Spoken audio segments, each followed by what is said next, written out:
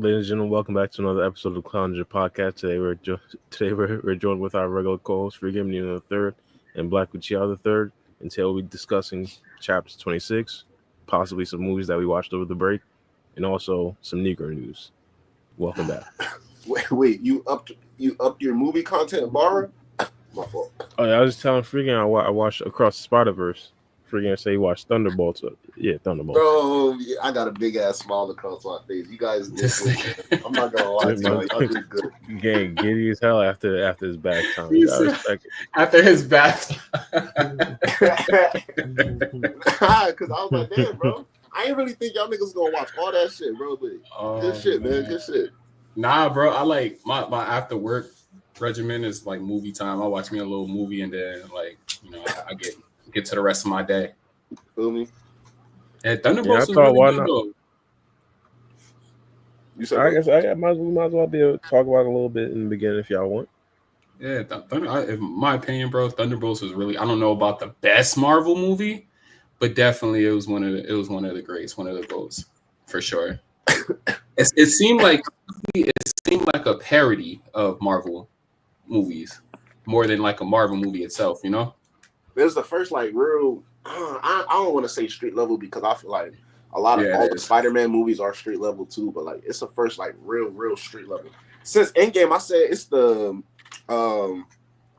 post No Way Home, best movie since No Way Home.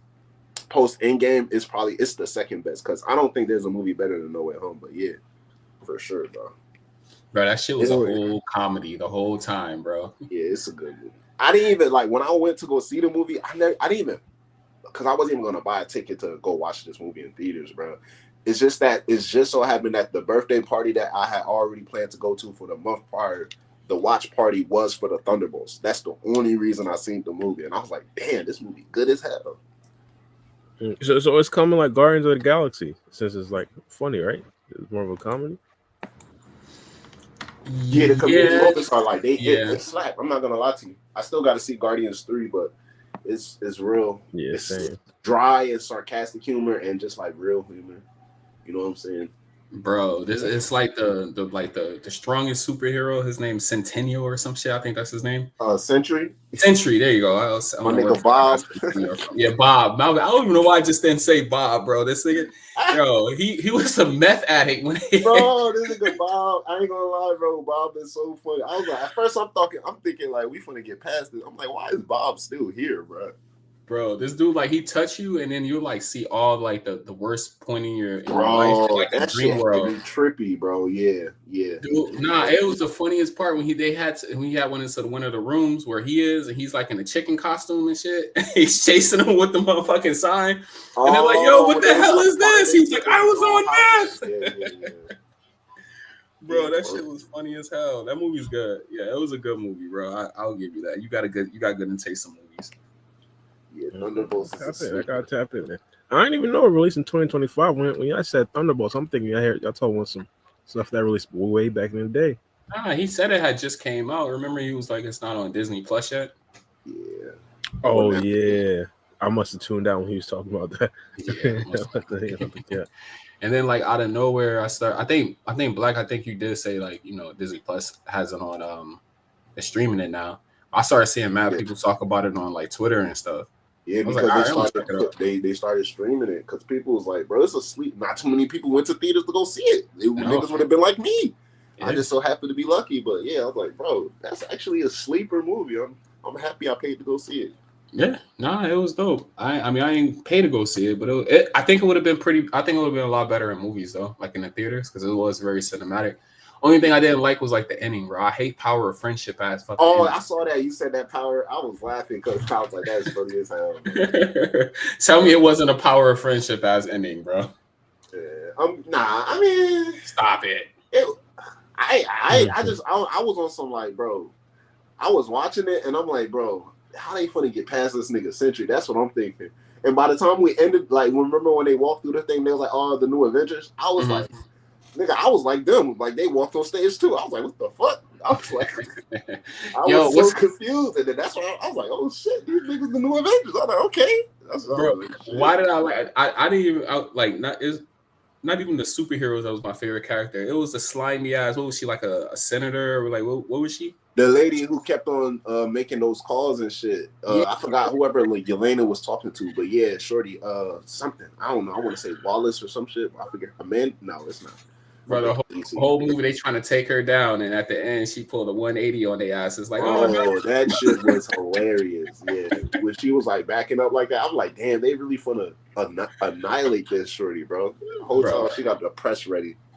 Yo, yeah, that movie was good. That movie was good. Like I was expecting like a lot more superhero action type, more Avengers. These niggas was just straight up like, yeah. But it was two super soldiers though. The old girl's dad, what's her name? Elena? Yeah, Red Guardian and then the Winter Soldier. Yep. No, not just this the other dude who was dressed up like bootleg Captain America. What's his name? Oh yeah. He was a super soldier too. Yeah, that nigga. Damn it. His power is just so inconsistent. US agent. Yeah, that's his name. Yeah, his power is not inconsistent. That's why you probably forgot. Nice, because he was introduced in Winter and the Falcon Soldier and Keeping It a Being gang. Really? Watch that show. So he was introduced in a Winter Soldier movie? No, Falcon and the Winter Soldier. That's their show. Yeah. That's their Disney show. I never seen that before. Yeah, so that's why I didn't know who he was exactly at first, but I'm like, okay. But I like his little, his implementation into this. A nice little ragtag group of anti-heroes. That's the type of stuff I like. You know what I'm saying? Niggas is like not really supposed to be together, band together just to stop some shit like this, and like Suicide Squad. I rock with stuff like that. You feel me? Yeah, that was a good ass movie, bro. Yeah, they had me when he was like, give him lethal force.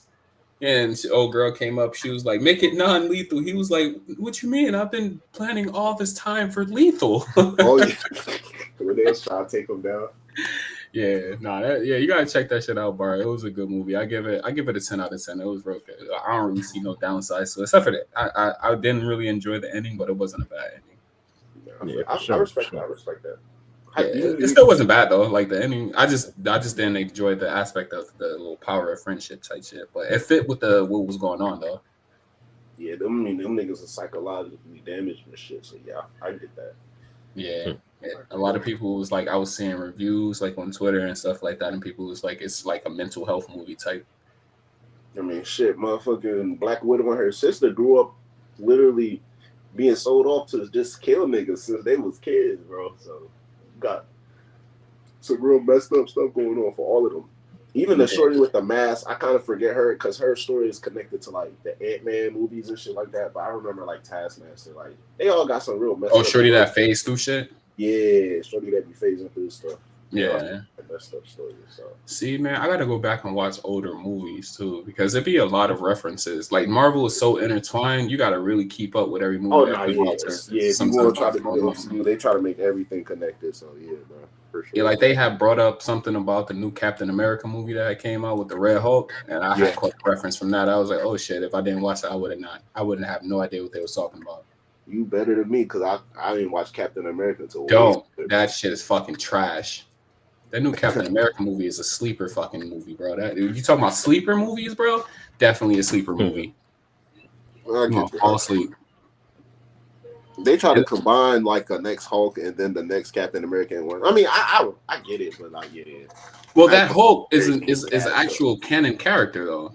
Yeah, it is a canon character. Yeah, but they just switched him up. Like that Hulk is supposed to get so angry that he overheats, and that's how like he loses and shit. But this one, he was just a fucking palette change for the Hulk. That's all.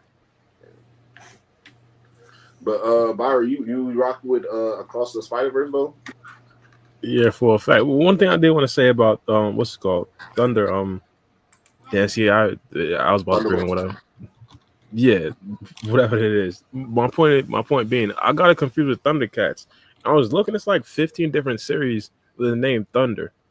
Like that, Thundercats, Thundermans, like. And they're actually. Oh wait, isn't there a Nickel? Oh, that's the Nickelodeon show, the Thundermans. Is it pronounced Thundermans? It might be something on Nickelodeon like that. Either they're the Thunderbolts too or the Thundermen. But yeah, it's a lot. It's on Nickelodeon. I seen while I was scrolling Netflix. I'm like, is this is what they was talking about? And I was like, nah. He said this can't be. He said this can't be. Yeah, this can't be. Nah, hell no. Get over here. Yeah. Across Spiderverse was nice. It was called. One thing I didn't necessarily think would happen. I didn't necessarily know they was going to end it off on a cliffhanger. I thought they'd actually finish the storyline. Yeah, the biggest cliffhangers of all cliffhangers, the way they ended that shit, bro. Mm-hmm. One thing maybe this is just the Boruto mind, bro. My guy Miles Morales seems like he's the strongest Spider-Man, bro. Like he just want to be like 1,000, like all the other Spider-Man in one. Like low key, he walked down that X-Men Spider-Man Miguel. Like he was just like clowning on all the Spider-Man. I'm like, bro, nah, this nigga's gotta be the strongest. Yeah, I agree. He got some of the coolest powers out of all of those Spider-Men. A lot of them. I mean, I think there's a lot more who got like some real intricate stuff in those comics, but like, bro, on top of the spider powers, dude can turn invisible. He can shock people. You know what I'm saying? It's just, and then he just got the swagger with it. So, I mean, Spider-Man with what's the names? With Iron Man's tech, he can shock people and shit too. Though, like he has a different type of webs and shit that he can use and. Yeah, I fuck with that Iron Man suit. I mean, that Iron Man suit, it reminds me a lot of the PS4 Spider-Man game, because like PS4 Spider-Man, his suits, like they give him a lot of suits that add onto his abilities and stuff, like extra stuff that he could do, like spider legs coming out his back, like shocker webs and stuff like that, or just webs that, you know, just different stuff that just happen whenever you use it. But yeah, he was using a lot of his, because like when you watch which one is it, No Way Home, or is it No Way Home when he gets his Iron Man suit? You ain't seen No Way Home yet. No Way Home is the one you gotta see, bro. Which ones did I see, bro? I saw 2 of them already. You saw Homecoming and Far From Home. Homecoming and Far From Home. Why? I gotta go on Disney Plus again. I think it was Far From Home when he gets his Iron Man suit back, or his Spidey suit back, or whatever, and he doesn't really use the different functions and shit until you get to Endgames. Endgames, he uses a lot of the different functions. I mean, shit, at that point, the nigga fighting aliens, so yeah. That's facts. That's facts. Kill mode, bro. That's facts. No, you make a good point there. You make a great point. Yeah, man, I pissed myself off watching turning on that Spider-Man movie, and it was the same one all over again. Yeah, bro. I want to know. You told me weeks ago you watched Far From Home. I'm like, bro. Yeah, I did. I was like, I ain't gonna argue with the man telling him what he didn't watch. I'm like, bro, I was so fucking confused, dude. I had turned it on and seen dude with the yeah, you're right. I seen dude with the fishbowl helmet on. I was like, nigga, I seen this already. Turned that shit off quick. Yeah, definitely. But 10 out of 10 for Across the Spider-Verse by Barra, or what? You got some gripes about it? I got none. Well, not so far. I'd say it's good. The only thing is the story's not finished. So I feel uneasy about rating it. Like, don't get me wrong, the cliffhanger was like one of the 10 out of 10 cliffhangers. Like, my guy goes into it wasn't a cliffhanger or a plot twist. It was like my guy goes into a different universe, finds out the Prowler is actually himself, like in the dimension with no Spider-Man. So I just want to see how that storyline ends. Depends on how it ends and how I like it. But yeah, overall though, like if I just give it rate the movie, yeah, I'd probably give it like an 8 or 9 out of 10. Probably closer to 9 out of 10. Right. It was I understood the hype after I watched it. You think they really I ain't gonna lie to you, it took me a minute. I mean, I always rock with Gwen, but like the first time I seen the movie, I'm like, damn, she really slimed Shorty out like that, bro. I ain't gonna lie to you. She tried to like make up for it at the end of the movie and get the little team together. But I'm like, still, bro, like you could have done so much more for my nigga Miles. But you feel me? I mean, I gotta disagree, bro. I understand it, bro. If they talking about like we got like years of lineage of like Spider-Man canon events that need to happen, it's like I understand. Like if she had told him Miles he'd have crashed out, and we already seen him. He did crash out. I get that too, but at the same time, like even if you was gonna help him at the end of the day, Gwen. One, we all knew you were gonna help him at the end of the day. But even before that, it was like, bro, you out here visiting the man, like. I mean, I get it. If she wouldn't, like, she basically should have just came and planted that device in his dimension and left. But she spent all that time trying to see him, and then she ended up like recruiting him, and then she was like, now she just not telling the nigga. I don't know, bro. I was just like, yeah, man, come on. But in a way, it kind of needed to happen though, because like if she didn't necessarily, like hypothetically, she just like beat the spot nigga. his grandfather wouldn't. Yeah, his father wouldn't have died, and the canon event would have been stopped. Or was her plan not necessary to kill the Spot guy? Now her plan was to just watch the Spot guy and then take him back, but she got lost in time when she was like talking to Miles. Remember, they started swinging around the sweetie, and then they was talking and stuff like that. And then in the midst of all of that, she lost sight of him and track of him. So then that's when they had to like fight the dude in I think the Indian Spider-Man's dimension. Yeah. And then his people almost died, but then they broke that canon event. Wait, hold the hell up. Hold the fuck off. Hold up. Stop. Pause. Did you say the Indian Spider-Man? Yeah. It was some Bro, other what stuff. the fuck is going on? See, like I gotta get into it. I'm telling you, my youngest son likes it. I haven't watched it yet. I'm gonna have to check it out. I say youngest son. Yeah, no, it's all right. And I completely understood the lore of them going to the Indian Spiderverse because all the population, you feel me? If they was really about to fight somebody that was like a building destroying, like that would be like one of the best place to go. They have all the action of trying to save the civilians. My thing is like if they can save because was it his dad or like his mom that they saved that Miles ended up saving, and Gwen was gonna let him die. But like, were you talking about in the Indian verse? Yeah, in the Indian verse, like it was crazy. It was the father. It was the father of his girl and his girlfriend's father. He ended up saving. Yeah. So I'm like, bro, if he broke that canon event, and I mean, I guess you could say the multiverse is going to tear apart, but like, bro, like let the nigga save his dad, man. Because I'm like, my whole thing is, bro, right? If Miles would have never, Miguel's thing was like he's not supposed to be there. He wasn't supposed to be there. If he was never there, his dad is still becoming, captain of police. So like, if he was just in his verse, 9 times out of 10, wherever Spider-Man is at, the police captain is at. They probably would have been in the same vicinity, and he probably would have been there and tried to stop his dad from dying regardless. But now they're literally trying to hold him in a whole different dimension and be like, nah, your dad about to die, bro. What they might be doing is they might be saying like, because now he knows that his father's going to die, like he can't go back. Whereas like if he didn't know, he would still try to save his father, but he still wouldn't have been able to do it because he wouldn't have had the preconceived notion of like, hey, I need to be attached to my father. So you think him knowing now that he's supposed to die, he would have the ability to prevent it, as opposed to if he would just on regular. Now he like essentially take different steps to like be close to his father to make sure like he's out of harm's way. Kind of like how Boruto being a singularity is. Yeah, I see what you mean. I mean, I ain't gonna cap though, bro. Miles got it tough, bro. Like Spider-Man in general, his story always been like. I always think like out of most superheroes, like in general, that was created, like Spider-Man got the most fucked up story in general. And then when they created Miles, it's like they just made sure, if anything, we're gonna make sure he's one Spider-Man and he's gonna have a fucked up story as well. Cause like he done already lost his Uncle Aaron. Y'all trying to make him lose his y'all telling him he's not supposed to be a Spider-Man. He finds out he got his powers by mistake. Like he just feels like, bro.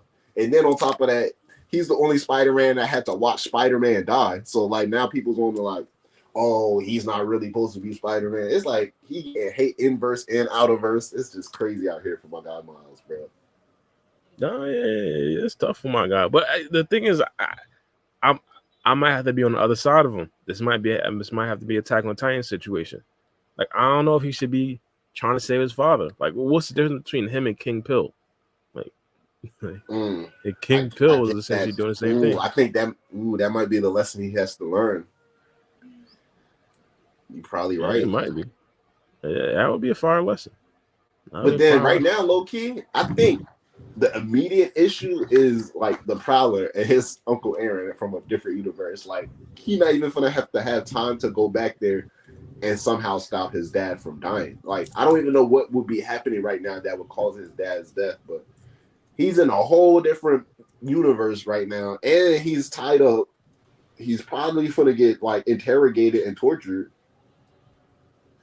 I think it's probably gonna mirror what happened in that other dimension, or the current dimension that he's in with the Prowler, because there was no Spider-Man in that dimension, and his father died.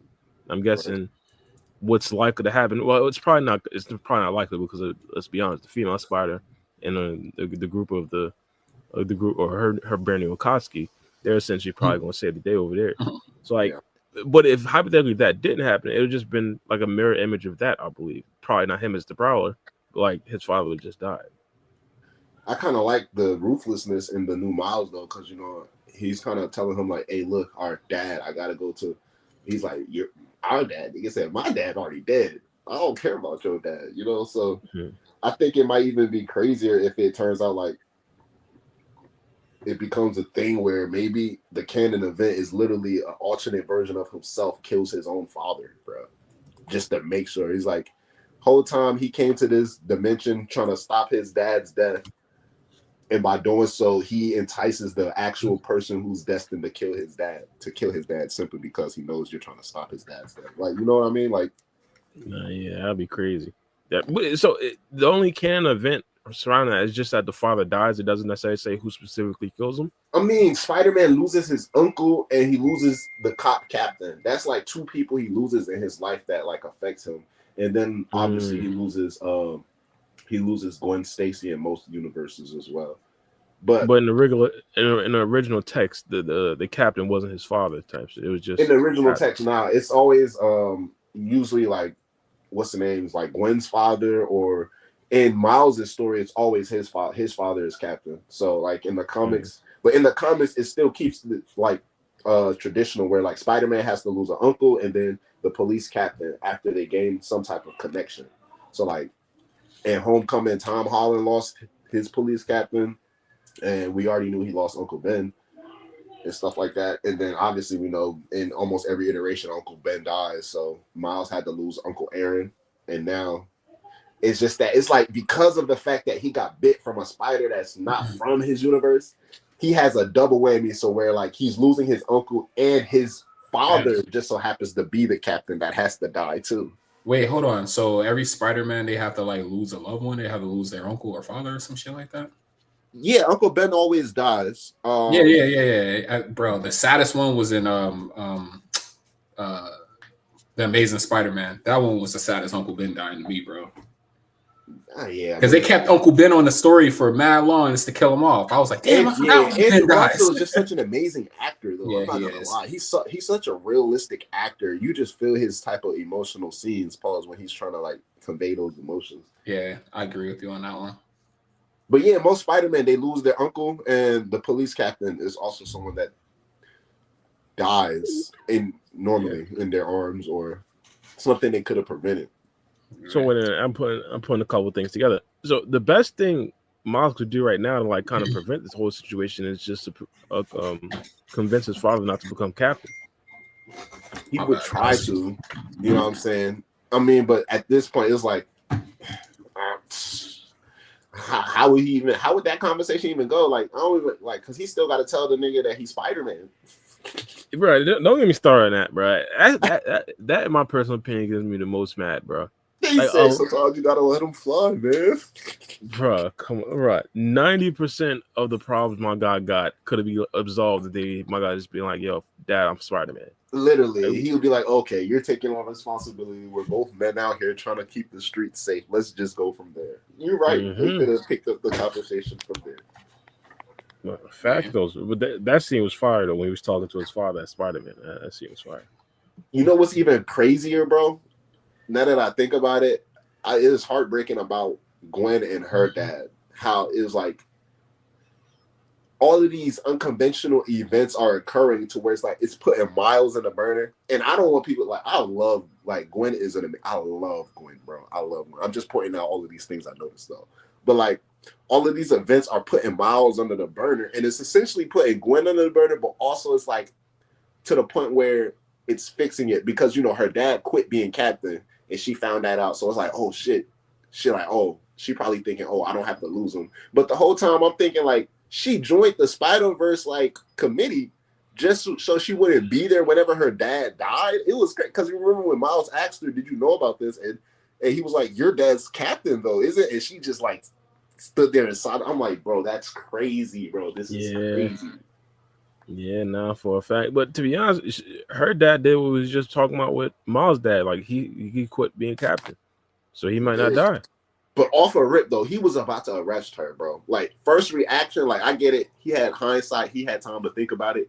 But like his first reaction was to arrest his daughter, bro. That was like OD to me, bro. And it be stuff like that. Like you just never know. Like when you really think about it in the moment, it's like, damn, what if I tell him? And it's like, I'm not they kid. Gangster. At the scene where I guess she was standing over the other Spider-Man and he basically caught her, she could have just told him right then and there. Like the whole situation would have been absolved. When she was, I mean, at that point, he's already trying to catch her for the death of Peter Parker. So even when he found out it was her, it's like he still had all the time to put all of their interactions in the past together. Like each time where there's an active crime on the loose and she's trying to stop the crime and run from you at the same time. And each time the crime gets stopped, it's like, nigga, you gotta at least. I don't know, bro. I ain't like the way her dad treated her, bro. It was just not cool to me, bro. It wasn't cool to me. Nah, I could see. Here's the thing: if she would have just came clean, like during that scene when when his father or her father basically seen her standing over Peter Parker, if he should have just made it clear, like, yo, I'm Spider-Woman, I'm basically like a grieving friend. I'm not the killer. Like, I believe he would have understood. He'd have believed her. It's just been simple.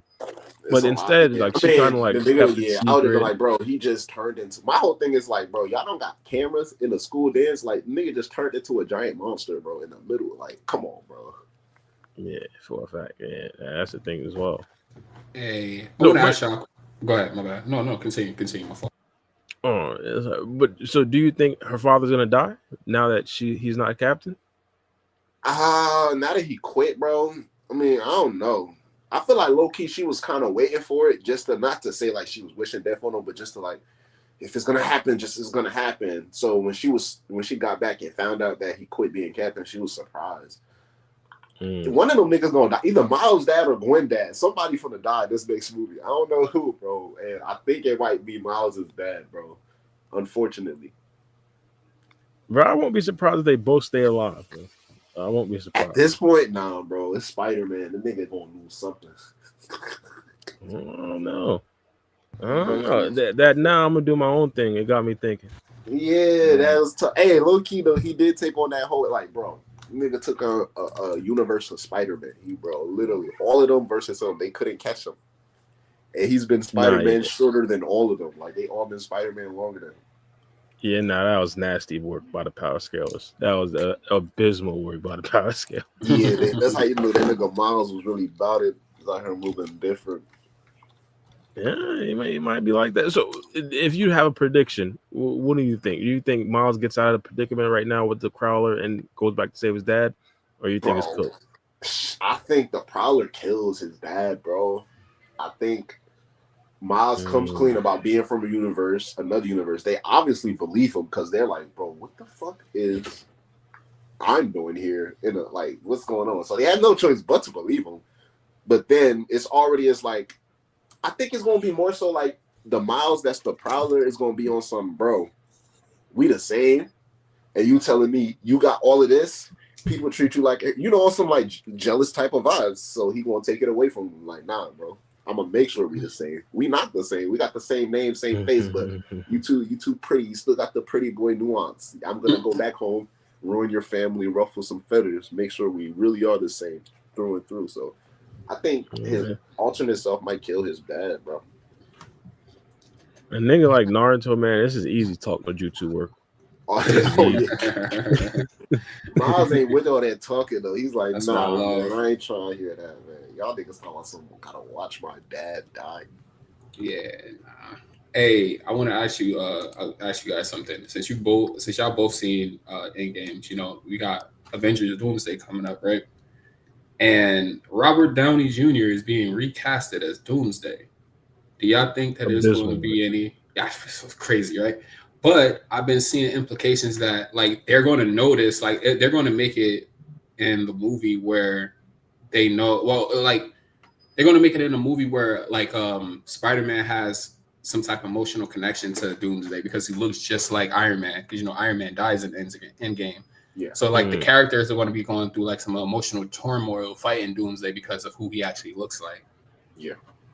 Like you think they're going to implement it in a movie? That's just something that I've seen. I don't think I don't know if it's going to be actually true or not, but like I don't think that's far fetched because the Russo brothers, they be normally when they drop movies for Avengers, like they take from like different comics and just make it into one movie. So like in one of the Doomsday comics, like literally Doctor Doom and Tony Stark switch bodies and shit like that. Like one day Tony Stark. Okay, that makes sense. So it's like it's a legit thing. That's low key why Robert Downey was casted as Doom. It was the perfect opportunity. Like, okay, now we can transition the character. But like they switch bodies in one of the comics. Tony Stark wakes up as Doctor Doom, and Doctor Doom wakes up as Tony Stark. And never knew that. When he wakes up as Tony, he starts like, it's just a lot of unconventional shit. And truth be told, it's like Doctor Doom himself is like a real like multi-scale anti-hero. Like nigga, he's a dickhead, but he's not like purely. He's trying to save the world.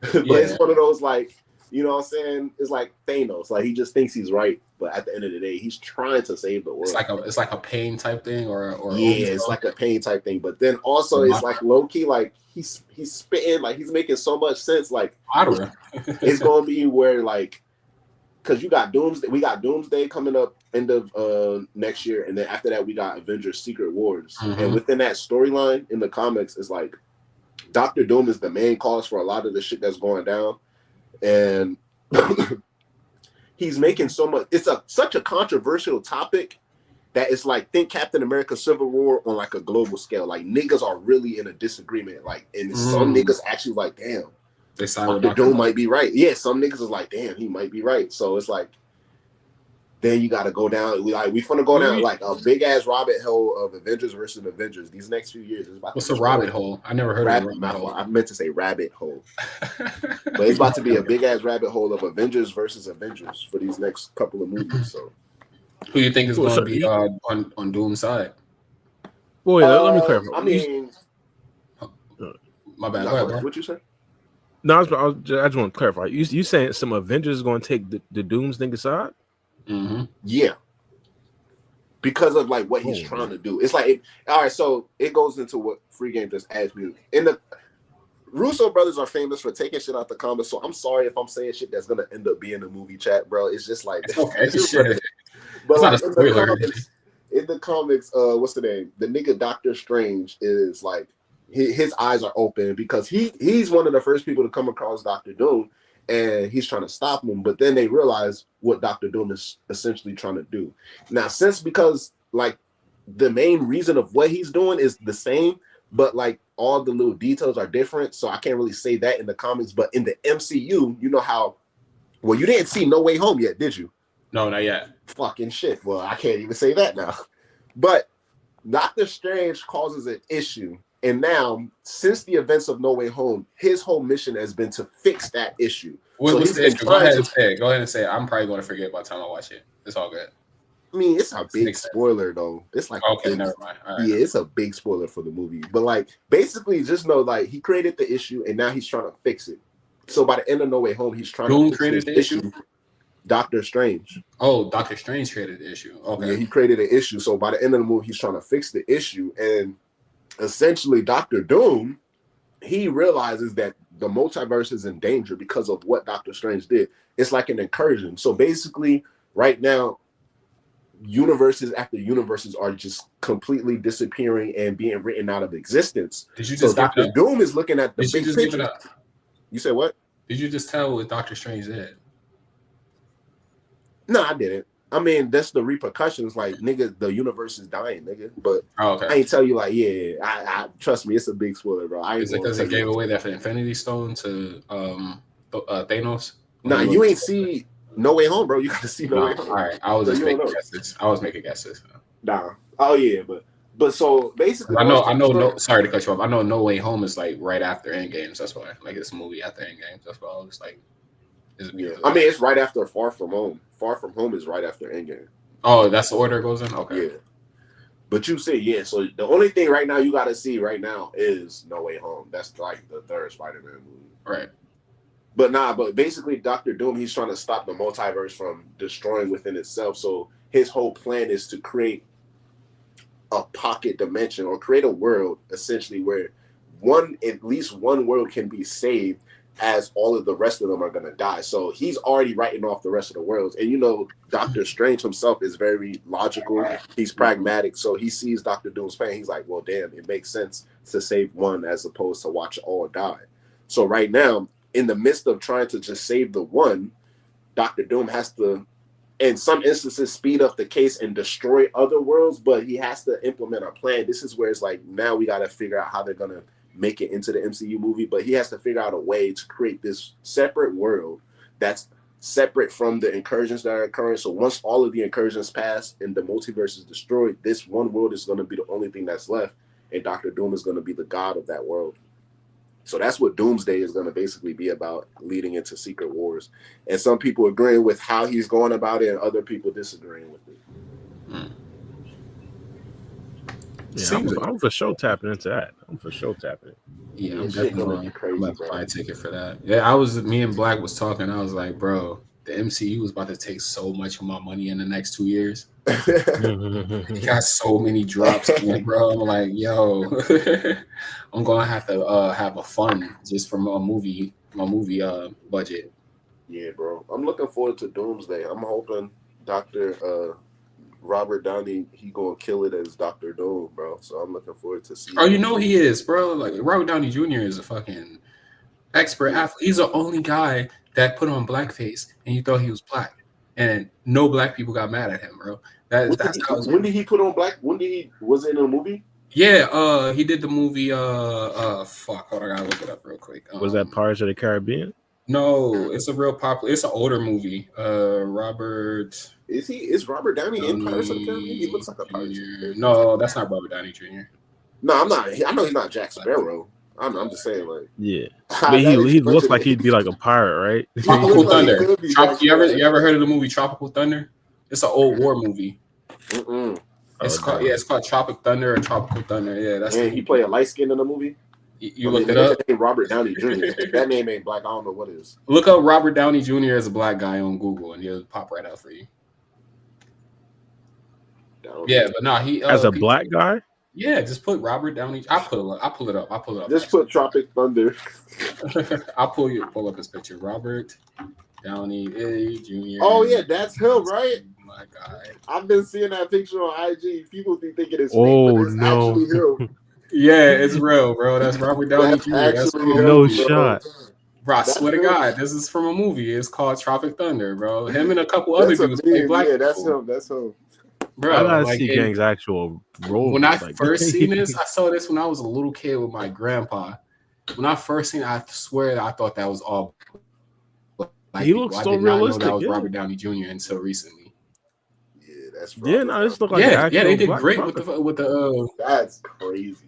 Yeah, they did great with the makeup and stuff. This one right here. Yeah, they put them side by side right here on screen, right? Mm-hmm. Yeah, Robert Downey Jr. is a great actor, bro. This is when he was hella young, though. Remind me of what Drewski did this week. You know that. Yo, Drewski is a fucking fool, bro. Drewski is an idiot. Nah, he set Twitter ablaze, right? He called. Yo, did you see the dude who replied to it? No, it was a dude who looked like exactly like. Oh yeah. I see it. You invited him to a race. Yeah, invited him to the NASCAR race or whatever, or the Derby, whatever that shit's called. I hope he go. Yeah, bro, he's a fool. You know, Drewski has time, bro. They say he's a master of the side quests, bro. He has more side quests than anybody else in the world. This dude, he was at a Rod Wave concert and he came out with a mask on. The whole crowd thought he was Rod Wave. Yeah, so he took the guy. He was like, y'all. He was like, he said something about being fat. I can't remember what he said verbatim. He said, y'all just saw a fat nigga. Yeah, just saw a fat nigga and assumed that was Rod Wave. Nice. That shit was funny, yo. Drewski's a clown, man. Drewski's like one of the funniest dudes on the internet right now. He had a movie that came out too. I saw a preview for it. The acting didn't seem on par for me, so I never like really checked out the movie. But he has a movie out right now. I don't know if you guys ever checked it out. Nah, I haven't. Yeah, I just saw a preview for it. Shit, like a month ago maybe. But like I said, I didn't see one part. It didn't seem like it was gonna be funny, and I didn't want to fuck up my experience with Juicy by watching something funny. Now Drewski got that GOAT tier comedian aura now, where it's like when I used to see Kevin Hart back in the day, still do kind of. I just automatically laugh because he just like it's just jokes. Like you could just tell he just look funny as hell. So when I seen Drewski pop up, especially in that Rod Wave thing, when he took off the mask, bro, you just automatically start laughing. Like, hell yeah, you can't help it. He got the whole crowd started laughing now.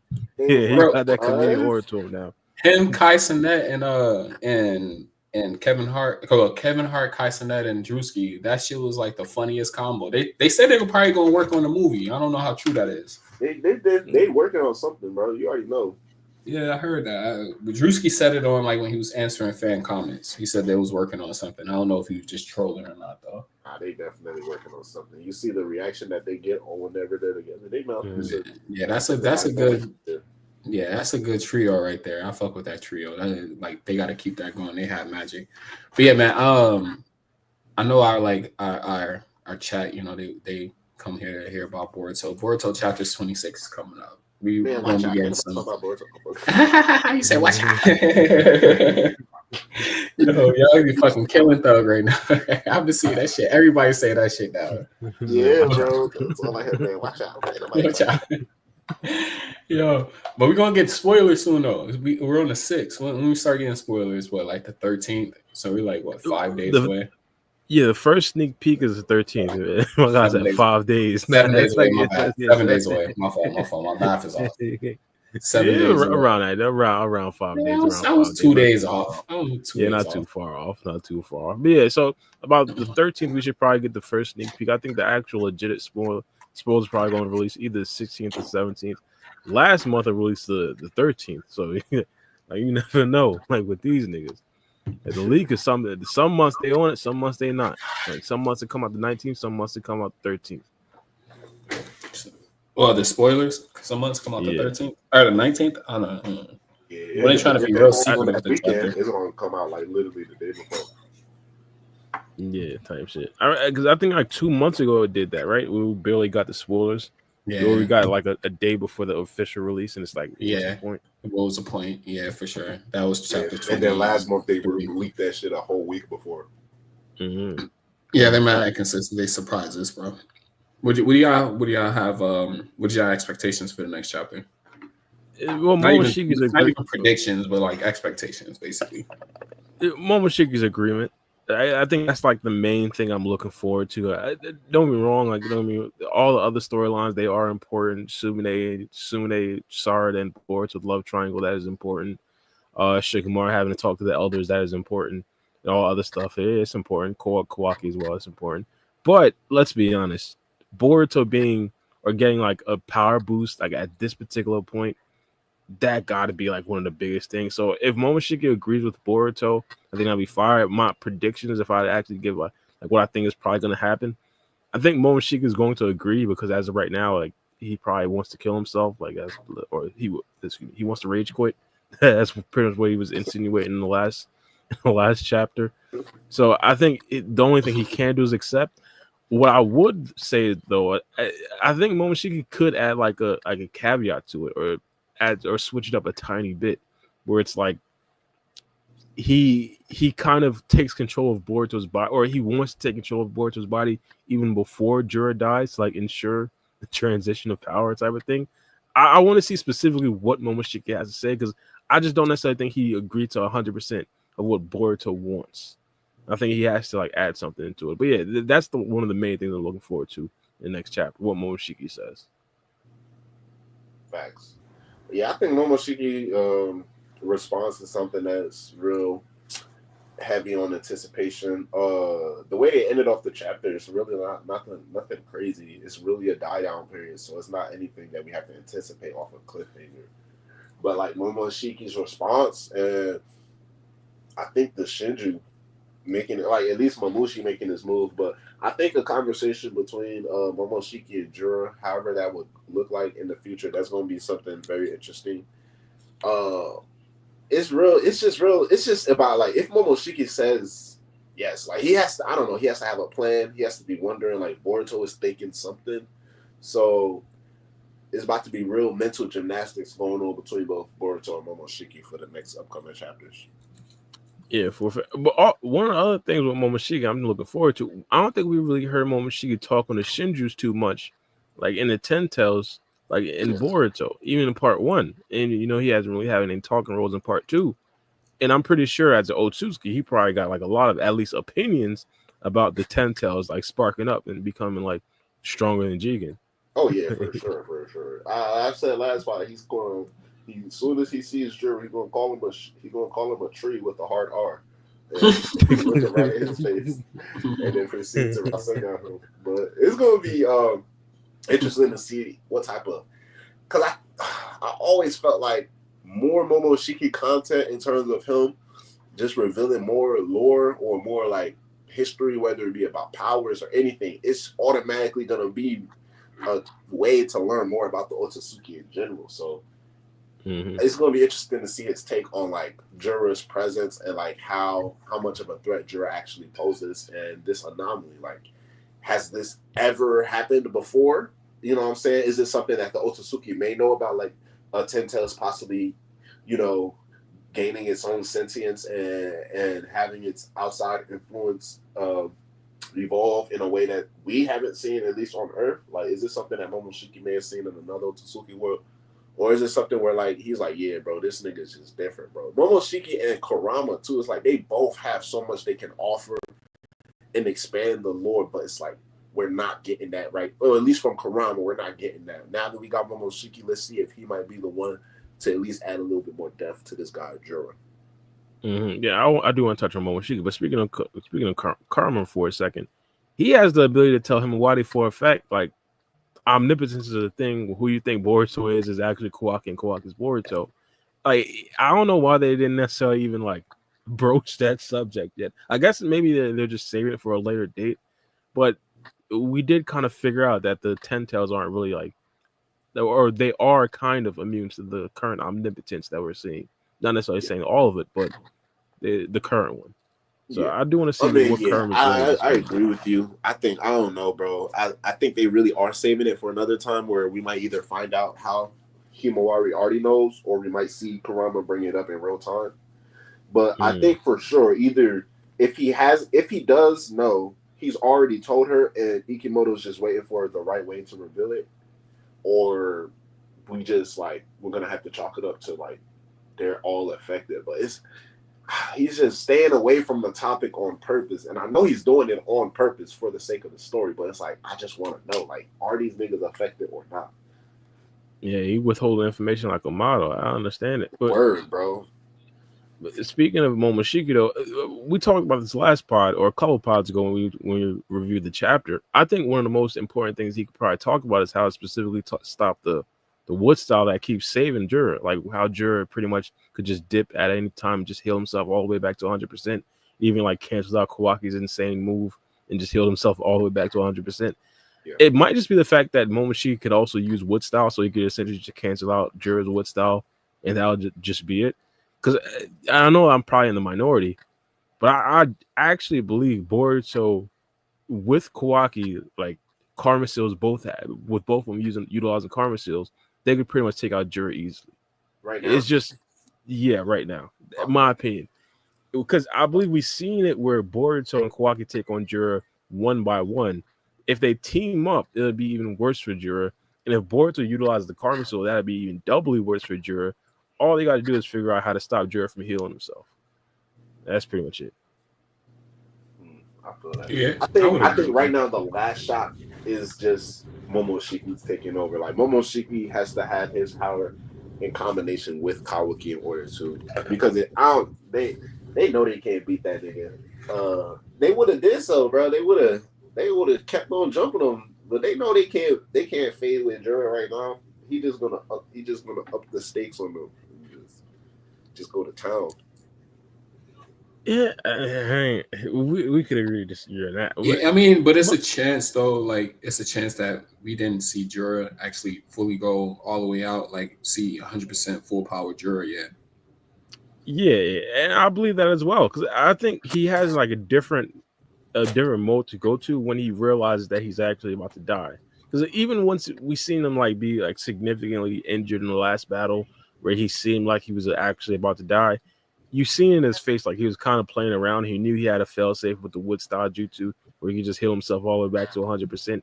He didn't really care. But hypothetically, if that isn't really there for Jura and he actually feels like he's actually about to die, I think then we'll start seeing the trump cards. We'll start seeing him actually rage out, and that'll be like 100% Jura for a fact.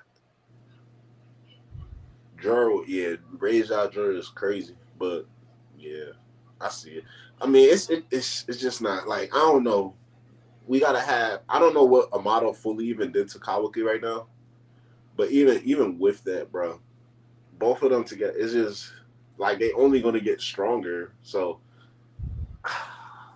I think right now, if Momoshiki plus Kawaki can't do this right now, then they can't. Like, they know for a fact they got no shot. They know they have. Yeah, I think they can do it. I think they can do it. There's no way they can't do it. And to be honest, how confident I am, I think if Momoshiki literally takes over Boruto's body and becomes Borushiki and has the actual base Boruto that we've seen from TVV, I think he himself could probably defeat Jura. Honestly, Kawaki could just be overkill. Because he would have been went to Momoshiki, bro. He was like, man, I'm gonna have to do this on my own. But I think it's the fact that Boruto has gotten so strong to the point where he realizes, well, essentially, if it's Boruto, Momoshiki, and Kawaki, all powers combined, then they might have a chance to take down Jura. Do you think they still have access to the horn state of the Karmic, or Kawaki still has access to it? Yeah, but Kawaki never really used it on his own, though. So it's not like we can't even really like. I mean, but he did in part one. He did. I mean, but like when I mean use it on his own, like the both times he's used it, it's like Naruto's life was in danger in front of his eyes. So it's like, other than that, every time Kawaki has went all out or did, it's always just that version 1 karma state, and then he activates the eye. Like he's never activated the horn on his own. Do you think that he has full mastery of his karma still as of right now, though? Yeah, I mean, as much as we've seen, I feel like he'll activate his horn state if we see him distressed. That's like his rage amp. But like, as much as what he showed against Jura, that's his full power right now, and he knows like, well, damn, it wasn't enough, especially to take him on his own. But even if they would have had Boruto, like Boruto would have stayed to fight instead of figuring out the flying Raijin symbol that's back in the hidden leaf. If he thought him and Kawaki could have taken down Jura at that point, like they know, like it's no point right now. The crazy thing is, like, I don't think either Kawaki or Boruto is really tapping into the true essence of the karma. I think they just utilizing like the first stage or just like the base stuff of the karma, if that makes sense. Because they haven't necessarily shown that they've gotten all that experience from the Otsutsuki member that like gave them the karma. So that to me, it just means that it's like they're not really at the true essence yet. Like, for example, Momoshiki, he essentially picked up the Rasengan in like 2.5 seconds. Like, Boruto himself doesn't really have that understanding of chakra yet. Yeah. I mean, that's true. I mean, it's not like they're gonna get stronger. Like, if they were to use Momoshiki's power right now, like in Boruto's head, that might be enough. So, like, right now, that's what we got to figure out. Is that enough? But like without Momoshiki's influence and his power, bro, these niggas is GGs, bro. I agree with that. But just to give the audience like my perspective on true essence, like I'd say Boruto right now is elite. We all understand he's elite, but Momoshiki controlling Boruto would take him like that much over the top. I think he'd probably be stronger than Jura, but true essence Boruto would probably be even stronger than a Momoshiki controlling Boruto. I think that would probably be like the final form of the karma, unless Momoshiki and Boruto have like a duo form. That's different. If they have like a second form of the karma, there was this fan art on Google that I'm sharing on the screen. I hope it looks something like this though. This shit's fire. Boruto has never had a time where he's able to fully use Momoshiki's power like Kawaki's been with Ishii. Yeah, I understand, but Boruto had a horn state though too though. So yeah, I mean his horn state. Yeah, he never like horn state. His horn state has always been associated with Momoshiki though. And then Boruto Yeah. uses like that. Momoshiki's still there. You said what? So like Momoshiki's still there. Say Momoshiki agrees to said plan from Boruto. You know, obviously it's not going to work because, you know, we had the flash forward scene that kind of messes up everything. But say that happens and he gets a new form or a new like look to him. It could be possible that it looks something like that because the indication that Momoshiki is taking over a lot of times is when that horn pops up. Yeah, I don't know. I'm just saying like I want to see Boruto use fully his karma seal like we've seen with Kawaki. That's all. Like we never got to see that at all. Like Boruto is always using some pseudo version or bootleg version. Yeah, now for a fact, when he takes over, he's like basically we've only seen Momoshiki use the karma seal fully, bro. Yeah, I understand. Like for example, Kawaki essentially used the karma seal phase when Ishiki popped up at Naruto's house when he had his chancletas on. He apologized for that. But Boruto, when he actually went to that, I guess, second form of the karma, when he had like the different karma patterns, he never really sprouted the horn. Nah. So like he had so you're right, he had that pseudo version of the horn state. And then even after he did that, it was like Boruto was using the karma and Ko was like, you know, fighting him, and then Ko started to teach him a lesson and dog walk him. And then boom, he activated that true essence, and Ko was like, damn, this spike in power, like all of a sudden. And then Eida was like, you gotta be careful. And then boom, when Momoshiki took over, Ko was like, yeah, this is a completely different level of power. So it's like anything that Boruto has shown with the karma seal, Momoshiki, every time he shows up, it's like he's 10 times stronger than whatever Boruto is doing. Yeah, for a fact. I do see how this is going to play out though.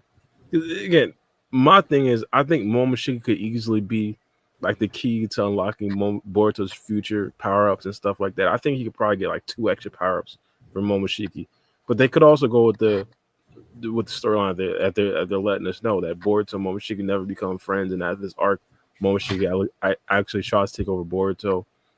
I don't know. I just gotta see. I doubt that, but so my idea is probably a long shot, but it just seems like the most realistic situation at this particular point because I don't see them like doing away with the main character.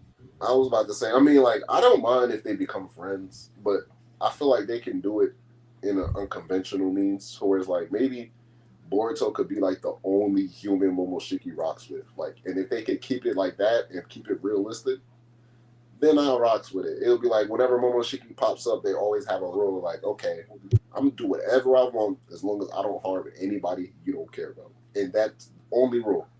It's like that's the only rule, and the only reason they have the rule is because Momoshiki respects Boruto. So they can have situations where it's like Boruto would obviously do something different in that situation, but because it's not Boruto's Momoshiki, like we would notice the difference. It's like he's not evil. Well, he is evil and cruel, but he's not like, because of his deal, he's just not going to harm anything Boruto cares about. So it'd be like Momoshiki would be like, have no qualms killing. He could be like, you know, say if he like controlling Boruto's body and he's conversing with somebody else and then he just taps into the psyche like, Boruto, do you happen to know this ninja? And Boruto's like, nah, I don't know who it is. As soon as he answers, he just kills him. He's like, good. You know, something like that. Like, if they could be friends like that, then that's cool. But like Momoshiki goes full on Kumbaya, that shit is lame. They turn my gun to Majin Buu. Yeah, that'd be crazy. Lame, man, like I want him to be able to just only rock. If he could only rock with Boruto, that would be cool. Like every time Momoshiki pop up, him and Kawaki get into a straight up fight. I don't mind it, bro. Let it happen.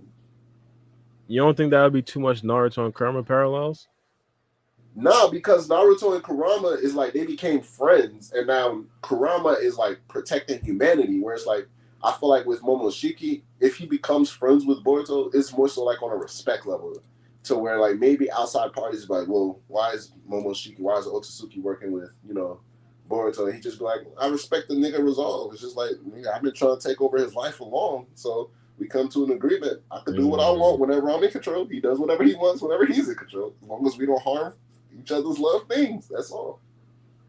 Like I could see Boruto making that type of deal where it's literally transaction. It's fully transactional between him and Momoshiki from beginning to end. Like ain't no some Garaga shit. Yeah, just straight transaction. Like Momoshiki's like, well, he already know he can't separate himself from Boruto. So if any chance he gets to, come outside and be in Boruto's body, like he's able to do whatever he wants, why not take the deal? It's like shit, fuck it. Like Now that remind me of Boruto and Garaga's relationship, where Garaga was like, "Nah, he's the only human I rock with." They could something like that. Yeah, something like that. I wouldn't mind him doing nothing like that, to be honest. I wouldn't even because mind he can't be like, because Momoshiki's an alien, bro. It's not like Kurama's just like he's like the monster under your bed that just turned good. Momoshiki's like legit born to be evil, bro. Like he's like evil. He's literally just living life. Like it's just one day his food started talking back to him and gained sentience. He was like, what the fuck? That shit. Yeah, for a fact.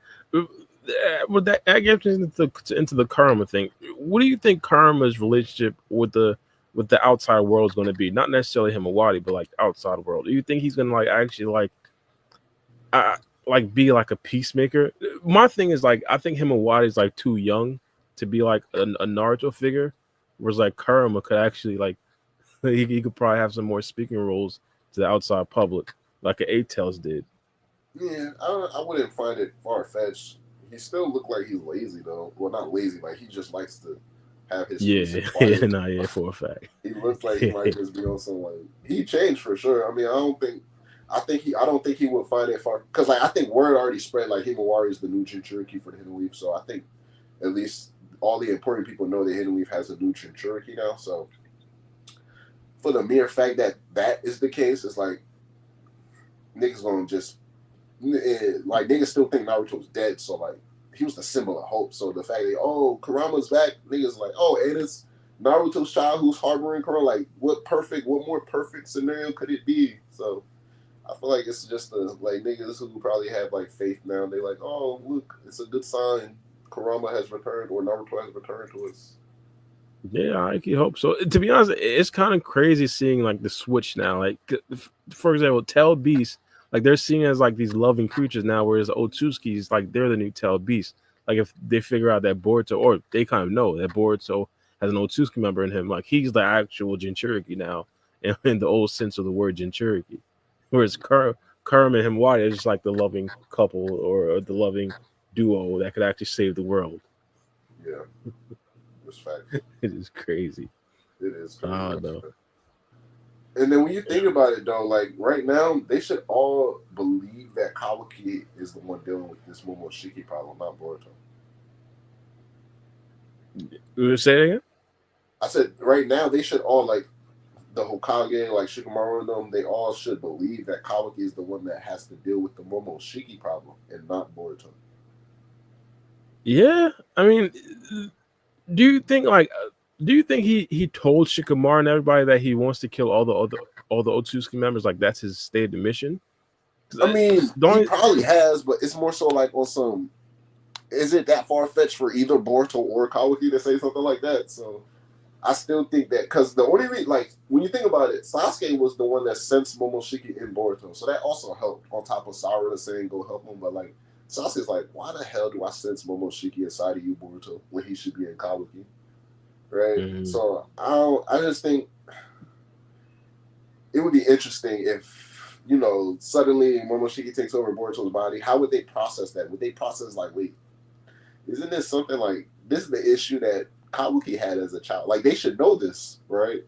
Because they know about Momoshiki. Yeah. Like, they had contingencies to take care of Momoshiki, and there was the whole thing of like, can we even kill Boruto? Like, can Naruto kill Boruto if Momoshiki? So it's like the Momoshiki probably may just disappear. So in their heads, they should still have that type of warning, flashing light in the back of their head in regards to Kawaki. Like, oh snap, Momoshiki can take over Kawaki's body at any moment. Or like, why hasn't Momoshiki tried to take over Kawaki in these last 3 years? And if they randomly see Boruto's on a Momoshiki rampage, they're like, what the hell is going on now? I ain't gonna. Boruto didn't really mention this in the last chapter, but I believe if they really do come to like a conclusion where it's like, hey, Momoshiki could take over Boruto's body, Boruto has to let him know you can't attack this dimension. That has to be one of the prerequisites, right? Has to. I would say he would have to give it to a point where it's like it's doable for Momoshiki. So that's why I would say like it would suck. It's morally wrong, but like. Boruto would have to at least say, like, you can kill whoever you want as long as I don't know them or care about them. Like it'd have to be something like that. Like at this point, Yeah. like he would have to have free reigns to do what he want. Like as long as he doesn't harm Boruto's loved ones. Like Boruto can't be on some monitoring type shit. Like, no, don't kill this random person. Nah, nigga, Momoshiki finna kill random person B and A. But that ask in itself would essentially be, don't touch this dimension, because let's be honest, if he plants a god tree on planet Earth, like his loved ones are going to be affected. So it's like, all right, Well, just do whatever you want. You're right. I mean, as far as like planting a god tree, yeah, absolutely, you can't plant one here on Earth. Fuck no. Fuck no. Take that to another planet. Yeah. But I don't know if Momoshiki could actually do that though, because like, if Momoshiki goes back to his original planet or the Otsutsuki dimension, they're going to talk about the space curvatures in this dimension, right? Like, they were talking about that in episode 15. Yeah. I mean, it would be interesting if, like, Boruto was like, all right, I'll let you complete your mission. How about that? Like, what if, like, we spend, like, at this point, we just split lives, bro. We spent half the time, like, Momoshiki trying to do his stuff on Otsutsuki worlds and stuff like that. Boruto's like, all right, just complete your mission. Just don't plan it here on Earth. And Momoshiki's like, cool. So he goes somewhere else, you know, it just goes about his Otsutsuki business. And then, you know, it's like custody swap time. Now Boruto has to go back to Earth and deal with Jura and the Shinju and stuff like that until it's time to switch again. And then Momoshiki goes back to Otsutsuki world and shit like that. Yeah. I gotta see how it go. I said, that don't look bad. That don't look bad. That'd be funny to me. That don't look bad. I see. But your overall thoughts though, like, so outside of the Momoshiki thing, because I guess we pretty much like talked that to death. What do you think about the other storylines in the next chapter? Or do you think we'll even diagnose the other storylines when it comes to like things like the love triangle, or maybe Shikamaru talking to the elders, or maybe even like the karma thing?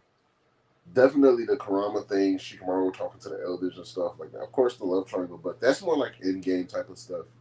It's not going to have any immediate results within the next few chapters, unless just like Sarada's personal growth, and I guess you could say Sumere's as well. Like they're going to be different from now on, but yeah, I'm trying to see what they're talking about with Shikamaru though. He got called to this meeting, so I think that's actually might be something we might see next chapter. We're going to see some of this Shikamaru meeting, and then we also might see Kawaki and Amado, because we didn't see Kawaki last chapter, and we haven't seen Amado for the last 2 chapters. So I'm trying to see maybe on some like Kawaki and Amado type stuff, like Amado's checking up on Kawaki's results and how he performed against Jura. Then we can get some official confirmation of how much power Amado has released within Kawaki and stuff like that. Nah, yeah, facts. I'm actually looking forward to that. I wouldn't even mind seeing a flashback to when Amado actually did lift the limiters off Kawaki. Like, that'd be probably fire. gives him like a warning, like, oh, you can't do something too fast, or you're gonna have to let the power settle in or something like that before he speeds off and goes to fight Jura and shit like that. The crazy thing is, like, imagine next chapter we just see Amado's daughter pop up. Like, it's not out of realm possibility that like Kawaki caved in and just brought her back. He said Kawaki caved in. That's crazy. Kawaki ain't no simp, man. He ain't no simp. You never know. I mean, he's a simp for power. He's probably not a simp for females, but he's a simp for power. Definitely. Like if Amado really stood 10 toes and was like, all right, I'm gonna shut you off if you get too rowdy, and Kawaki's like, nah, I need the limiters being removed. He's a simp for power. I don't know. I mean, that's why it's interesting. I mean, I want to see how much. I can't say like how much Amado has like released for Kawaki, but if he really went and gave him all of his power that Ishiki had, that he was missing and stuff like that. I mean, Kawaki, like I don't see no reason why he would even implement it onto Akibi right now if he knows he still has to deal with all this stuff. So I don't think he even wants to worry about that right now. What was that again? I kind of zoomed out. I don't think he even wants to worry about like a potential Akibi Otsutsuki problem right now. So I don't even think it's not yet with this. For a fact to try to free her or to put the karma on her right now. No, yeah, I can see that, but I'm just saying I wouldn't necessarily rule out the possibility, like if Amado actually did stand 10 toes down, that Kawaki would just like sell out for the power. Like, but the way Kawaki was talking though, he did seem adamant. He did seem like, nah, I don't want no other Yeah, Otsutsuki member to it's enter no this other dimension. option. He was like, yeah, fuck all that, bro. Fuck Mm. all that. But maybe Amado's talking Jutsu got better. His stance, because remember, his stance is that she's not an Otsutsuki member. What are you even talking about? Like, there's no chance that she comes back as an Otsutsuki member. But Kawaki understands the mathematics. Like, if I add a karma seal to a person and the karma seal spreads, like they're an Otsutsuki member automatically. So it's like he's doing the mathematics in his head. Literally. It's gonna be interesting for sure. I just want to, I want to see some more of that model content. I think that's something that they're going to emphasize on next chapter. Unfortunately, not no Akibi stuff though. Hopefully, some more Delta. You know, I love me some Delta. Don't ever complain when I see Delta on the panel. But yeah, that Shikamaru. I think we're going to be going more into the omnipotence portion, at least for a little bit, and step away from the Shinju. We might be focusing on Boruto being the enemy for a little bit and Shikamaru being in the hot seat, at least for this next chapter, maybe next 2 chapters. So next 2 chapters. So let's say next 2 chapters. Do you anticipate us seeing Momoshiki? Maybe at the end of the next chapter. If they build up some more tension between Boruto and the village, like I'm saying, they introduce probably the fact that Naruto's alive. Like more people start to find out Naruto's alive, they can kind of shift our focus into that storyline, and then boom, Momoshiki pops up. But the next Shinju attack is coming from the guy Momoshiki for sure. He's the only nigga we ain't seen.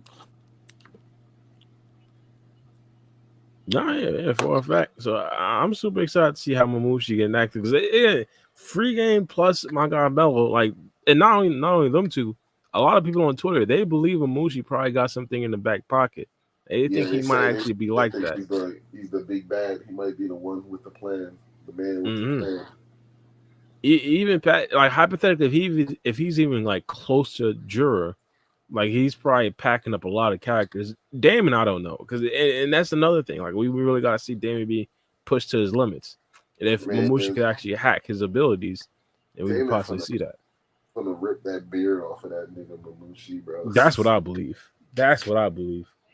I believe he's probably just gonna fodder Momoshiki after we seen what Sari did to Ryu. There's no way Dame is coming to like. There's no way Dame's even getting close to dying. Momoshiki, man, bro. Yeah, like I don't know, man. Damon is literally the strongest person in the world right now. It's no question. For a fact. It's just like I'd say Jura right now. I respect it, but like, man, Jura get his fucking mohawk clipped by Damon, bro. Damon kicked the mohawk off of his top, man. I'm trying to tell people, bro. Damon is just different, and he don't got no like. I mean, the reflection is OP, but like, he's the only fighter we've seen right now, bro, that has done like. It's strictly hands, bro. It's strictly these. It's really only these, man. And he's just beating people up. He ain't firing chakra blasts. He ain't shooting no bombs. He ain't making no Rasengas. He's like, I'm gonna punch and kick you to oblivion, bro. That just reminds me, bro. I can't help but think, like, if Naruto was still like, I was about to say alive, but if Naruto was still in the Hidden Leaf Village, like, you can't tell me my guy wouldn't be enrolled in the academy. Like, there's no way my guy hasn't been training over the past 3 years. Like, I mean, he got to be doing something. To train, bro. He's too strong at this point. I don't know. I don't blame him if he hasn't been training the last 3 years. But if he has, then that means somebody tricked him. Like, if Boruto was in the village, bro, he would have spent these last 3 years training. Trust me. Because, like, Damon likes that nigga Boruto, bro. Like, he low-key, like, he has fun whenever he's around Boruto. Kawaki is more so also, like, they're going to be future ops. So I know they don't like each other. And Damon's always making fun of them. So I know they don't practice with each other. You know, so if Boruto was in the village, I wouldn't find it far-fetched. But without, I don't know, bro. I don't know who would be interesting enough. Like, I see Damon the type of person, like, for him, training wouldn't be like waking up like, all right, I'm gonna go work out and train. It would be more so like maybe he's walking around the village one day, he sees somebody doing something interesting that might pique his interest, and he decides to join them. just because, and he might just pick that up from then on. But like, other than Himawari, like just got Kurama, so like she just found that out. So I don't see nobody who would pique his interest enough to be like, he'd be like, oh, what you doing? Like, oh, can I try? You know what I'm saying? My thing, he should have been training by his own. I understand what you're saying. Like, it wouldn't necessarily pique his interest and stuff like that. The Boruto Ride should have added something. And my fear is that like he's gonna be like Mitsuki 2.0, where it's like in Boruto anime, Mitsuki was too strong to fight a lot of the early villains, and like later on, it's like he's too weak to actually fight against the strong villains. Like if we see Damon hypothetically, like even like get pushed by Momoshiki, I'm gonna be pissed. Like, and I believe I understand. You probably disagree. I think he's probably weaker than Jura, but hypothetically trained all through the time skip, I think he probably like no doubt be stronger than Jura. I get it. I get it. I already know for a fact there's a way to beat Damon. It's like whoever character Ikamoto introduces with Ultra Instinct, it's like they're gonna be the hard counter to Damon. So, like the nigga that's gonna be like, oh, how come he's able to attack Damon? They're gonna be like, well, he cleared his mind. He doesn't think of anything. His body just acts on its own. Like that's the only way to fight him, bro. You cannot think of nothing. You have to be a through and through born-bred fighter. Your body has to act on instinct. Because if you, the minute you start thinking about anything, bro, is GG's, bro. You're gonna lose. Yeah, for a fact. For a fact. I gotta agree with that. Well, what's going? I did have to ask you the storyline for the last chapter, or the popular prediction for the last chapter was like we got to see what Kashin Koji was seeing in his visions. Do you think we getting that in this next chapter? Maybe for like, he saw a lot of shit, bro. I couldn't even tell you. I wouldn't even know. I was gonna say like maybe for like Himawari, they all look like they were somewhere else. So and right now everybody's still chilling in the village. So I can't even say for sure. Yeah, for a fact. My thing is, I feel like whenever we get that reveal, it's probably gonna be like the preview for the full next arc, or we're essentially still in Shinju arc, but the next phase of the Shinju arc or the next saga, perhaps, if you will.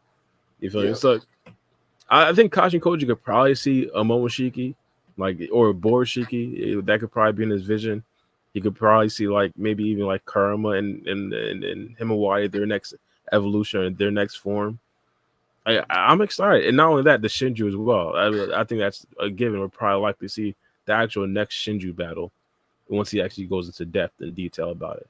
So I'm excited, but I hope he does the next chapter. But if we're going off of my predictions, I'd probably say nah, because it just seems like it's probably gonna be like a Momoshiki centric chapter to me. You think it's gonna be a Momoshiki centric chapter? Yeah, again, that's like the biggest storyline, right? I won't be surprised if they don't show any Shinju. It's just like a Momoshiki and Karma type of thing.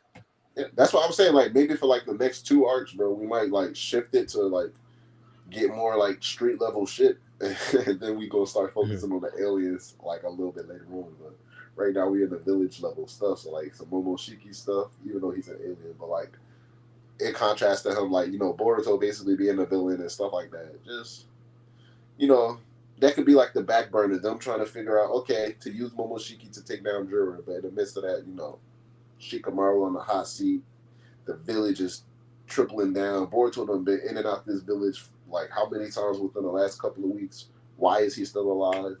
You know what I'm saying? Kawaki's new power up, he gonna be more cocky. Does he like vocalize his alliance with Boruto? It's like I got questions, bro. I got a lot of questions.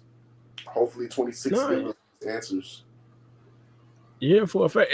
My thing about Kawaki, and especially if they're in downtime at this particular point, is like, why haven't you attacked other Otsutsuki members? Like, hey, if he got this is like spurred again because of the fact that he just got another power up. It's like, bro, you're likely stronger than let's say, I won't even say 90% because I won't even go that far, but I'd say 75% of Otsutsuki members out there. Like, you might as well just go out there and start de-blocking people's chakra fruits. Like, at this point, what's the problem? Like, I mean, now I think, he just got the power, but like prior to that, I think he already knew in the back of his head, like, this nigga wasn't strong enough to do anything. Like, he was talking crazy, bro. He tried to go to planet to planet with that power level, bro. You're dead. You're finito. He was I don't even know about that. Right? Like, I think Momoshiki could do some damage on the Otsutsuki clan, and Kawaki was stronger than Momoshiki. Nah. So like, now he just got stronger than Momoshiki. Like limited Kawaki, nah, bro. I can't do that. The limited Kawaki with the dojutsu from Ishiki, I don't know. He's up there with Fuse Momoshiki. He's probably in the tier, like Momo. Like when you think about it, bro, like Momoshiki is so strong. Like I think I want niggas to understand. Like really, bro, Naruto and Sasuke was his hard counter, but Momoshiki is so strong, it's ridiculous. And like when he fought Kawaki, bro, he first of all, he got no jutsu that he can use. He can't use no jutsu, so he's only using taijutsu with a kunai. He uses the Rasengan sparingly, but even when he was fighting Kawaki, like he's also holding Boruto back mentally, and he has to worry about that, and he has to worry about not using too much chakra and also not keeping too much chakra. He has to keep the perfect balance just so Boruto, like it's too many conditions he has to meet just to operate regularly in that body. And he still, like, Kawaki still couldn't kill him without Boruto taking over and saying, here, stab me now. You know what I'm saying? No, yeah, I understand it. And dude, I wouldn't even necessarily like count like that battle with Kawaki as like a power scaling feat with Momoshiki. I'd say like after the time skip, he probably got stronger. Like pre-limit is removed. He likely got stronger after that time skip. And I'd probably put that version of this is actually a good question because before we can even go past that point, did Amado always limit Kawaki's karma seal, or did he put the limiters on him during the time skip? I'd say yeah. What though? Like always having the limiters. Yeah, he always had the limiters. I'd say specifically, he always had his defense turned all the way up to like 100. Yeah, and this is something I've pointed out like ever since I first seen Kawaki. Like his what's it called, his durability has always been insane. Like for example, he fought against like multiple of the robotic people from the Kao organizations, the puppets, the robot puppets that were literally like taking out like Jonin level characters from the Elite Village. Sorry, my guy Konohamaru, I gotta get Yuju as an example. And what's it called? I forgot his name. But yeah, they took out Konohamaru and his friend who were Jonins, and he himself, Kawaki, like it seemed like he took on like multiple of them. Not only that, he took like a Rasengan full fledged on and like brushed it off like with his genetic stuff. With his arm, I forgot what it was actually named. But like stuff like that, you could see him take like multiple attacks. The Rasengan in itself from a Karma to a board that was like the craziest one. But like there was multiple times where he tanked attacks like that, where it's just like, and he just brushed it off like it's nothing. Like he didn't even get hit. So like stuff like that makes me believe like his defense was always turned up. Because it always looked like crazy. It always looked crazy. Think the reason why I think Amado placed it on him during the time because it would just make sense for that to happen based off of like all of the events. Because it's like prior to that, Naruto was still alive. You feel me? The only threat that they have to really worry about is Code. And it was like Code just got his limiters. Code hadn't had his limiters removed yet. You know, like all of these things were happening so close together, and then boom, Eida and Damon coming into the village. I feel like things were happening, and Amado was like, "Nah, bro. I think I need to make a contingency plan and probably like ensure at the very least some type of insurance for like his daughter Akibi, because I don't know if it will make sense. He engineered the karma to awaken within Kawaki once he desired it to awaken, and we know that happened when he was protecting Naruto. But like, if he was able to also at the same time place a limiter on him, and if he did, like, why would he at that moment? Like, it makes sense in TBV, the whole limiter thing, but like prior to that, it wouldn't make sense. Like, because we still got Naruto still alive. You know what I'm saying? Code is a problem, but he's not like a problem that's not solvable yet. They don't have the Ten Tails issue to deal with. And he just was able to convince Eida and Damon to join their side. So it's like a lot of things were looking up for the nigga. Low key. I don't know. I to be honest, I had like a way better reason as to why it was pre-time skip before, but I completely forgot it. But yeah, I forgot. I for sure think it was like before the time skip. First things first, I think it would make sense for his defense or for him to do the limiters thing, because the main thing for the COD organization was protecting the vessels, like keeping Kawaki alive. Yeah. And I think turning his defense up was like one of the best ways to actually do that type of thing. Yeah. Also, I don't necessarily think there would be like a time for Kashin Koji to actually work on Kawaki or the time skip. I don't think there was like a specific time where he he's gotta like, check his body every day. And we just discussed how Kawaki don't do shit. So it's like he's not busy. He gotta check his body weekly. So he has a lot of time to, place those limits on his body. I don't know, man. And also, like, wouldn't Kawaki notice, like, yo, I'm just limited, or like all of a sudden I'm limited? Yeah, I mean that's what Boruto said. You're gonna realize it sooner. So I feel like it's he realized at a certain point like he's weaker. That's why I think he might have done it during the time skip, to where at one point Kawaki was already. It's like you're already used to being at the top, but if someone slowly starts chipping away at it, but no one surpasses you, at least within your vicinity, you won't really notice it. Now, Boruto coming back as strong as he was, the Shinju reawakening, and then him having that wake-up call against Code, it was like, well, that probably set off like the domino effect to where maybe a few months down the line, Kawaki would have realized, like, nah, bro, I'm weaker for some reason. Like, Amado, what's going on? But Boruto sped it up. Like, bro, Amado been messing with your power the last few years, bro. Go figure out what's going on, my guy. I don't think Kawaki would ever figure it out. My bad. I mean, Boruto I don't think he would ever figure it out. You said what? Yeah. Boruto said he would have. Yeah. You're right. I do remember him saying that, but he just wouldn't have been soon. It probably wouldn't have been in time. Yeah, it would have been too late. But also, think about this, like, well, not necessarily think about this, but my opinion is about how strong Kawaki should have been. I've always compared him to Delta because they kind of went through the same procedures with their body. Right. And because Kawaki was like necessarily not even close to Delta, he was like a base Boruto.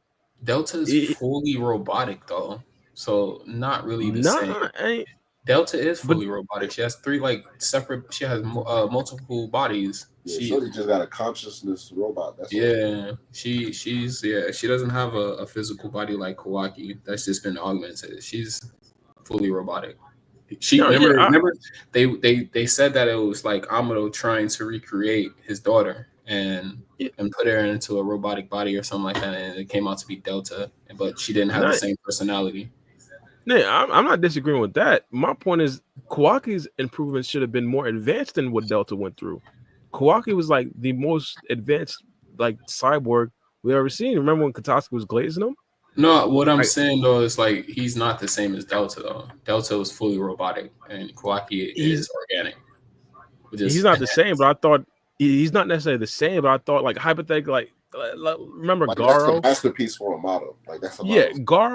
Garo and Boruto, I believe, should have been the same level of cyborg, whereas Delta's a step up and Kawaki's a step past that.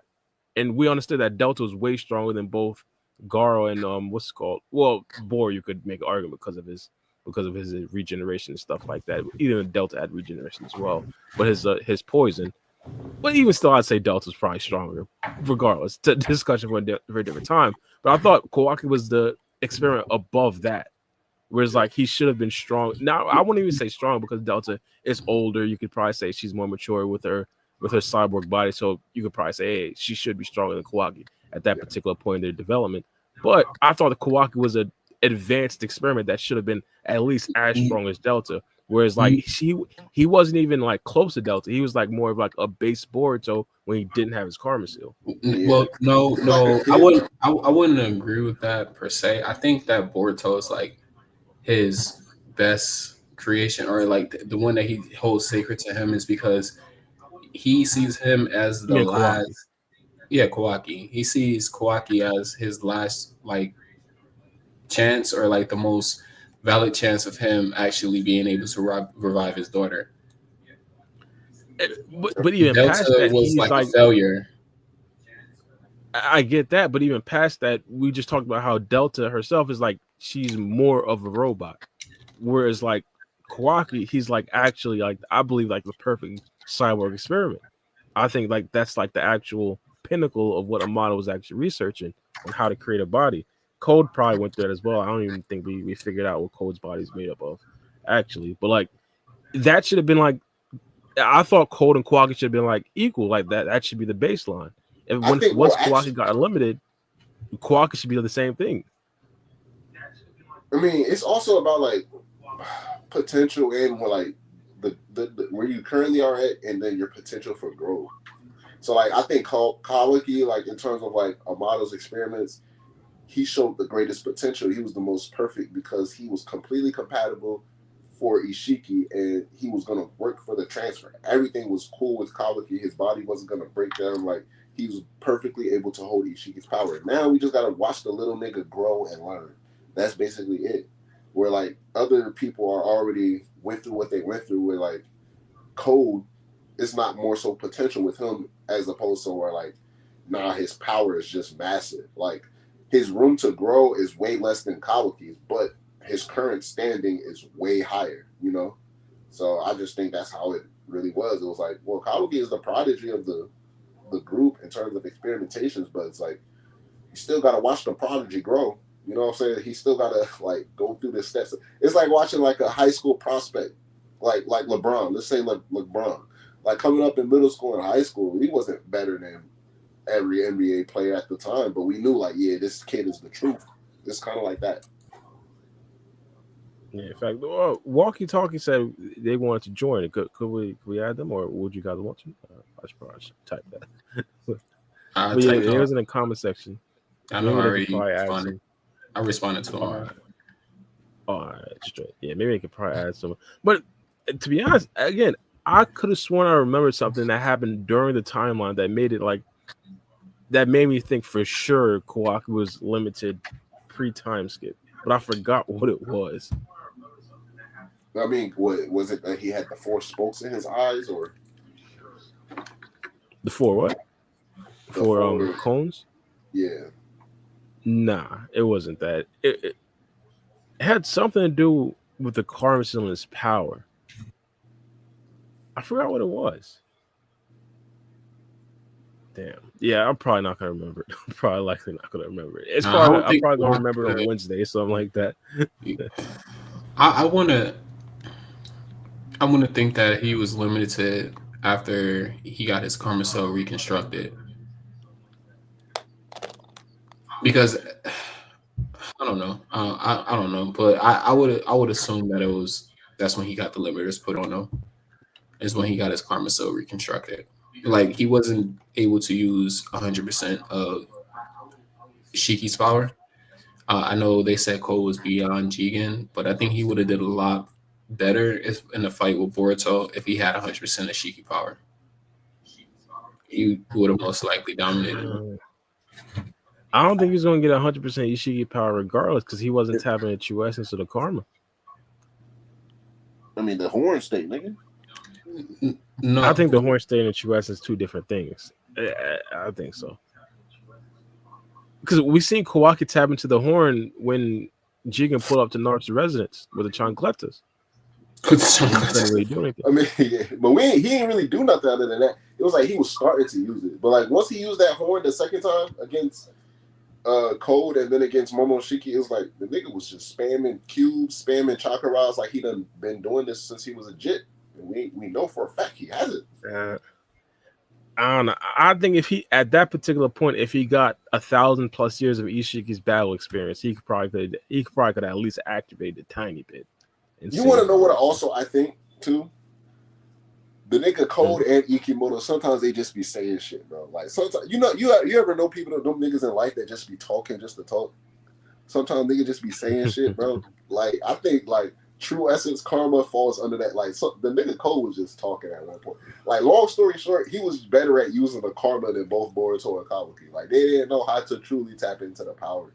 Like to be honest, I might disagree with that. I think I would have to disagree with that as well. I think Kawaki, like once he got like the reconstructed Karma Seal, he was able to tap in. Like he was already. I mean, it's just more power. That's it. It's like because if we really take it verbatim for word, 1,000 years of Otsutsuki, what the fuck has Kawaki shown that indicates 1,000 years? And what has Code shown that indicates 1,000 years of Otsutsuki plus experience. Like they just. But that's. But that, I mean, we've been saying crazy. They don't do no secret Otsutsuki like true lore technique. I mean, like I said, he just gets better at using the cubes and the chakra rod. So. It's been stated though that the Otsutsuki is trash. So I mean, nah, we ain't getting that. That's what I'm getting from that is nobody yet has tapped into the true essence of the Karma Seal. That's what I'm getting from that. What I mean is like when I say true, because like we have perfect examples for both Boruto. Like Kawaki, he's using the full dojutsu. He's using the cubes. He's using the chakra rods and stuff like that. He fights differently when he has full access to the Karma Seal. Yes, but the difference is like when we look at Boruto and Momoshiki fight together, it's like when Boruto's fighting and he's using his Karma Seal, he's simply stronger and faster. He doesn't use his Byakugan. He doesn't do anything else. He just uses more chakra. And he is able to expend more chakra. When Momoshiki takes over, it's the same thing on a bigger scale. He doesn't like they fight differently. Momoshiki is more flexible. So I think maybe the years of experience is really just like the battle tactics. Like you could tell when Momoshiki's fighting as opposed to when Boruto's fighting. Yeah, but I think there's a difference. The difference is when Momoshiki takes over, that's essentially true essence Karma Seal Boruto, but Momoshiki is controlling it. Whereas when Boruto uses the Karma Seal, he never really tapped into the true essence of the Karma Seal, so he's really only utilizing his own abilities plus the boost that the Karma Seal gives you. But that's the thing, when Momoshiki's doing it, he's literally making either a massive Rasengan or a Rasengan bullet. If he's not doing any of those two, he's punching and kicking. Yeah, and that's Momoshiki. That's what I'm saying. So it's like it's not really like 1,000+ years of experience. I mean, experience. I guess if you take it verbatim, like experience in terms of like he's fought in so many battle-hardened battles over the last 1,000 years. He understands the durability of a punch. He understands the technique of a kick and stuff like that. And he probably knows how to calculate better because of certain battles. That's cool. But if we can't take it as like technique-wise, because like they're not really doing anything different. I am looking at techniques. Here's the thing. I think Momoshiki himself, he's good and all that because he has the 1,000 years of Otsutsuki battle experience. But what the vessels are going to do, Kawaki and Boruto specifically, they're going to make the powers transformational. It's kind of like what Naruto did with the non-tails power. They're going to make it into their own and make it different. And I think this right here is the specific thing with ninjas and Otsutsuki members.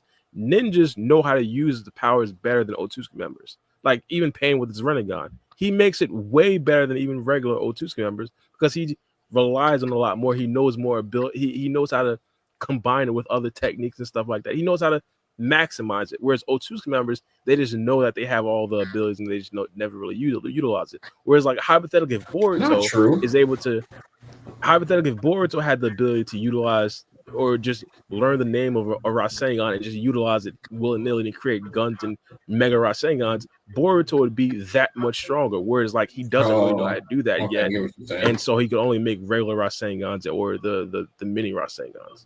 But again, if he learned that, if he got that Momoshiki experience, he'd be a demon. He'd be devious. But I think we're agreeing that because I'm saying like the experience really just equates to being more powerful. He fights. It equates, yeah.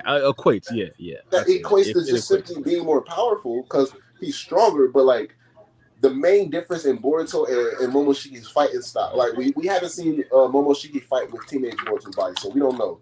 But if we to take pre-sword Boruto, it's like Boruto is heavily reliant on his gentle fist and his Rasengan. When Momoshiki fights, he's heavily reliant on his kunai. And then he uses the Rasengan to finish the battle usually. So like when he's from a no diff an opponent, he might use taijutsu. When he pulled up on Cole, he started spamming massive Rasengans around the battlefield because he knew instantly, okay, this dude has an ability to teleport in between claw marks. So that's the type of stuff, like decision making, I'm taking into account. Like when Boruto popped up to fight Code, the first thing he resorted to was taijutsu. And knowing Code's abilities, that's not a smart thing to do, especially if you're in the same tier of power, or in this case, he's stronger than you. And Momoshiki, who's already stronger than Code, pops up, understands what Code ability is. He decides, hey, I'm gonna fight this nigga from a distance. So he just spams massive Rasengans. Like that type of stuff is what I equate to like battle experience. But as opposed to like actual, you know what I'm trying to say, like Otsutsuki hardened techniques where, like, let's say if Momoshiki popped up in Boruto's body and he's like, and he starts doing the move that Boruto's never done. Like, we don't see that. We only see him take things that Boruto literally created himself, and Momoshiki simply just adds his own spin onto it. And the massive Rasengan, that's already Naruto's thing, so that wasn't even anything new. He just knew that because that's the jutsu Boruto killed him with. The mini Rasengan, he just took the compression Rasengan Boruto created and he just shot it. It was literally like, other than that, bro, he fights with the kunai and he's just really strong.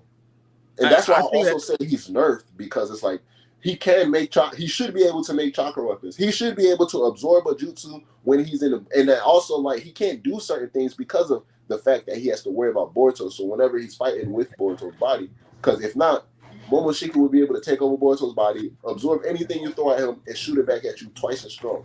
We've never had the luxury of seeing that, bro. Again, I think that's because we haven't seen true essence Boruto yet. Here's what that's also true, because whenever one of them is in control, they're always trying not to make sure the other. So, like, in any situation, Boruto's not gonna. Well, Boruto would, but he doesn't have the ability to use Momoshiki's Rinnegan abilities like that, and Momoshiki won't do it because if he's taking control of Boruto's body, he can't take too much chakra because Boruto's gonna wake up. Yeah, what do you mean we've never seen true essence Boruto?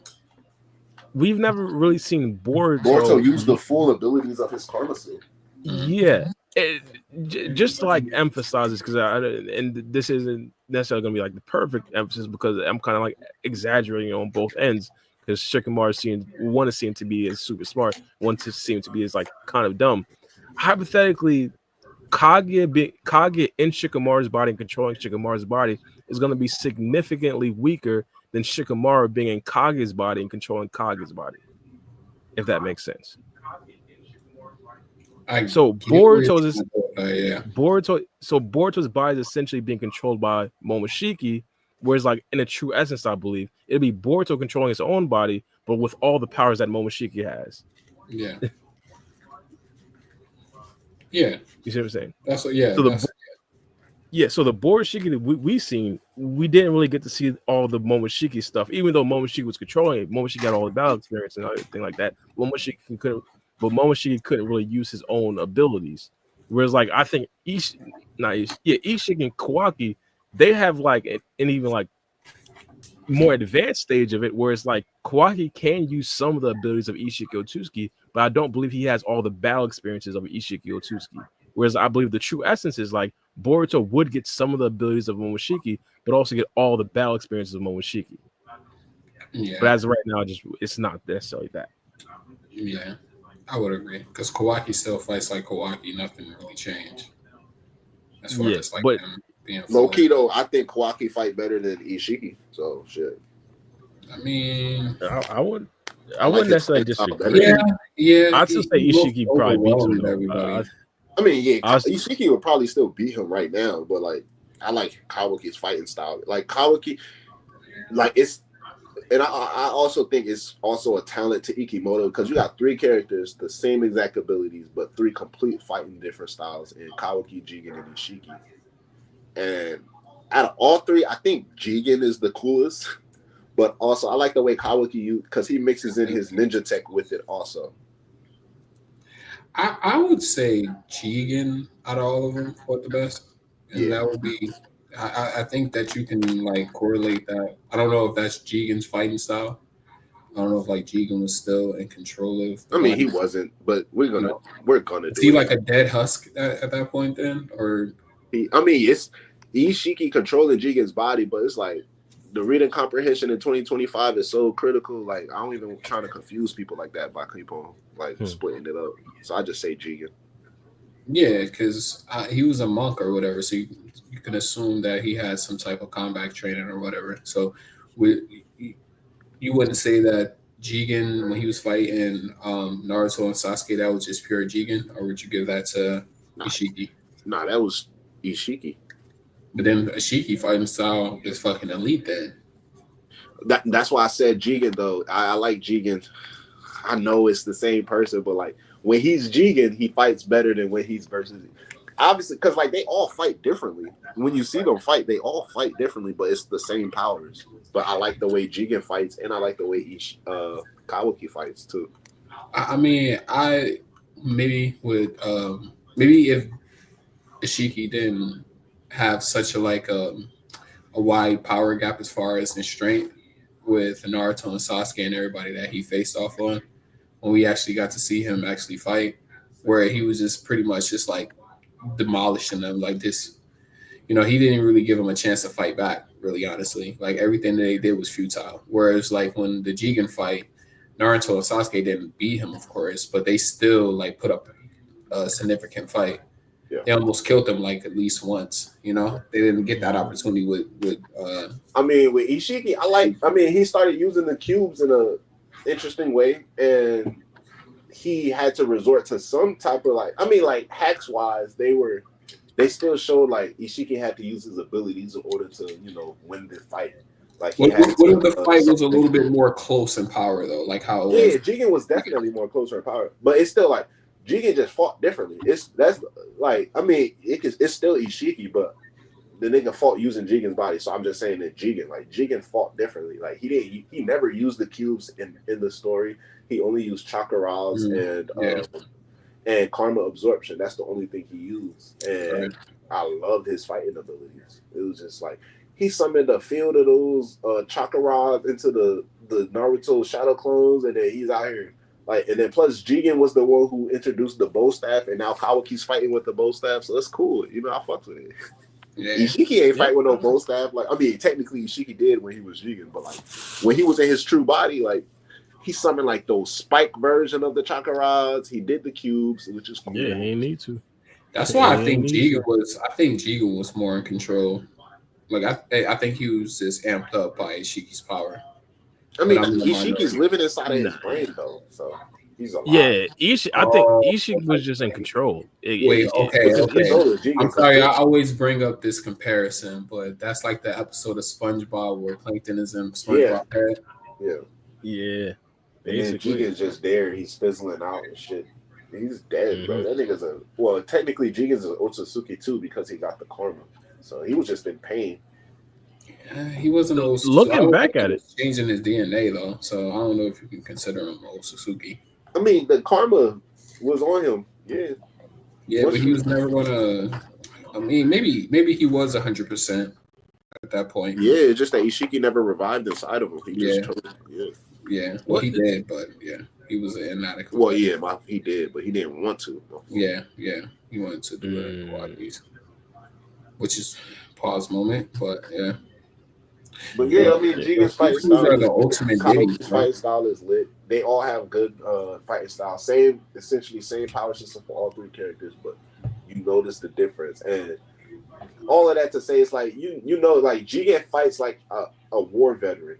He's been doing this for years. Same thing with Ishiki and Kawaki. He fights like a nigga that got it all. Like, I'm out here, boy. This is what I do. It's like when you hooping, you ever hooped against a hooper? It's like he ain't have to do all that. He could have went for the layup a long time ago, but he still did a little bit more flair and pizzazz just to show you like he can do it. Like that's the type of hooper Kawaki is. Bro, nah, Kawaki fight like a street punk, bro.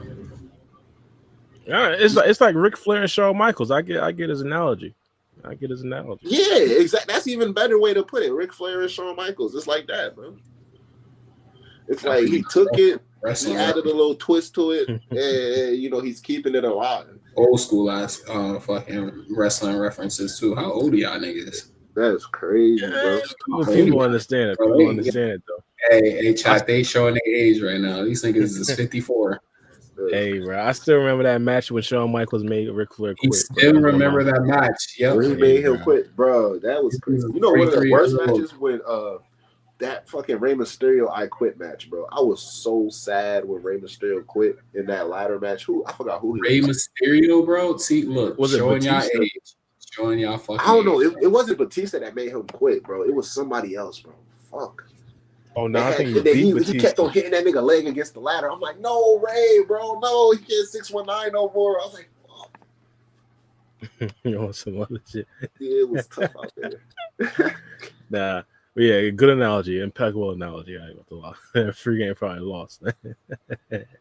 Long story short, though, like I'm looking forward to some more Kawaki stuff. We're gonna have some more explanations on essentially what Amado did with his luminaries and did with his powers. But I feel like once we see at least Boruto getting taken over by Momoshiki, and then next Kawaki Karma fight, we will have better understanding. Like, I don't know if we're gonna see the Horn State anytime soon.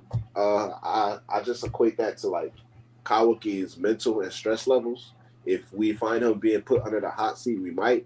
But like, as far as like willingly, I don't think Kawaki can even pull out that Horn State. So that's another tier of power we've yet to like tap into.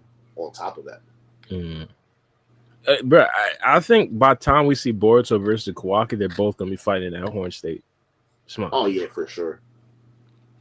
Yeah, for a fact. I wouldn't even be mad at that. Kawaki needs the Horn State. Like, at the end of the day, he needs be mad at that. Yeah, for a fact. Yeah, he needs that. He needs. Because Boruto got 2 power-ups waiting in the cut, and we know for a fact Kawaki has nothing else. So that's why I'll be like, if he can't access the Horn State right now, that works. If like what we seen him do against Jura is that his full capability, that works, because that means he has room to grow. And we know also, boom, he is not using fully Shiki's power because he hasn't tapped into the horn yet. Yeah, for a fact. Well, I did have a question though. Hypothetically, and I don't know, it's a long shot for both of them. If we were to get a new one, which one would we get? A new Jinchuriki or a new vessel for Karma? We already got a new Jinchuriki, pretty much. Well, from this point on. From this point on. Now it's going, I think Akibi will be the new vessel. So yeah, I say a vessel. And but why would Akibi need to be a vessel if she's already brought back? Because when I don't know, Amado's gonna have to explain how that actually works. Because once she gets to Karma Seal, bro, she should be Otsutsuki. Like, but why? But why would she get a Karma? Because that's what Amado's trying to do.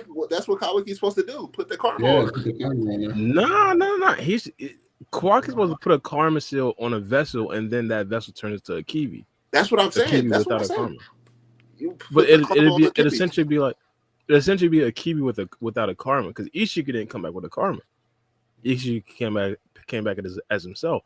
And who did he come back as? Otsutsuki. But either way, like, yeah, but the Karma because itself, the Karma itself, though, if you think about it, that's why I'm saying like Amado got some explaining to do, because if the Karma itself is a Shinjutsu and it's essentially Otsutsuki DNA digitized, right? Regardless of the fact. And once they each got one placed on their body, and Boruto and Kawaki, they both started to turn Otsutsuki on a genetic level. And then they have, on top of that, the DNA of the Otsutsuki to take over their body. So it's like, with Akibi, why would it be any different? To where, like, the Karma Seal she's getting is going to decompress the Otsutsuki data that's on the Karma Seal. Wait a minute. But in this case, that's the thing. In this case, it's her DNA and genetics that's being transferred over in quote unquote consciousness. So that's why Amado has to do some explaining, because at the end of the day, the karma still comes from the Otsutsuki clan, and we know that Kawaki himself is an Otsutsuki, and he's bringing back his daughter through Otsutsuki like means. So, here go though. The technology is Otsutsuki. The DNA in itself is an Otsutsuki. So the vehicle in which she'll be like revived would be from the Otsutsuki clan, but like the DNA itself and herself wouldn't be Otsutsuki. Do you think that? Yeah, like, do you think that he put the DNA of Akibi into Kawaki's Karma Seal? I mean, that's what he said he did, but still, it's still Kawaki's karma, not Akibi's karma. You know what I mean? Yeah, but like, she's not coming back as Kawaki. She's not going to. I don't think she's coming back as Kawaki, but I think. Yeah, so she wouldn't be no. It's not. I think the Karma Seal is still going to rewrite her genetics to make her Otsutsuki and then turn her into Akibi.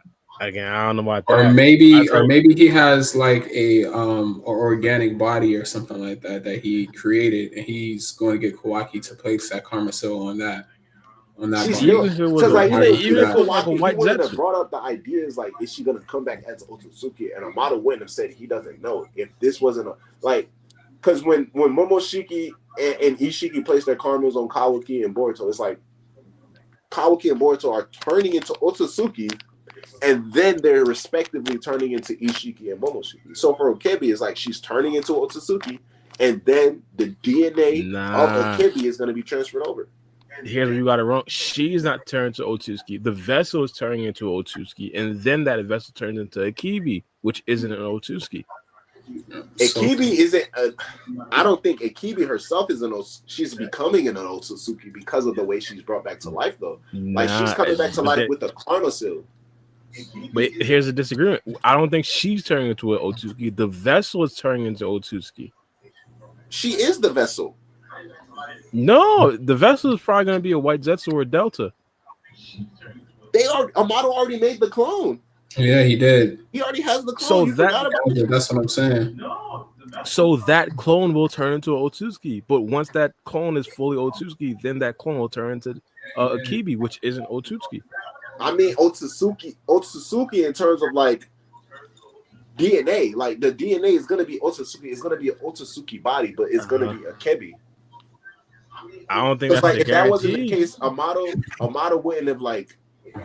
Basically, he would have gave a definite answer to Kawaki because Amado literally said, "I don't know." Because if the whole point is they learned that when you take this Karma Seal and you implant it on a body, the Karma Seal decompresses, digitizes all of this Otsutsuki DNA. It decompresses and transforms that body from the ground up into an Otsutsuki body, and then the consciousness of the actual Otsutsuki is transferred over. So in this case, what Amado did is literally take Akibi's consciousness and DNA and put it inside of Kawaki's karma.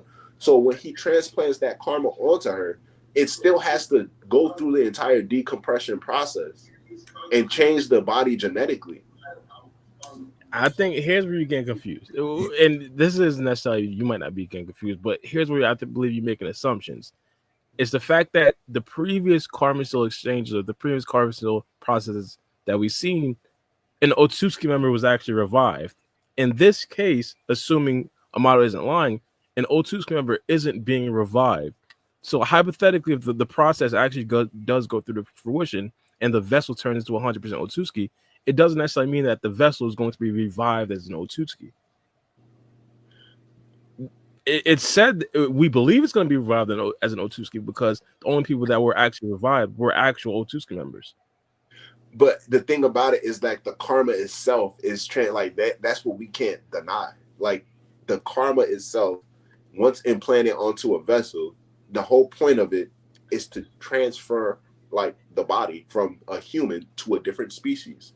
Yeah, but we're talking about the Kawaki vessel himself. That's the whole point I make. Also, because Kawaki himself, we know he's Otsutsuki. So it's like we know that Kawaki and Boruto have already thought about placing karmas on other people. We know that Kawaki wanted Boruto to do that. So it's not out of the realm. And Amado didn't shut down the idea in terms of either Boruto placing a karma on somebody. It's just the fact that they chose Code, and Amado was like, I don't know if Code is the best option because he already has a karma. So we know that both Boruto and Kawaki, obviously for Kawaki because he has Akibi's DNA and his karma, but we know that they both can implant their own karmas onto other people.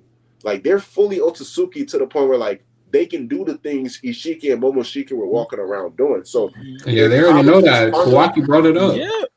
So that's what I'm saying. So if Kawaki's karma is the one that's being implanted on a clone, it's still an Otsutsuki karma. I don't even disagree with that. My point is we're discussing vessels and not the actual revival of the human being. Boruto and Kawaki are Otsutsukis because they're vessels. The Karma Seal expanded in the vessels. That's not what they revived as. Don't get me wrong. If they revived, they'd be Otsutsuki members as well. What do you mean? Like pick on throwing down. Pick on throwing down. If they don't get me wrong, if they revived, they'd be Otsutsuki members as well because it's Momoshiki Otsutsuki's DNA that was being expanded in Boruto and Ishiki Otsutsuki's DNA that was being expanded in Kawaki. But hypothetically, if you have an Otsutsuki vessel that has human DNA expanding, if they revive into a human, I don't know if it's a guarantee that that human is now automatically an Otsutsuki. The vessel might be Otsutsuki, but the revival of the human might just be a human. I think okay, so we're saying the same thing in a different way. Because I do think like yes, Akibi is coming back like as Akibi. Like me, all right. So let me say this: me thinking Akibi is going to be the Otsutsuki princess, that is like a whole type of different thing aside. That's just like a different route. Like that's just what I think might happen. But in terms of like this scenario itself, like the revival and the implanting of the karma, I agree. Like that is Akibi's DNA within Kawaki's karma. So once it like completely decompresses and everything, the process is done, Akibi's consciousness is the one that's targeted to be the one to awaken within that body. I agree with that, but I still also understand like the process that the karma seal is gonna do to that body is Otsutsukify it. Otsutsuki, whatever that word is, Otsutsukify. Otsutsukify. There we go. Otsutsukify. Like I still think her body is gonna Otsutsukify. So it might be like, I don't know, think Himawari is like she's a human and a Bijou, and like Akibi might come back and who knows, Akibi might come back completely innocent with her all memories intact, but simply her body's Otsutsuki, and Kawaki registers her body as Otsutsuki. He's like, yeah, she has to go. She gotta go. But the disagreement stems from us thinking, or the revival body. I believe the revival body might not be Otsutsuki. You believe it likely will be. I 100% agree that the vessel body will be Otsutsuki, but the revival body might that's not. That's where it's at right there, Bar. What do you mean the revival body and the vessel body? I think that's once we get past that, then we can come to understanding. The vessel in itself, I believe, will become Otsutsuki, but I believe you're assuming that the revival body will be Otsutsuki because the only people that would have been revived in part one, were Otsutsuki members. It would be Momoshiki Otsutsuki and Ishiki Otsutsuki. And I think this is why Amado himself doesn't know either. It could be possible that if you were reviving a human, when you say the revival body and it was very confusing at first. I see what you mean. So like super confusing. I get it now too. Yeah. So if we're reviving a human being now, it could be possible that once the revival actually happens, it's not really an Otsutsuki member, it's just a human. Whereas the vessel, because the process or the technology that they're actually utilizing is from the Otsutsuki clan, you have to have the vessel turn to Otsutsuki clan to actually have the experiment be complete. But the experiment itself doesn't necessarily have to result in an Otsutsuki member. Okay, I see exactly what you're saying. I don't necessarily agree with 100%, but now I understand exactly what you're saying. That does make sense in terms of the process, not like because once the vessel is like undergoing that process, it has to go through that change. So we agree with that fact. Like it's gonna Otsutsukify the body, but once she's actually revived, it's Akibi the human that's coming back. The thing about that is she's still reviving, and that body is still being used as a medium. You know, so it's like it's like power containment inside the Narutoverse is still like a real thing. So like Orochimaru said back in the anime when Victor was trying to recreate the God tree, is like a regular human body can't take the chakra fruit, you know, because it's gonna break down. It can't handle that much chakra. So I don't think it's far fetched to believe like a regular. Well, it's not far fetched because we know Momoshiki got lucky and Jigen spent 1,000 years till he found Kawaki. But like a regular human body can't simply take a karma seal, let alone once it's transformed, whenever said karma seal transformed, it like retain its regular human body properties. You know what I'm trying to say in that sense? Like the revival body retains its human, despite it being Akibi herself, the human that is being revived. It's that the medium that she used, that medium being whatever body that that is the vessel, it's still turned into an Otsutsuki. So it's like with Ishiki, the reason he was dying is because that was Jigen's body, but he still looked like Ishiki. He came back with the appearance of Ishiki because of the way the karma worked. That's why I said it turns you into an Otsutsuki first, and then it turns you into the consciousness of that actual person that's trying to take over your body. So it's like it's two transformations that's occurring. So in this case, it would still Otsutsukify her body But then once she's revived, like she's still coming back as Akibi. Like she might look like Akibi. She's gonna have the regular fair complexion that we know Akibi would have. She's not gonna come back pale skinned and Byakugan eyes. I don't think that's gonna happen. But it's gonna be like Boruto and Kawaki. Like they're albino Otsutsuki. It's like they too dark. You feel me? The opposite. They'll come back as an albino. You know? I disagree. They're the colored Otsutsuki's. Why do y'all think? Why don't y'all think that Amado would have tried more of like Amado's version of resurrecting his daughter? You know how? I mean, not Amado. I'm sorry, Madara version of resurrecting his daughter. Because like Edo Tensei, and I can't remember what he did to release Edo Tensei to bring himself back to life. He did Edo Tensei, and then he did the Rene Rebirth with Obito's eyes, with Kakashi's eyes, or somebody's eyes. Yeah, well, I don't know why he didn't try that. I mean, Rene Rebirth is a whole nother thing. You need a nigga with a Rinnegan. Right now, we only got Sasuke, and we know where that's like. That should have hunted Sasuke ass down there. But then, other than that, like, she ain't gonna have she can't feel pain. She can't age. Like, it sounds cool, but like, that's probably gonna suck. Like, she come back as an Edo Tensei. Yeah. She probably got cracks in her face and everything like cracks that. Cracks in her face. She never gets tired. It's like she just there. Yeah, like think about Alphonse and Full Metal Alchemist. But that's like the first step, though. I'm talking about use that process to bring her back. With throwing a toe tag in her back. Oh yeah. And also, it's a forbidden juice. It's not like it was just popularized in the war. It's like everybody know about it, but like still, don't nobody know how to use that for real. And they made sure. I mean, if you can figure out a karma cell and try to resurrect your daughter through that. I mean, I think he could. But I understand the question for a fact. I understand the question. I don't know why he ain't try that. To be honest, he probably got wrapped up. I feel like he knows it wouldn't make sense to try that. Like it wouldn't, because she's not even a ninja. It's like it's just all across the board bad sauce. I mean, he figured out a way to do it through the karma cell. I think it would have been easier for him to try to do it through something that's, have extensive research already behind it. He just would have added. But that's too like I think that would be like too worldly for him, because like he said like he's trying to tamper into the land of the gods and literally bring back life. He ain't trying to just have somebody come back from the dead as a zombie. Nah, he want this bitch to come back full organs intact, to live a life, have children, meet somebody, fall in love. No, I understand that though. But Madara, I'm just saying that would be the first part of the process, Edo Tensei. But Madara was able to bring himself back to life. Can't remember how he did it though. That's what I'm saying. He did it through Rene Rebirth. And it's like the requirements for that is like Sasuke is not about to kill himself just to bring back Amado. He don't know the man. Sasuke ain't for to sacrifice his life to bring back Amado's daughter. Shit, I mean, you can recreate a karma, so you can't recreate a Rinnegan. Shit, nah, maybe certain things maybe too complicated for the scientific. To be honest, I wouldn't necessarily be surprised if it's as simple as just RMG, whereas like Amado ran to Ishiki and he had to make it do what it do. Like it might just be luck of the draw. Like, he ran to Ishiki first and he had to fool him into thinking he wasn't trying to survive and actually trying to help Ishiki complete his plans.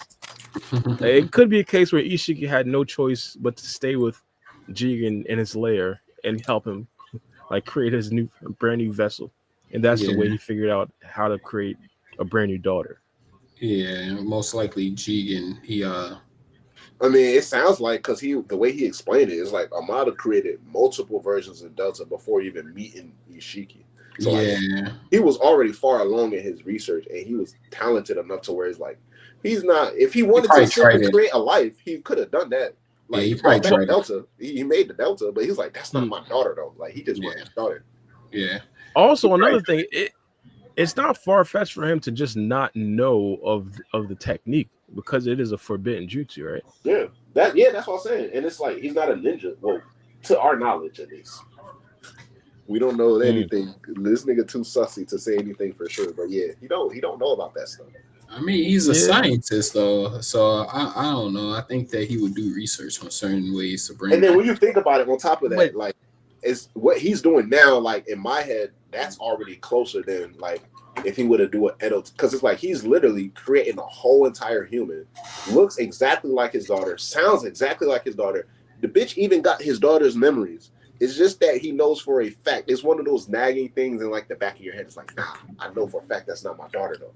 It's like one of those, he's trying to really perfect his work. Like the shit that he's done though, like he's really like surpassing things that I could even say maybe that Orochimaru was doing. And we know he surpassed Katsuki already, but like Delta is a whole living, breathing, operable person with the memories of his daughter. I don't think she had the memories of his daughter, because she only, if she did, then she would remember him as her father. No, he said that she had a different personality and everything. She has the memories. He just said it's not the same personalities. He said she got the memories. He said he kept on bringing her back, and every time he brought her back, it was a different personality. You had a jump panel fan, because I don't remember that. We talking Naruto Next Generations content now. I'm trying to think. It's the chapter when Amado was crying and Shikamaru was looking at him with the resting bitch face. Like, bro, nigga, be for real. But he was explaining to them that before he met Ishiki, he was trying to bring back his daughter multiple times, and he succeeded multiple times in literally creating a Delta version. But each time it was like a different personality, and each personality is the complete opposite of his daughter, but she has the memories. Yeah, I remember that scene, but I don't remember the specific dialogue. Yeah, I don't remember the dialogue. I don't like getting off of the freaking Streamlabs because that's when I start laughing. No, you're fine. I'm looking up the chapter. We'll take it. We'll take it. But I saw mention it says chapter 44. Hell no. That's Kashin Koji versus Jigen chapter. That's not even close. My thing though is like I feel like this route is more akin to a scientist route, because if you think about it, the Kado organization, what they were doing is, with the Kado organization, what they were doing is they weren't really working too much with jutsus. They was working with all the scientist technologies. Like for example, we've seen like even in the Mitsuki retrieval arc where they had scientists that were in the quote unquote outers of the Kado organization, but all they're really doing is reporting all their findings back to the actual original branch of the Kado organization. So for a scientist like Amado to be thinking like, yo, I got all these scientists reporting all their findings back to me, like this is the probably fail-safe way I could probably get my daughter back. Like, so as a scientist, this is probably like the route he should take rather than like knowing some crazy chapter 67. You see the page I'm talking about? No, I just looked it up on ChatGPT. It gave me the chapter. Boruto.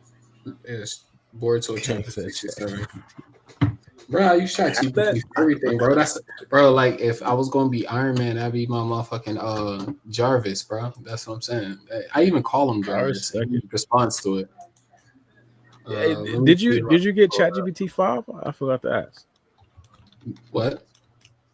Did you get ChatGPT 5? It was like the update. Oh yeah. I upgraded to it. Boruto came back to life, 67. Oh shit! About Boruto chapter 67. Let me go to what's the name? 68. Yeah, I wouldn't even remember which part that's in. Like would it be after Boruto died? Like would it be? I don't even remember. Let me see. After Boruto died. Hold on. See code fighting. Blah blah blah blah blah blah blah blah blah blah blah blah blah blah. Is it in this one? I'm trying to see. I think it might be. Well, while you guys look for the panels, I guess I'll ramble on about some stuff I had some opinions about. My thing specifically with the model, and I don't necessarily believe like here's the thing. I kind of believe that he would be Otsutsuki simply because like there was a question of who actually spurred on the first omnipotence. But going back to this Akibi thing, I mean, if we assume that Amado's not Otsutsuki, her coming back, I just don't necessarily believe it would necessarily result in the Otsutsuki member, just because it'd be like the final or the finished product of what the Karmic still can actually do.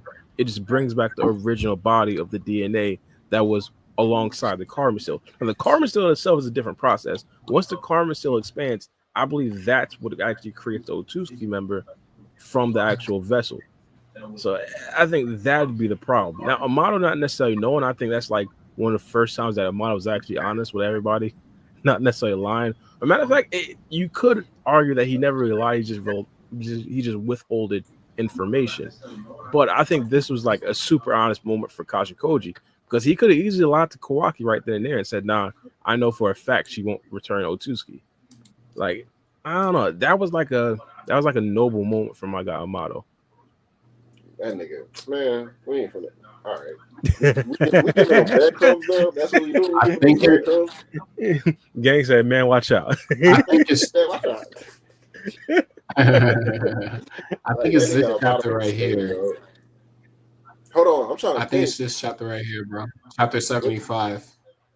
There we go. All right, so yeah, I was gonna be on some bullshit. Let me see, chapter 75. Hold on, I'm finna scroll through it. Good thing I got my other phone. Gang leaking an entire chapter on live. I respect it, man. I gotta respect it. I'm going through it so fast. The nigga pulled off his glasses and started crying. The whole entire chapter. This is not even a chapter. No, that's chapter 75. That's chapter 69 or 70 you're on. Go to chapter 75. You were right.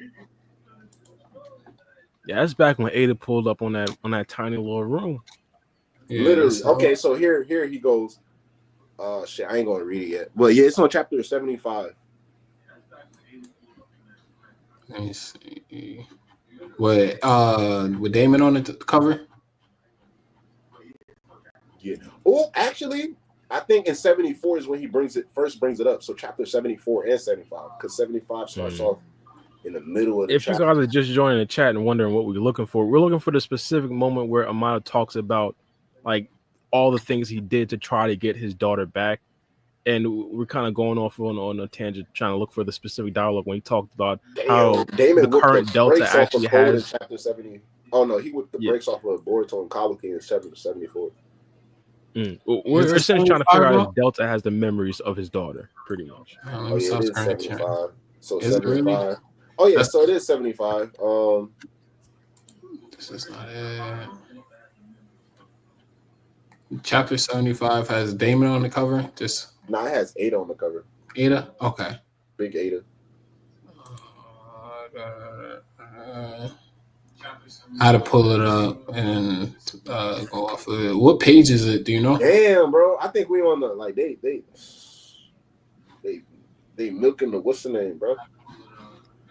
I gotta go on a different site because I think they cut in the panels because I don't think it's the full chapter. Yeah, Damon should be on the chapter. I'm talking about Eida, bro. My fault, man.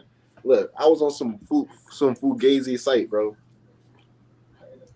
The one I'm you on. You said chapter 75. I might go on my site real quick. Yeah, 75.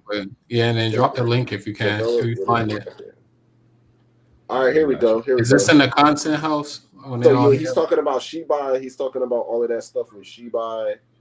Boom, boom, boom. And then boom, he's talking about Shinjutsu. He drops the line.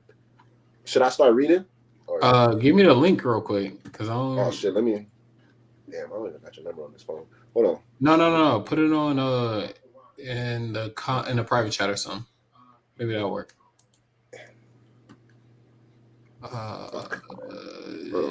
Maybe I'm on the right one. No, I'm not on the right one. No, this is far. We gotta get to the bottom of this one. You're right. It is the one with Damon on the cover, though. Hold on. I'm gonna send it to myself, bro. That's cool. Just let me know if I. Okay, I think I found it. I got it. Oh, all right. Cool. Let me know. Yeah, I got it. All right, I found it. It's right when Delta's pulling up to the roof, and then Mitsuki fell in love. Mitsuki felt the tingle he never felt before. He done saw Eida. Delta goes. Okay, hold on. All right, I found it. So this is when he was talking about Shibai. This is when. Yeah, he's talking about Shibai. And he goes on to mention his daughter. This part right here. Such as bringing my daughter back to life. This one right here, bro. Yeah, hold on. My fault. I ain't scroll down that far yet. Yeah. So hold on. Let me see. Go up a little bit. Let me see. Okay, so yeah, from right there, like a little bit up further. Yeah, so from that line, bro, he goes, My daughter Akibi suffered from a terrible disease. It was an unknown cause. No drug or cure was effective. It was fatal illness that doctors had given up on. But I didn't rail against them because I already discovered a way to resolve the situation. I'd make her a new body via cloning. He says, and then he goes on to say, I didn't care about the ethics anymore. Well, that's confirmation right there. We know kid killer. It seemed logical to give her a totally new shell rather than fix up a defective product. Crazy. He's talking about his own daughter right there, chat. Anyways, after all, this was a field that I had long tinkered in. The bar was significantly easier than developing new medicine. So basically, he's saying, yeah, this shit was easier for him to go down this route than any other route. And then he said, oh, so that's something we also forgot. Akibi died a short time later. So he already started working on this stuff while she was still alive. He says, yet I wasn't sad, at least not at that point. I plunged away in a race against time. I preserved Akibi's brain, which we know is the little robot for Delta and stuff, and succeeded in extracting and digitizing and creating a backup of her memories. About 9 months after my daughter's death, she was abruptly completed. She had Akibi's voice, her exact appearance, plus her memories, but she was a total stranger. See? And then boom, she definitely retained Akibi's full memories, yet she wasn't Akibi. It just wasn't her personality. Her humanity is difficult to explain, but it seems a human consciousness is more than just the aggregation of memories. I kept remaking her, and each time she was someone other than Akibi. Even if I could create a new person, it just was not possible to produce one who already existed before. So basically, he's saying he ended up creating like multiple people throughout this trial and error, but he was not able to completely create Akibi. So Delta has her memories, but Delta know for like, I ain't her. Delta like, man, watch out. I ain't know that. But that's kind of weird though. Crazy. But it's kind of weird though. Like if she has her memories, then she would know that Amado is her dad. That's the thing that she probably knows that, but the personality is probably not the same. It's the difference. She processes it as different. She probably processes it as like I had this other person's memories, but she never acknowledges him as her dad though. Maybe that's like a part of like the personality change though. She was like she's rebellious. See, like on that part right there, keep on. She was a stranger, all that extra. It's like, yeah, he's doing a different thing. Like if his whole project was create a strong fighter from scratch, and he goes to complete it 10 times over. But he's really trying to bring his daughter back. So he explains more down here why he got with Jigen. Then he appeared. He said he reunited with her if I assisted him. So, all of them had like some type of wishes that like Jigen promised them. I remember we was talking about that. Well, that was like a big thing in the community a long time ago. It was like, what did he promise Amado? Yeah, we thought he had wish granting abilities. Yeah, and then he turned on Jigen because his goal came at the cost of the planet's life. But to be honest, is that like crazy? Like omnipotence is like wish granting abilities. Not saying that he had omnipotence, but like he didn't have that. He's not that far off. Yeah. But low-key, if he would have known Eida had omnipotence, I think Amado probably would have definitely been focusing his research more towards Eida as opposed to anything else. Yeah, probably. Low-key, chapter 75 is titled The Domain of Gods, right? And guess who's on the cover? My nigga, Big Damon. Fuck is what he's talking about, bro? Big Damon. The Domain of Gods. We already know the work that my guy Big Damon puts in. Let's be honest. Oh yeah, we was talking about it earlier back with Free. Yeah, he's gonna beat the brakes off of Momoshiki. Free. You're gonna have to mark that down. The day that happens. Oh, he didn't even hear what I said, did he?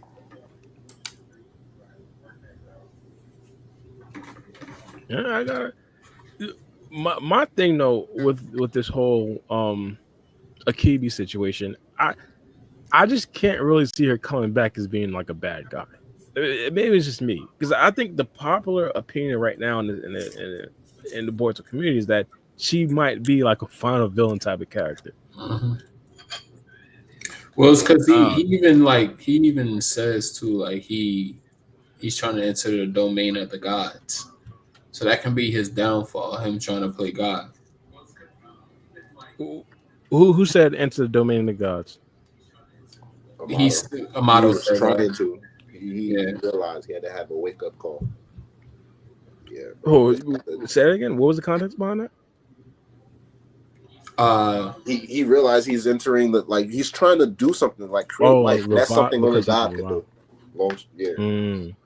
Yeah, I see what you mean. Yeah, right here. He said,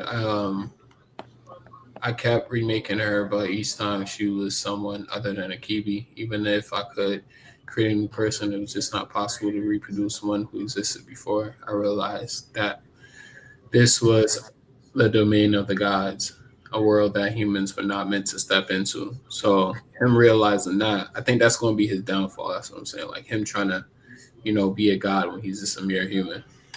Or take the powers of a god and manipulate it for himself in terms of Kawaki. So yeah, that's not crazy. That's not crazy. I think you shouldn't think about it like that, though. I mean, shit. What else do you think about? He's really trying to bring someone back from the dead as if nothing happened, bro. That can be kind of like a foreshadowing to what what's his name? Sorry, just had a lapse in memory. Orochimaru told Victor, though, like, a mere human can't, eat a chakra fruit because, basically, you get what I'm saying. I think you shouldn't think. I think you could say most of the things that people do is like doing things that God could do. Like you could just say, I'm trying to recreate what God is. Like even ninjas walking on water. It's like, at what point do we just say, nah, I don't want to be like God? I think God would have already brought back Akibi. I mean, they think of it like that. Walking on water, but they don't like worship Jesus in Naruto, so I don't think they'll see that as like a godly ability. It's just something that they can naturally do. Yeah, that was dumb. I get my thing is just like they're thinking of it like God can do this, so I shouldn't try to do it. I just disagree with that. I think you should probably just recognize the fact that you're not God, which is why Akibi isn't here yet. If you could do a monicum of what God can do, then you're blessed. Pretty much. Yeah, I mean that's true in its fucking sentence. It's true as like it's a fact. Yeah, you can't do it. You shouldn't try. If you're not God, you shouldn't try it. So, but that's why I disagree. I think he should try. He should try. What did you just say then? You was like, I'm saying you shouldn't look at it as if you're trying to be God. You should look at it as if you're trying to do what God can do. But because you're not God, you can't do specifically what he can do. So God would have already brought back the key. Yeah, because that's the thing. That's the true. That's what I was trying to say. Like, because you're not going to be able to do it exactly. So there's always going to be a flaw on it. So yeah, and this is general too. And this would be kind of general, but like you're not going to be perfect, but you should always strive for perfection. So if you're doing something that brings you close to what only God can do, it shouldn't necessarily be seen as a negative. Hey, Mara, you know what movie you should watch? Mm-hmm. You should watch Blood Prison. The Naruto movie? Yeah. It's a dope movie.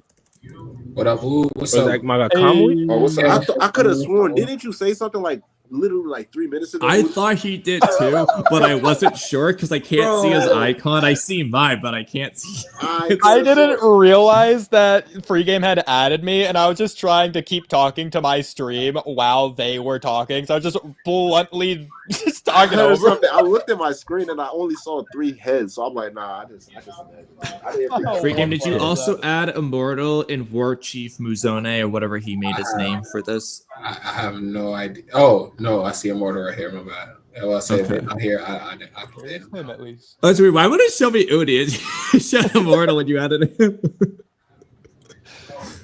That's weird. But did y'all people what we were saying though? What we were talking about? I do like the Blood Prison movie. No, not about that. All right, so let's take him back to, I guess, the kind of beginning. Yeah. What was the first one? Oh, I guess the first one. This is like way before this, but like, when do you guys think Kawaki's limiters were initially placed on him? Oh God, don't get us started. So, okay, Conway, how do you want to approach this one? Well, there's 3 different answers you could give. And we all have different ones.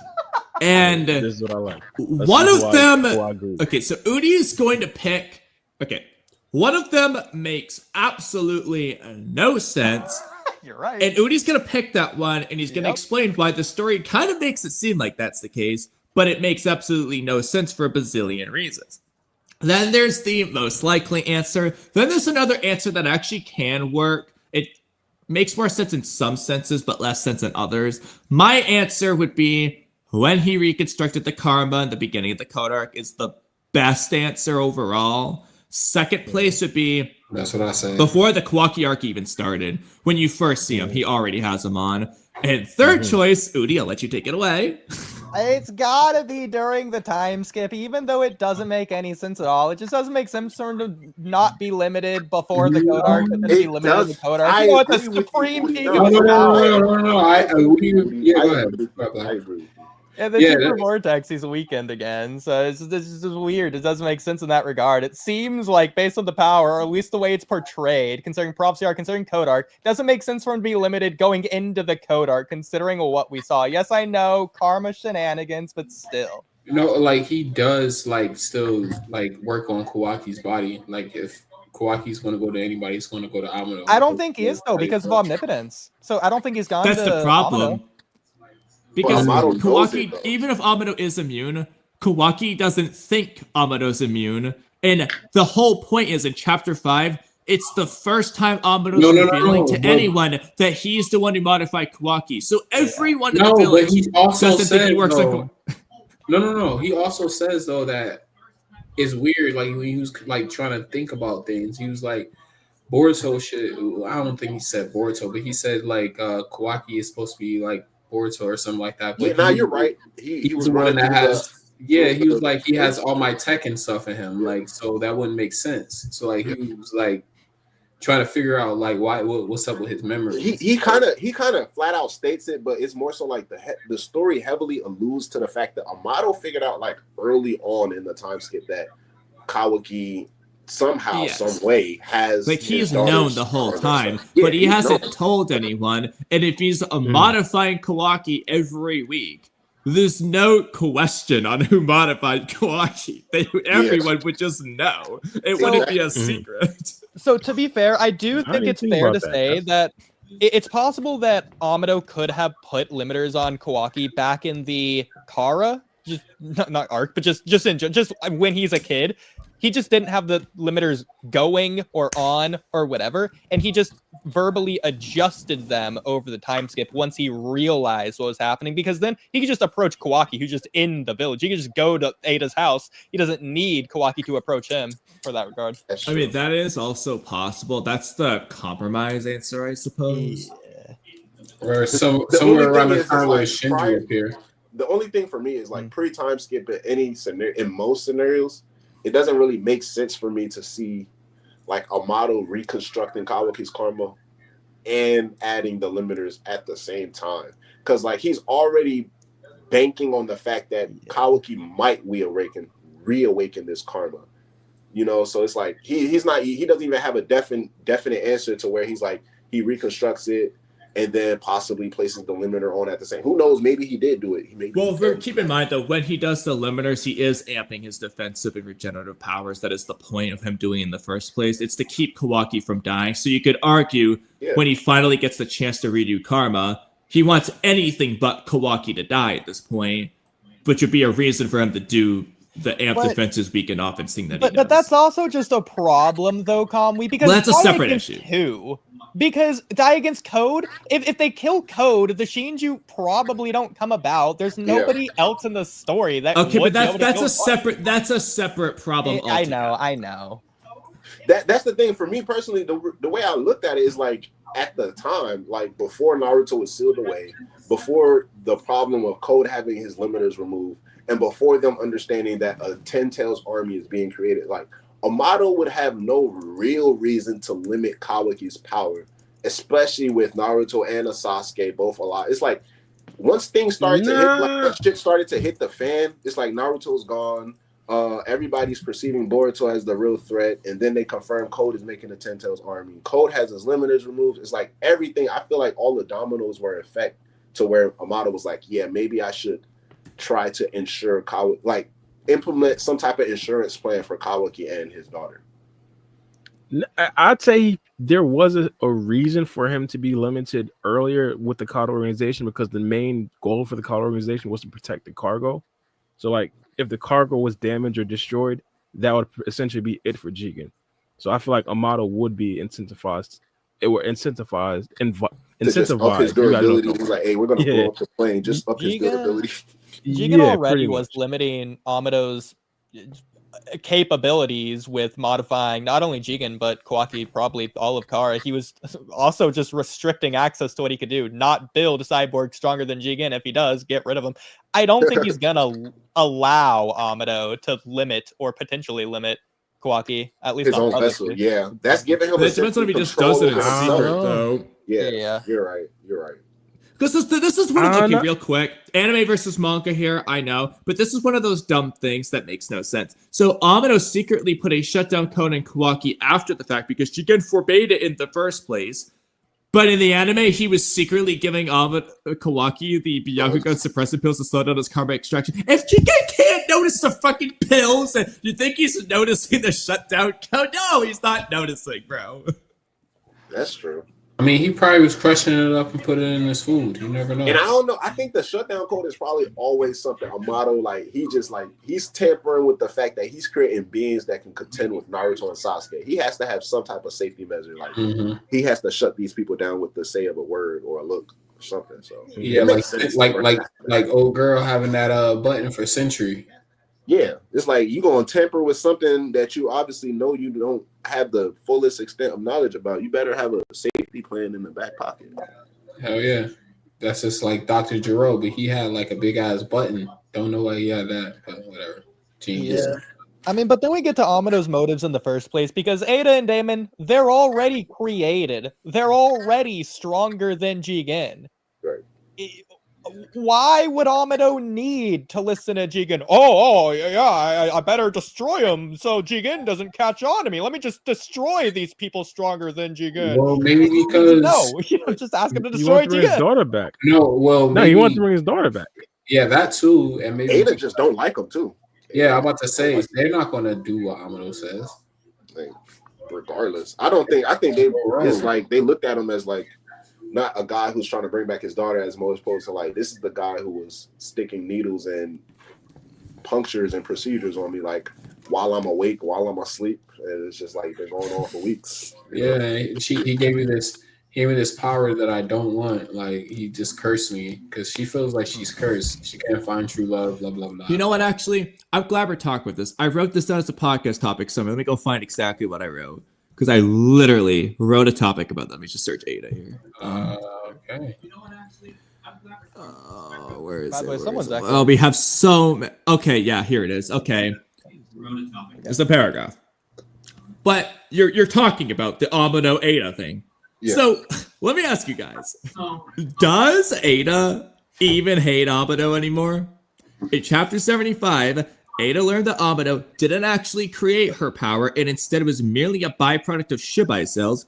Then in chapter 80, she learned that her power isn't even actually the love charm, but instead omnipotence itself, and it's Eida who desired the charm, not Amado.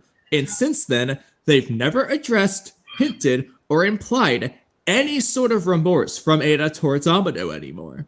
So does she hate him anymore? Does she forgive him? Because it's not even his fault? Is it just a drop plot line? It's still his fault, though, because he's the one who gave her omnipotence. Yeah. It's still his fault. But not intentionally. It's still his fault. I mean, Black, what do you think? I think it's 100% still his fault. It's like, just because he didn't know what he was doing, like what she would have gotten doesn't mean like he didn't know that he was still operating on a child. Regardless of if we, the audience, view if it's Amado's fault or not, ethically or morally or whatever, the point would be whether Eida feels that way. Because again, the question is like, does Eida still hate Amado or because not? Again, she hasn't said that she still hates him or implied it in any way. She's just been cool around him, and she knows that she's the one who desired it. So she hasn't been really around believe him on it? panel. She hasn't been around him on panel though. So how can you say that? I see what you're saying. When she listens to his story, she only covers for Amado. It doesn't diss him. Like she even hints that, hey, Amado might be lying about something, but I'm not gonna tell you about it. And then when things are, she's like, you know what? Let's just call this short. She's only helped Amado at the end of the day.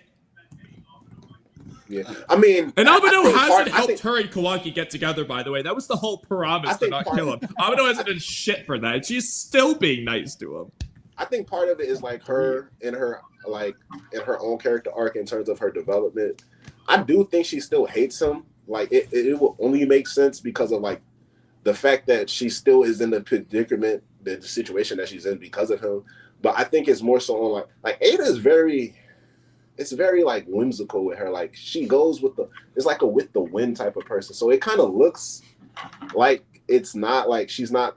I don't know. It's kind of confusing to say, but you know, as teenagers, as coming up, as young adults, and especially in the case of women, it's like they do things that don't necessarily make sense a lot of times, and it's like they're just figuring it out. I think. But that's the thing, though. At first, it's very clear she hates Amado, wants him dead.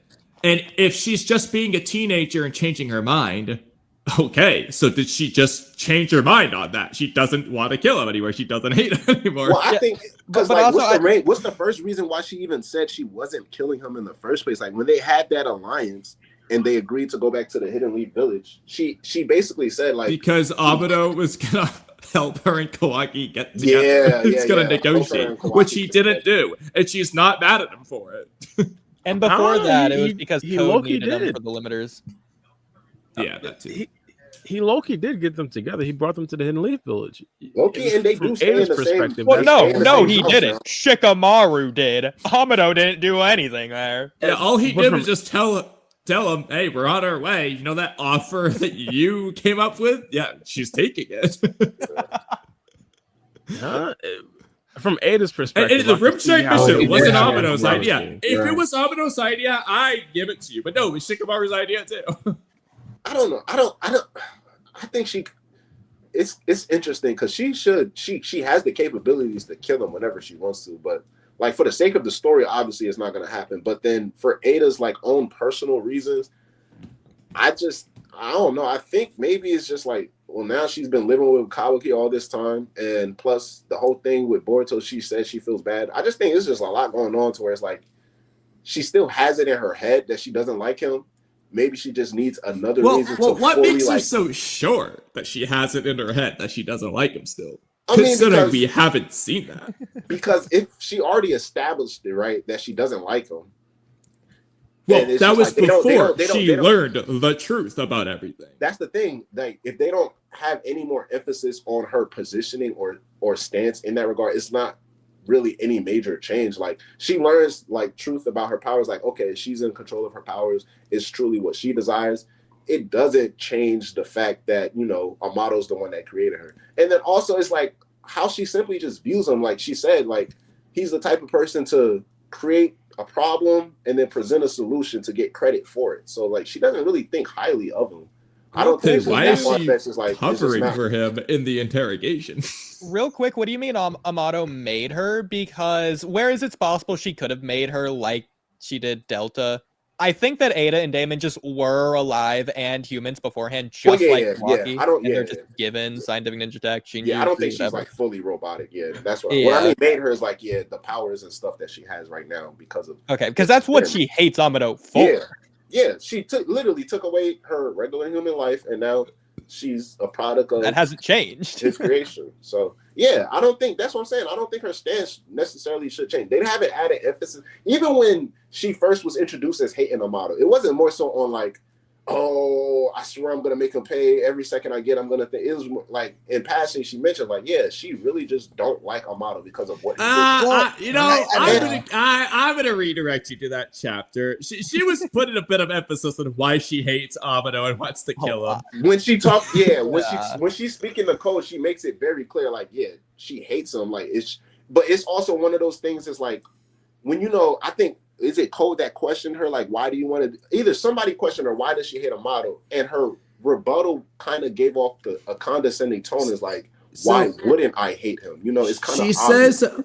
She said like, oh, he's smart, but I'll still kill him the next time we meet. It's like, you hate Amado? She's like, that's right. You know why? She goes on to explain how she hates him, and she's gonna kill him the next time they meet. And she's going on about how she hates this stuff for Amado. That's why she hates him and wants to kill him. She put a bit of emphasis on, she wants to kill him. I'm still on the standpoint. I could see how she believes, or she could believe that Amado is the reason why she's in the Hidden Leaf Village at this particular point. If Amado didn't originally leave the Kado organization and go to the Hidden Leaf Village, I don't think any of this is possible. See, I think it would be reasonable for her to forgive him or not forgive him. My point in asking this question, though, is really, is this a drop plot line? Because it's never been hinted at, mentioned, or anything, and it should be just as relevant as it was before. She should say one line. It's been 25 chapters, and she hasn't even had a half a panel thinking about Amado. That's where I would disagree with Black real quick. I would say that it's not that she's a teenager who's trying to make up her mind. She had her mind made up from the very beginning. I would compare her character in this regard to kid Sasuke, who always hated Itachi, but as he grew bonds with Team 7, it's as Orochimaru literally says, oh, we got to get him away from that Naruto kid. Oh, he's weakening Sasuke's heart. It's not that he ever lost his hatred for Itachi, but almost that he's like filling the void that Itachi left by killing his clan by just having a new family. In this regard, I feel like it could be the same for Eida, to where Eida, she can't have normal love except for Kawaki, who she now has. So it kind of doesn't matter that she has her ability, even though she still hates Amado. She doesn't need to express that hatred in the same way Kid Sasuke was like finding family with Team 7. The difference there is that when Itachi came back, Sasuke, he just like straight up hated him again, and then just left his family because he hated him. And even they were also emphasizing the fact that was a thing going on with Sasuke, whereas for like Eida, every like 5 theorizing it. We think it would make sense, but they're not doing it. In a way, I agree. I think Eida, the reason why she was so upset with Amado is simply because she couldn't find love. Now that she believes, I think she's going to end up with Boruto, but now that she believes she found love, she doesn't really have that bigger reason to hate Amado. So that the reason I tie it to like the frivolous heart of like a teenager is because if you really think about it, she said, I believe her when she says it in part 1, and I do think she still probably does right now. And I agree that it could be watered down in the post of like she spent the last 3 years living in a village and spending time with Sumire and Sarada. So like other things are going on in her life. So but I connected to like the frivolous heart of like a teenager because when you think about it, she says that she hates him for what he does, but when we see her character operate, she genuinely enjoys and reaps from the benefit of being able to do whatever she wants. Like whenever she's out shopping, whenever she's out, like she enjoys it, and we can't deny that fact. To where like it's more like, I guess you can say maybe she's trying to find the glass half full type of thing. She's looking at it from a brighter side, but genuinely like it fits within her personality. Like, could you imagine Eida without an omnipotence? Like in a world where multiple people are able to tell her no.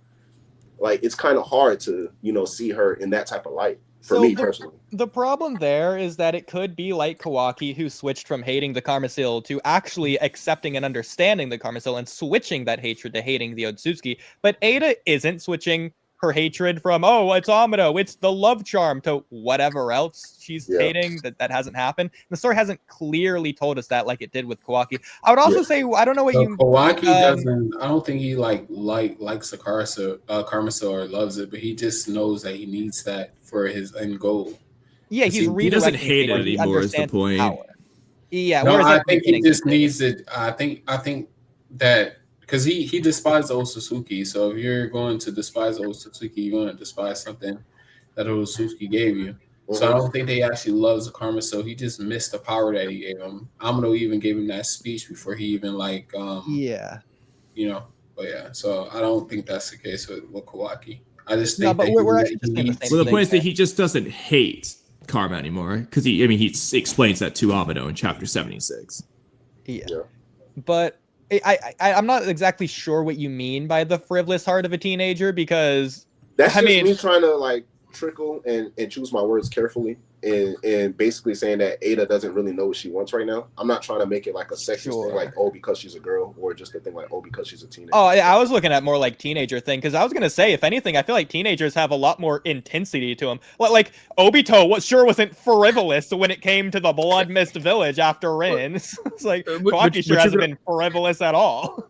But you could argue that's why she wanted to assassinate my guy Amado, just because of that intensity. Exactly. And then when you think about it, it's like, bro, like for me, like from the outside looking in, like she has the power to literally do whatever she wants to freaking do in this world. And all she wants to do is simply find love with this guy, Kawaki. It's like she has the power to do whatever she wants. So I'm like, if she decides to go full on evil villain mode, that changes the entire trajectory of the story. But right now, she's an impasse type of go with the flow character. But she also said that she doesn't have full control of the power, though. She doesn't have full control of the power, so she can't do whatever she wants to do. But she can do, like, the love ability is still in effect. Nobody can deny her. Like, you're gonna suffer the consequences if you try to. So that's still in terms of like full control. She can't activate her omnipotence, but everybody who lays their eyes on her is still gonna be in love with her. Oh yeah, no, I'm talking about as far as like she can't do anything that she wants to, like at her own whim. Like I'm like in regards to, remember when Shikamaru is given that mission, the original, I think one of the bomb brat missions, when he's telling them they're either going to have to live in the house with Eida and them, or he's revealing Eida's powers. He basically said she has the power. If she wanted to, she can take over the entire ninja world, but all she wants is Kawaki. It's like, I don't know. I know for a fact it's a purposeful thing like Ikimoto did in terms of the story, but like, even inverse and like kind of like from the perspective that we're trying to look at it now in terms of her stance and like her positioning against Amado, is kind of like, like I agree with you, Udi. Like the teenagers, especially teenagers, like, you know, and they in the Naruto verse, they make up their minds, they are definite on their answers. But I think Eida is like, the reason I keep relating her situation back to real world, because like I really get the feel like out of all of the characters within the story, she's the most like real world character, despite having the most broken ability. She's the most real world character, like inside of the world of Naruto. Like in terms of like relating to our world, she has more realistic traits, more realistic issues and problems. Like we don't have to worry about an alien coming. Well, maybe we do, who knows? But we don't have to worry about fighting aliens and shooting out blasts and stuff like that. But everybody may have social problems, maybe relationship problems, maybe problems with, you know, how they approach people, and that's the type of stuff that Eida is dealing with. So that's really more so the ground that I'm trying to come from with her character. What I was saying mostly is like, I know that she has the power if she wants to like take over the world. He said that in the sense that, you know, if she ever was to be able to control her power, then she can take control of the whole world. But I remember one chapter when she said that she couldn't control it still. Like it just happened when she control it in the sense of like everybody is gonna be in love with her when they look at her. She can't No, not that part. I'm talking about her to make anything happen, like whatever she wants, like how she was able to do the omnipotence, omnipotence, and be able to switch everybody's memories. Like she can't do that type of stuff like whenever she wants. Like it seemed like she had to have a trigger. Yeah. So she's able to control that. Where if she was able to control that, though, hold on, my bad. If she's able to control that, where she can do that at a whim, and she doesn't really need a trigger, she just knows how to fully control that ability, then she would be pretty much a god because she can make anything happen. I mean, that's true, but like when Shikamaru was saying, he doesn't know that he's referring to omnipotence. Like when they're saying she could take over the world, they're still talking about like the love ability. We don't even know omnipotence is a thing at that point. Oh, I mean, yeah, true. Yeah, she can still take it over the love ability because nobody can do nothing to her. Like yes. I'm about to say, you need to just listen to her. Like she just says, "Do this," and they're like, "Okay, I love you, Eida," and they jump off the cliff. At this point, overall I'd agree, but at this point I disagree simply because Kawaki has that much influence now in the Hidden Leaf Village. I think he probably wouldn't necessarily allow that to happen, or maybe he would. He does give no shits about Eida, bro. I mean, yeah, Kawaki doesn't, yeah, for sure. Yeah, no, but the village is listening to Eida over Kawaki though. Especially if they're in the same vicinity, they're gonna listen to Eida over Kawaki, bro. Do you think that it's like? Oh my bad. Go ahead. No, finish that thought, and I'm gonna ask y'all something else after this.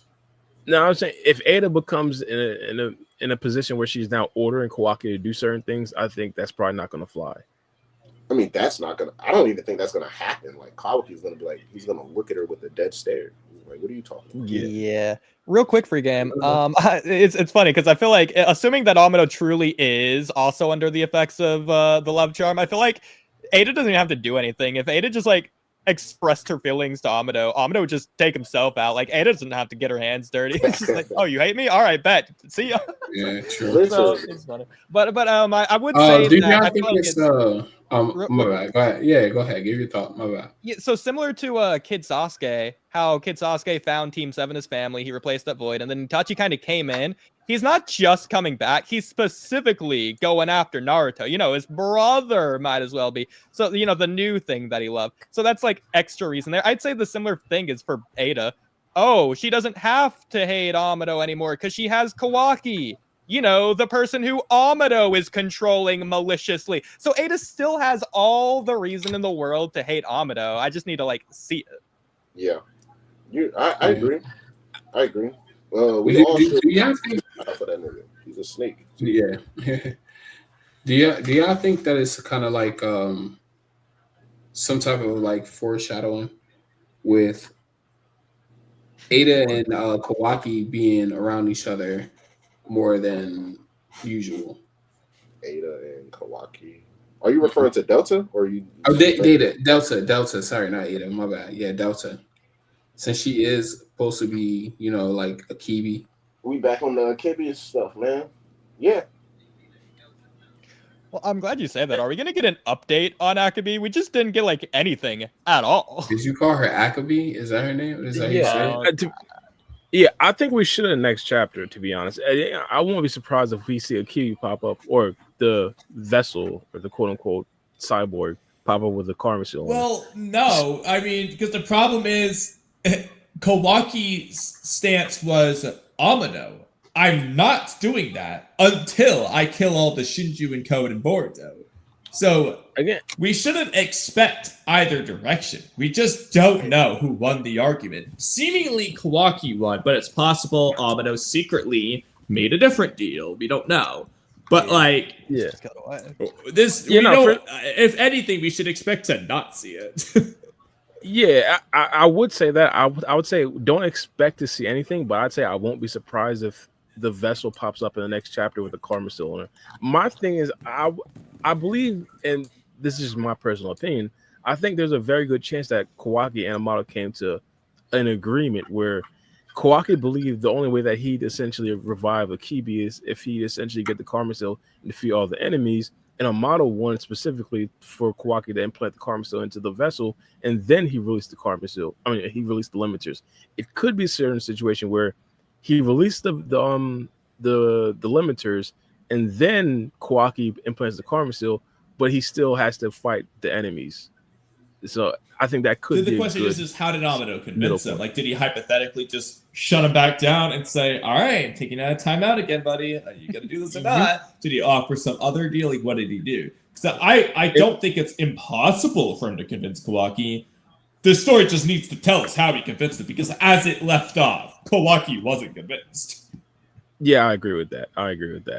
But in theory, it wouldn't necessarily be that difficult for Amado to essentially establish that he has the upper hand if he just shut off Kawaki every time he tries to attack him and just let him know, like, it's not happening. The only problem with that, though, is if he's doing that, there's no way Kawaki gets to the Sand Village in time. So clearly, like, the argument couldn't have lasted that long. I mean, let's just assume that that Amado won the argument. So Kawaki's putting his karma seal on something. How do we see that playing out? Is he putting it on the Delta that's like Kawaki's sidekick? Is he putting on the unconscious? No, there's a different one that they showed us. Yeah, I know, but is that the one that I'm asking one question at a time? That one I would assume we're all on the same page on. So we all agree he's putting it on the one of the test tube thing? Yeah. Yeah. Okay, so how do we see that playing out? So she has it on her, assuming she does. Is Amado gonna wake her up now, or when it extracts, is it already extracted? Because like that's a little bit weird how that even works in the first place. Kawaki's putting Akibi's data onto Akibi's. Well, this is great because I think makes no sense for 50,000 reasons. But this is great. I don't believe his plan. I think he's lying, and if he's not lying, Ikimoto has no idea how karma works. Even better. This brings us to what we were talking about a little bit earlier. So I believe currently, well, let's say hypothetically, Kawaki will implant the test tube that or the new brand new cyborg that Amado created, and that cyborg will have a karma seal, and then eventually it'll become Akibi. But what we had like a big argument about before was when Akibi is revived, will she be Otsutsuki? I say no. I think she won't be Otsutsuki. Question. Because assuming that Kawaki put the karma seal on her and it's 100% extracted when he does that, and Amado can just wake her up, that confirms Akibi just isn't evil. Like, she's not destroying the Leaf Village. Time has passed. Enough time for them to get back to the Leaf Village, for them to do the sand mission and then come back to the Leaf Village to free Moegi, to get Moegi to the hospital, to get Moegi's diagnosis, for Sarada to waltz in, for Sarada and Sumire to go away, for Sarada and Sumire to have their conversation, for Sarada and Sumire to go away again, for Eida to contact them. Like, how many hours has passed since Akibi could have potentially woken up and been evil by now? so clearly, she's not evil. Are we assuming that the extraction process is going to happen instantaneously? Well, that's one of the questions. Was like is a couple months. Kawaki's is a couple years. But this is different though, because it's data inside of Kawaki's karma seal that's already extracted. He's somehow putting that onto Akibi, as opposed to Momoshiki, who doesn't have an extracted he doesn't even have a karma seal. He's just putting his data onto Boruto. I mean, the whole plan. Okay, there's more reasons why this doesn't make sense, but fundamentally, I'll just give you one. So the Akibi clone already has Akibi's data physically. That's why she's identical. She's an identical twin. What she lacks is the soul. Amado's whole plan with the karma is to get Akibi's soul back from the pyramids, even though that's not how karma works. Shouldn't her soul just be in Kawaki if this plan was going to work? Because it's not in Kawaki, clearly. So why is Kawaki putting an Akibi going to change that? I agree with the point he's making. I agree. Yeah, because Momoshiki's soul was housed inside of Boruto. Still is. That's fine. Ishiki's soul, the way karma normally works, is not housed inside of Kawaki. It never was. Wait a minute. I think he's right. He's right. Yes. Well, if we're going by that, he was just alive. He can't have two souls. If we're going by that, data in Kawaki, which is my god, that sounded so bad. No, I disagree with that. I disagree. You disagree that me saying that he had his data in Kawaki is bad? That was just a funny time, and Maro's picking up the regular conversation. Oh, my bad. I was like, whoa. He said, "No, I disagree with that. That did not sound wild for you." Yeah, no. I don't think Akibi would be in the body of Kawaki because Momoshiki's specific technique or his ritual with Boruto was completely different. He actually had to go inside of Boruto's karma seal and live there because he had no other vessels. Ishiki as well, with Jigen specifically, was actually inside the brain of Jigen, where Kawaki, Ishiki was never really attached with Kawaki because he was inside of Jigen. Pause. Yeah, but he had his DNA in Kawaki. He had the data, but his soul wasn't there. Yeah. Yeah, but in the same thing, Akibi's soul is nowhere close to Kawaki.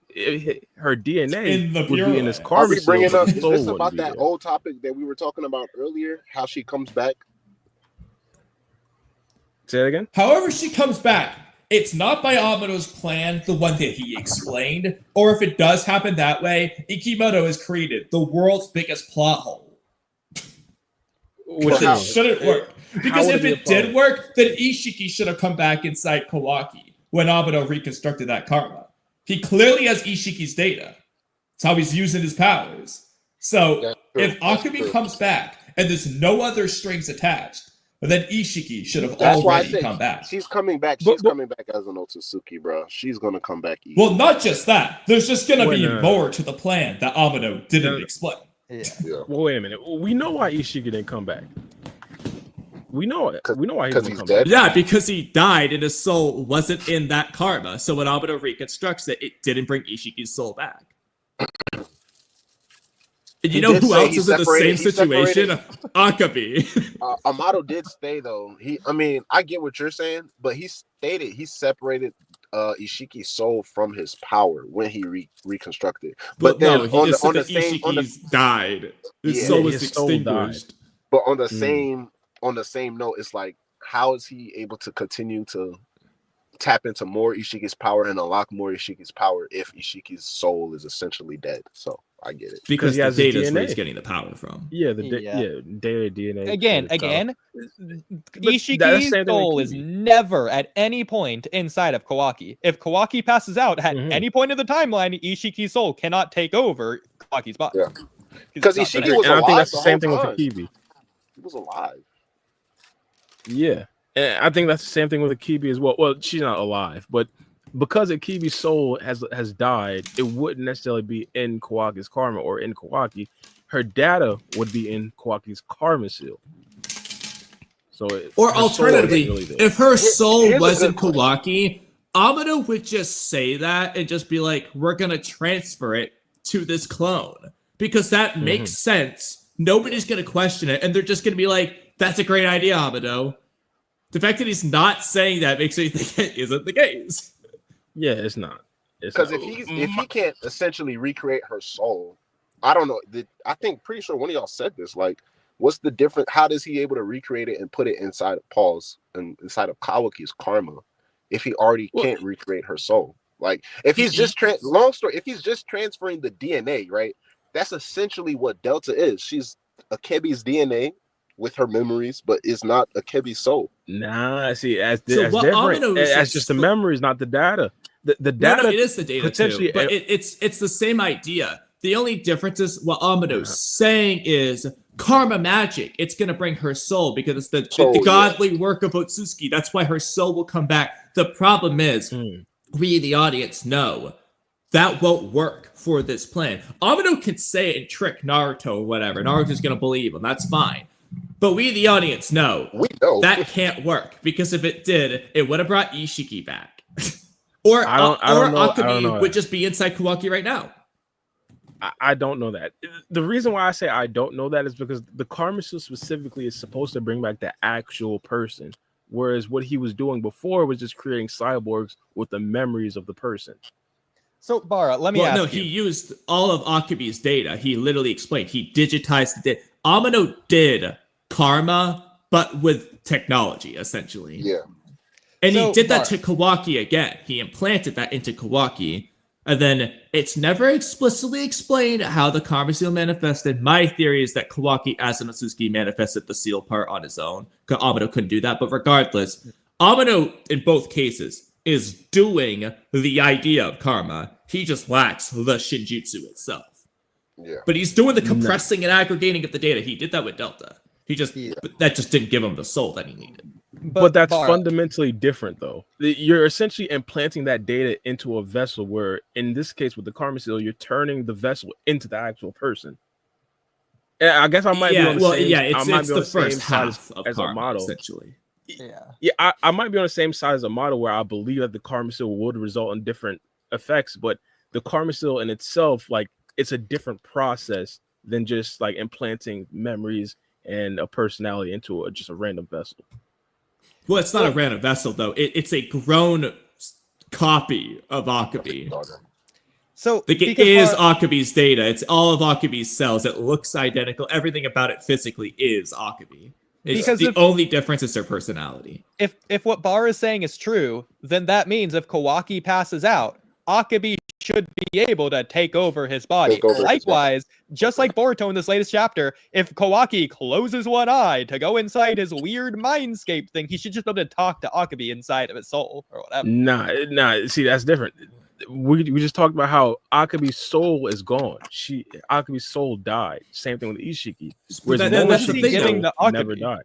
So then why would putting it into another delta magically bring it back? That's what I was just asking. Like, why would it? How does that make a difference if her soul is not here?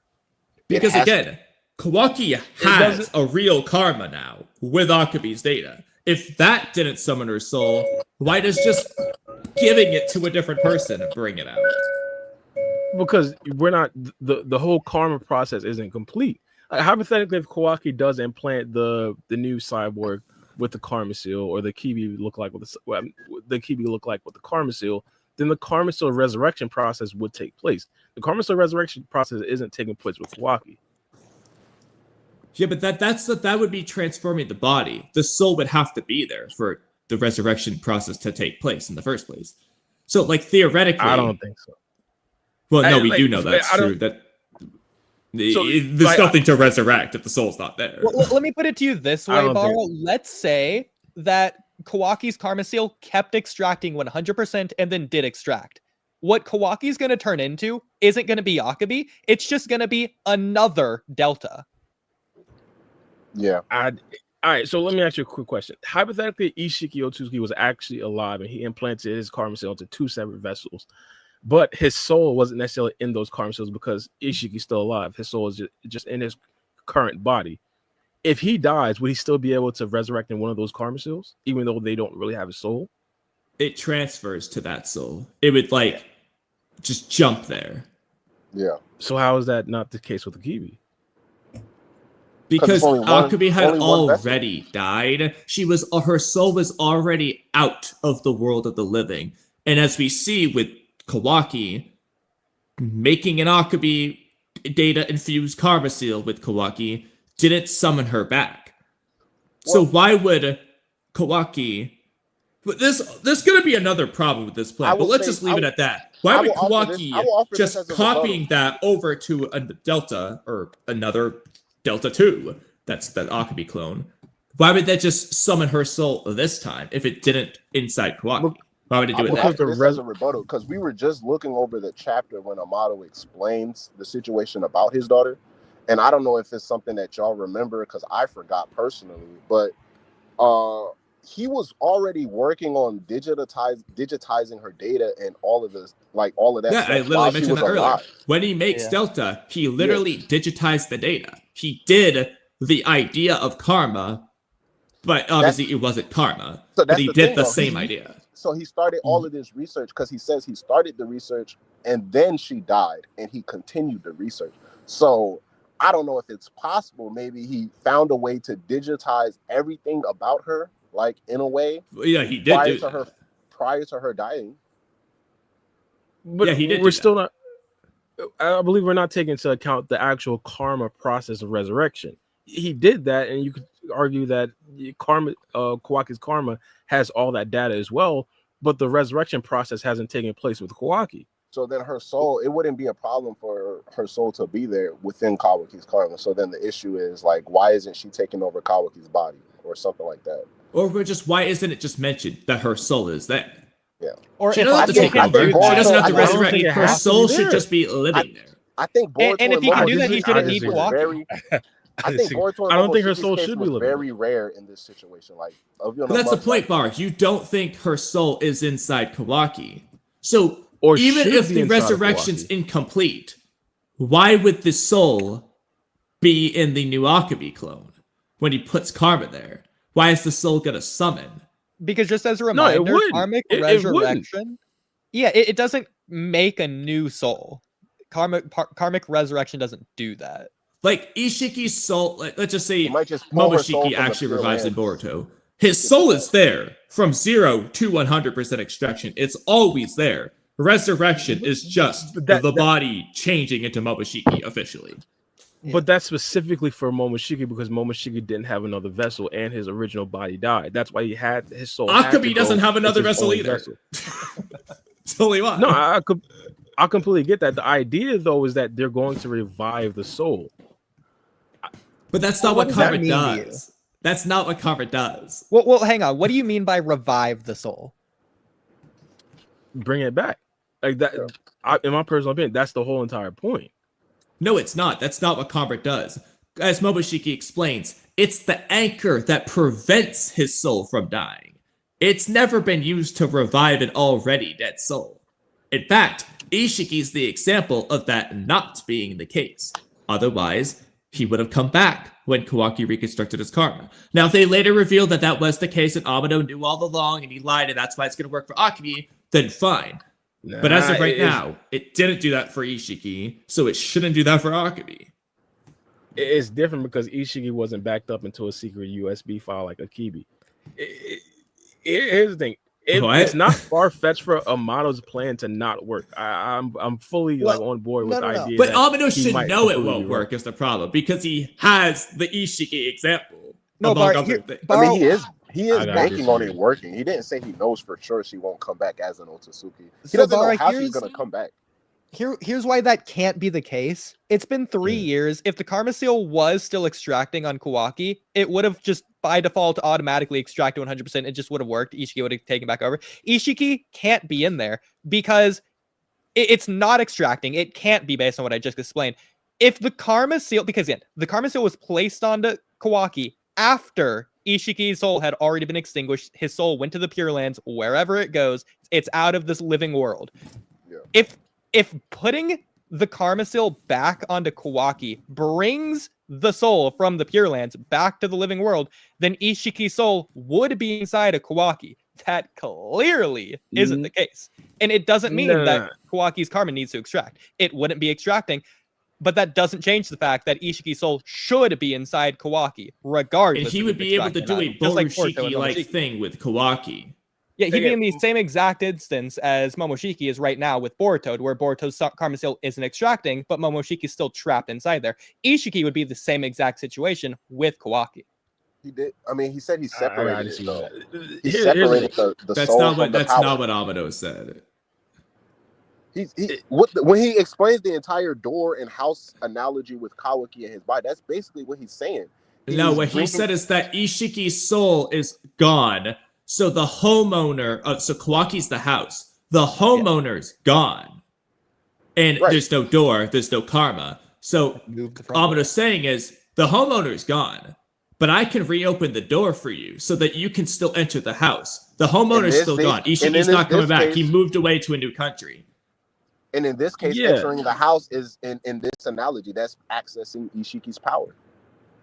Yeah. He's giving him the ability to do that. So he's separating the power from the soul. But he didn't separate it. It's the fact that Ishiki died that separated it. Yeah. Well, yeah, he didn't separate it himself. But when he reconstructed the karma, so if we take a rule, like say the karma has to have some type of soul, because that's what appears to be the case. It has to have something attached to it for it to even be a karma. Well, it doesn't have to.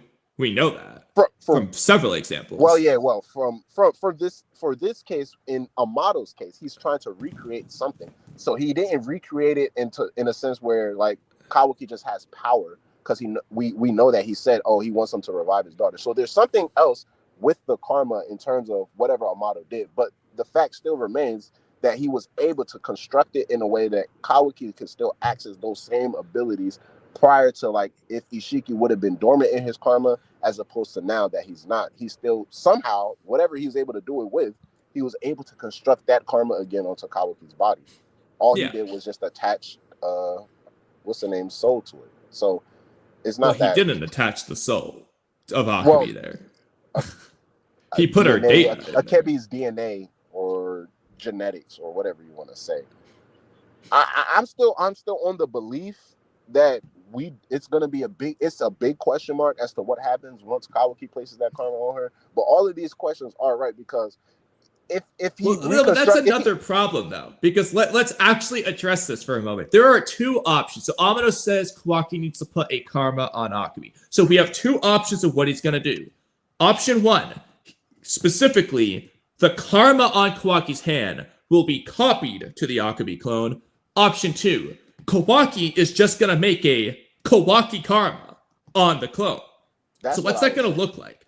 Well, if it's the Kawaki karma, it's 80% Ishiki that he's putting on there. 20% Akibi at best. It's 80% Ishiki that's going to be on this clone. I don't see how that's looking good for Akibi. That's probably going to bring back Ishiki. Option 2, it's Kawaki's karma. You know what Kawaki's karma is? It's Ishiki. I gotta disagree. Because if it's all Akibi data in there, first of all, why isn't it extracting? They haven't discussed that, but ignoring that, question. Why does the Akibi karma give him access to Ishiki's powers? Why is Akibi's karma so strong? Who is Akibi? Why is he getting an amp from this? Doesn't make sense. Overall, it's still Ishiki's karma. It's just Akibi's data inside of Ishiki's karma. Yeah, he just threw it into the mix, which means the majority, whether it's Kawaki's body or that karma, the vast majority is Ishiki. If this brings back Akibi, this should be bringing back Ishiki too. And if it brings back Ishiki, I'm sorry, but Akibi's not winning that contest. It's obviously going to be Ishiki. I don't think it's automatically going to bring back both, because they also had that plan where Boruto would have, in a different world, like, placed his karma on Code, and they never worried about like Boruto and Momoshiki transferring over. No, but that's a different karma though. He's not putting Momoshiki's karma on it. He's putting his own. He just, for whatever reason, that's he the just point. had. So isn't that what Kawaki's doing? That's the point, though. Amado never. Well, yeah, but if that's what Kawaki's doing, you know whose soul's going in Akibi? Kawaki. So that's what I'm saying. So that's the whole point, though. So if Amado never shut down the idea that Boruto could transfer his karma alone, it was more so the fact that just Code already had a karma. He never shut down the idea that, you could just transfer your karma alone, and basically Momoshiki would be in the original Boruto's body. So he doesn't not only shut it down, he implies that is doable, aside from whether or not Code can accept it, but that is a thing that they can do. It's doable. So then in Kawaki's case, it's not far-fetched to even, let's just say if somehow Ishiki's essence is still there and he's trying to transfer the data over, but Kawaki would be able to simply, if he wants to, just transfer whatever genetic makeup in his karma is of Akibi, just transfer that over to the Akibi clone, as opposed to like her coming back as like an Ishiki or a Kawaki 2.0. What would make more sense is if what Amado did was going to turn Kawaki into Akibi over time, and he's basically trying to get Kawaki to put his karma on the body, so that way Kawaki doesn't die, and he doesn't want to reveal that. The issue, though, is... See, Amado is making it like, Kawaki, I need you to do it. So it could be that he's trying to trick him, but it's like, if he's going to get his daughter back regardless, he doesn't want to kill Kawaki, but he's not going to be like, bagging Kawaki in his hands and knees. No, if Kawaki dies, he's just going to let him die in this case. He's not going to give him the power to get stronger, because he's going to say, I'm not letting you die because you're actually Akibi. He wouldn't risk it. He would just be like, sorry, and you just try to get him to do the karma first. And then, he might even tell him the truth at some point. So his approach would be pretty bad, but that would make more sense plan-wise. The issue, though, is we see Kawaki's karma. Not only has there been not a single... Kawaki would probably notice he's getting weaker. You wouldn't need the limiters. It's just the fact that the Ishiki data is being overwritten by little girl data. And, when he sprouts the karma seal and he eventually sprouts his horn, it wouldn't be an Ishiki horn. It would be an Akibi horn, which doesn't exist. It would just be Akibi's hair or something, and he wouldn't be getting stronger because Akibi, not Ishiki. I just don't necessarily think it'd be like that. Kawaki's body is already it's already altered by Ishiki Otsutsuki's data. I think that's you have to already what there. Karma's doing. The karma seal overlays Kawaki's body. That's the chakra is in those markings that overlay your body. So it's additively adding the power externally. It's kind of like Naruto's Kurama cloaks. It's doing it that way. So if it's Akibi's chakra, he wouldn't be getting Ishiki's power from that. I gotta disagree. The karma cell already decompressed in Kawaki's body. He already has the Ishiki DNA in his body. Yeah. Yeah, and as we doesn't see, change you back. can't. That's also It true. doesn't give him anything. It's only when karma overlays your body. The problem is karma doesn't make sense. You gotta do it. I disagree. disagree, Cake Tara. and eat it too. I disagree with that. The Ishiki data never decompressed over Kawaki's body ever. The karma seal just vanquished from Kawaki when Ishiki died, or Jigen, I should say. I mean, they said Boruto and both Kawaki were 80% Otsutsuki, and that the process that happens to their body doesn't change. So even when he lost the karma, whatever changes occurred in his body, it's still the same. So no, I know. His body changed. It's not because the data decompressed from the karma seal. When that happens, and only when that happens, is when the karma seal extracts at 100%. So That's this is what I was telling Bar. This is what I was telling Bar earlier. Essentially, the karma does 2 transformations to your body because it has to change you into an Otsutsuki, and then it changes you into the specific Otsutsuki. Well, no, that's the problem. It doesn't do that. It changes you into the specific Otsutsuki, and then it changes you into the specific Otsutsuki. That is the problem. I think that's where we disagree. I don't think it changes you into the specific Otsutsuki. I disagree. Then Amado's house door analogy doesn't work because you know what he tells Kawaki? You are Ishiki, not just Otsutsuki. It's Ishiki whose data was extracted in you. That's what he explains. Yeah, his data was extracting him, but he's not Ishiki. Hypothetically, if the resurrection but it's not just it's not just an Otsutsuki transfer. It's Ishiki's data. I get that, but the resurrection process hasn't taken place. Therefore, he's not Ishiki. Then why is he Otsutsuki? Because that's the karma turning seal. him into Otsutsuki. But what did the karma seal extract? So it's basically two separate things. I agree with Black Witchy. It's two separate things. What the karma essentially is doing is changing your human DNA into Otsutsuki DNA. That's like the ground basis, and then it's turning you into the specific Otsutsuki of whose karma once it's completed. So it has to, because at that point it's like, what is it doing up until the point you even fully decompress? It's doing something. So it's changing the body in order to completely undergo the full into transformation. Ishiki. So, yeah, I mean, once he would revive it, he's not Ishiki, but his body. Okay, let me ask you this. So when Kawaki lost his karma seal, Amado explains inside that house, Kawaki doesn't have karma right now. Inside Kawaki, Ishiki's power continues to sleep. Yeah. So he doesn't have karma. Why does Ishiki's power sleep inside Kawaki's body? If he's not Ishikified. He was 80%. 80% what? 80% Ishiki. You just said it for me. It's He's both. 80% It's both. They're both. not just They're both. Otsutsuki. It's both. It's both him becoming. Well, yeah, of course. So it's when both. you take you know this what? You know what process- Ishiki's last name is? or Ishiki's data. Otsutsuki. No, we understand that, but it's both. It's two processes. It's two processes. If it's 2 processes, then he wouldn't be Ishikified yet because that part didn't happen yet. Okay. Well, he wasn't 100%. The point that I'm getting, he's not Ishiki. So I get that. I'm not disagreeing with that because he's not Ishiki. Let's go The through this resurrection one at a process has to time. happen. Okay, I'm gonna ask each of you individually the same 2 questions. I'll start with Kamui. Kamui, right now, does Kawaki in his body have Ishiki's data? Yes. Okay. Does Kawaki in his karma seal have Ishiki's data? Well, Right. that depends. On 2 factors. But that's the whole point. That's the whole. Well, no, hold on. That one depends on 2 factors.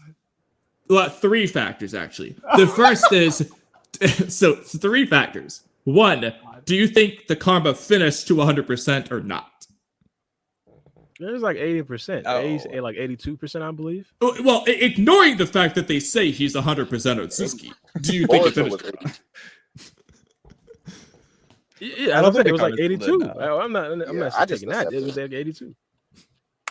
Well, okay, let me just so obviously there's actually a 4th factor. So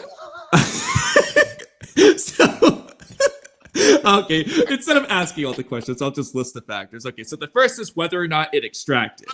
Following that is fully. So if it didn't fully extract, so it's just 80% Ishiki. The next question is when Amado reconstructed it, Did the other 20% reappear, or was it just gone forever? It's never explained. So we have those two factors stemming from factor one. The next question is, what do you consider the data to be? Because if the chakra's there, does that count as being data at the end of the day? The fourth is, when the data extracts from karma, does it leave karma and not in there? Because again, the chakra's still there. So what do we count that as? Like, okay. So that's Kamui's answer. Is it in the body? Well, no, yes, I mean, I can give you what I think are the answers to all these things, but it's an incomplete answer. Okay, well, let's just move on to Bara, just so we can establish some common ground. So Bara, is Ishiki's data inside Kawaki's body right now? I'd say yes. Yes. Okay, is it in his karma seal? I'd say no currently. Okay, and Black, do you think it's in Kawaki's body, Ishiki's data right now? Yeah. And what about his karma seal? Right now, no. Okay, so I think. So what do you think is in his karma seal? It's my question for everyone. It's just the power. The karma seal power in Akibi? In Akibi, yeah. So the chakra of Ishiki, okay. Because the way I've interpreted is that the data's extracting and that's going into the body, but the chakra remains, and at the end, all of it overlays the body. This is how so let me say, this is how I processed what Amado did to Kawaki when he reconstructed it. Because when he uses the house analogy, essentially, Kawaki without the karma seal has Ishiki's power within him. Because essentially, his body was turned into 80% of Otsutsuki's DNA and genetics due to Ishiki's karma and its influence. Otsutsuki's DNA and genetics. Ishiki, okay, yes. So at that point, he has 80% of Ishiki's DNA. He's 80% Ishiki, 20% Kawaki. I guess you can say that. He's Kawaki because he operates and thinks as Kawaki. So yeah, in that case, he's not Ishiki. But once we move past that, Amado now placed the karma seal onto Kawaki. Like that karma seal essentially allows Kawaki to access the power that he would already have, that he already has. But he doesn't already have it though, because you just said if it's the data extracted onto his body, but the power access. Was in karma. So he doesn't have the power without karma. It's just not in his body. In this case, so I would say like in his first initial case, the power is the karma, but in this case, the karma is the key to the power. Because that's if it's not, then like you said, like whoever said earlier, the house analogy makes no sense. The karma has to be it doesn't through the power. Okay. Let me ask both Black and Bara this: if Kawaki lost his karma seal right now, can he use the Kokugan or Black Rods or the cube? Can he access that? I'd say yes. Or even I don't think Daikoku? he would be able to access. That's a good question. Yes. Because even the first time when he lost the to... karma seal, he was already still an Otsutsuki member, or he was already still 80% Otsutsuki. So he never lost the Otsutsuki stuff that he got from the karma. I think he would lose it, and he probably still be able to like fly, and he would be strong and durable as an Otsutsuki. Okay, so you think he's gaining general Otsutsuki abilities from being generally Otsutsuki, but he would lose his Ishiki specific abilities?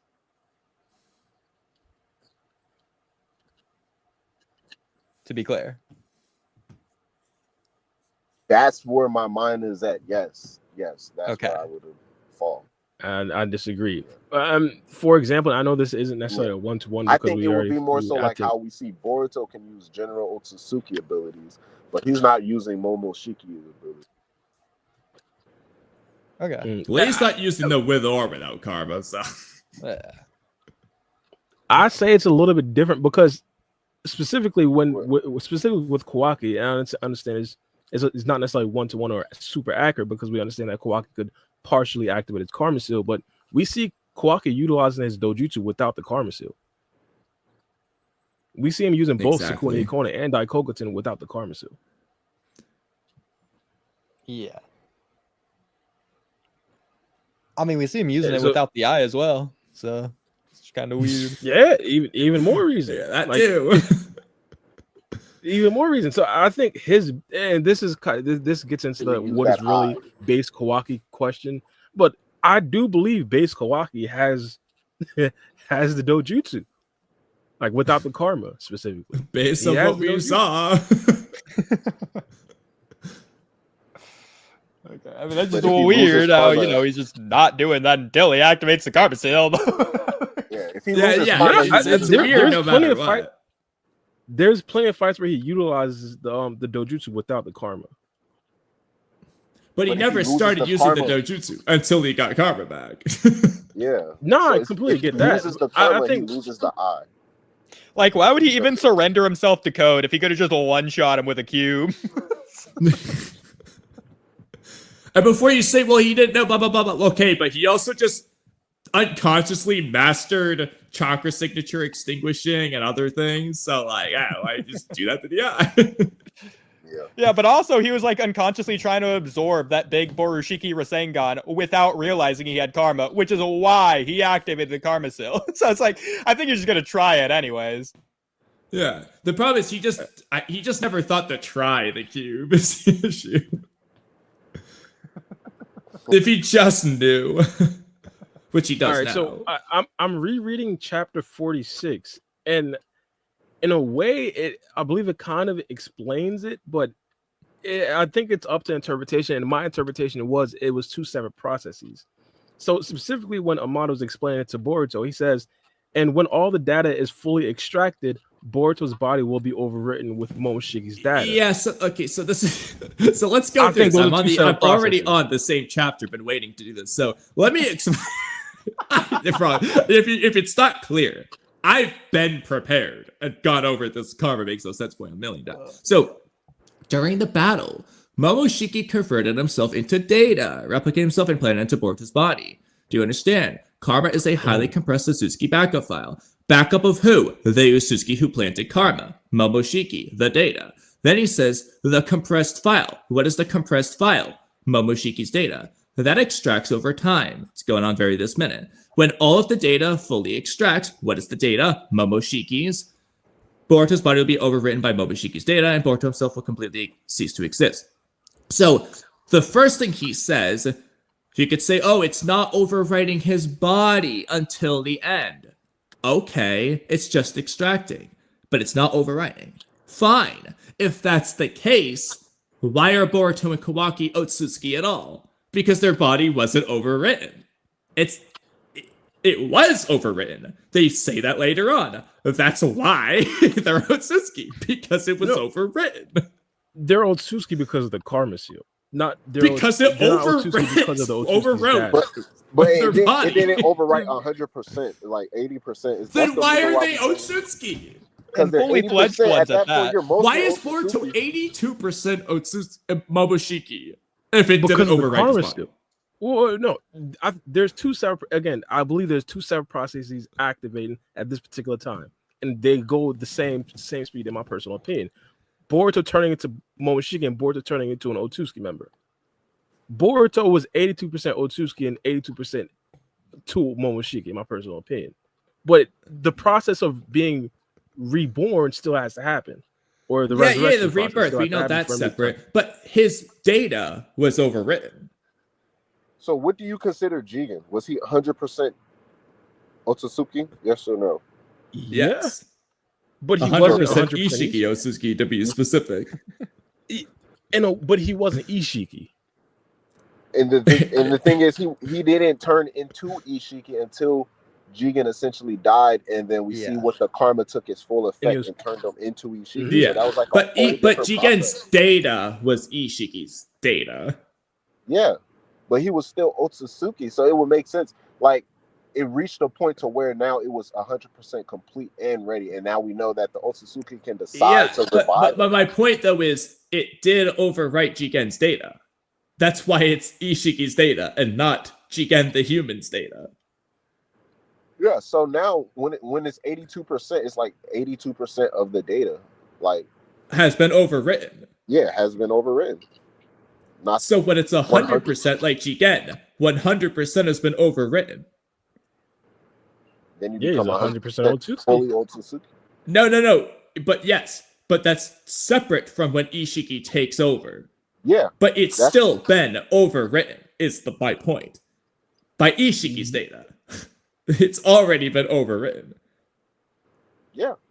Yeah. So he's Kawaki isn't just Otsutsuki. He's Ishiki Otsutsuki.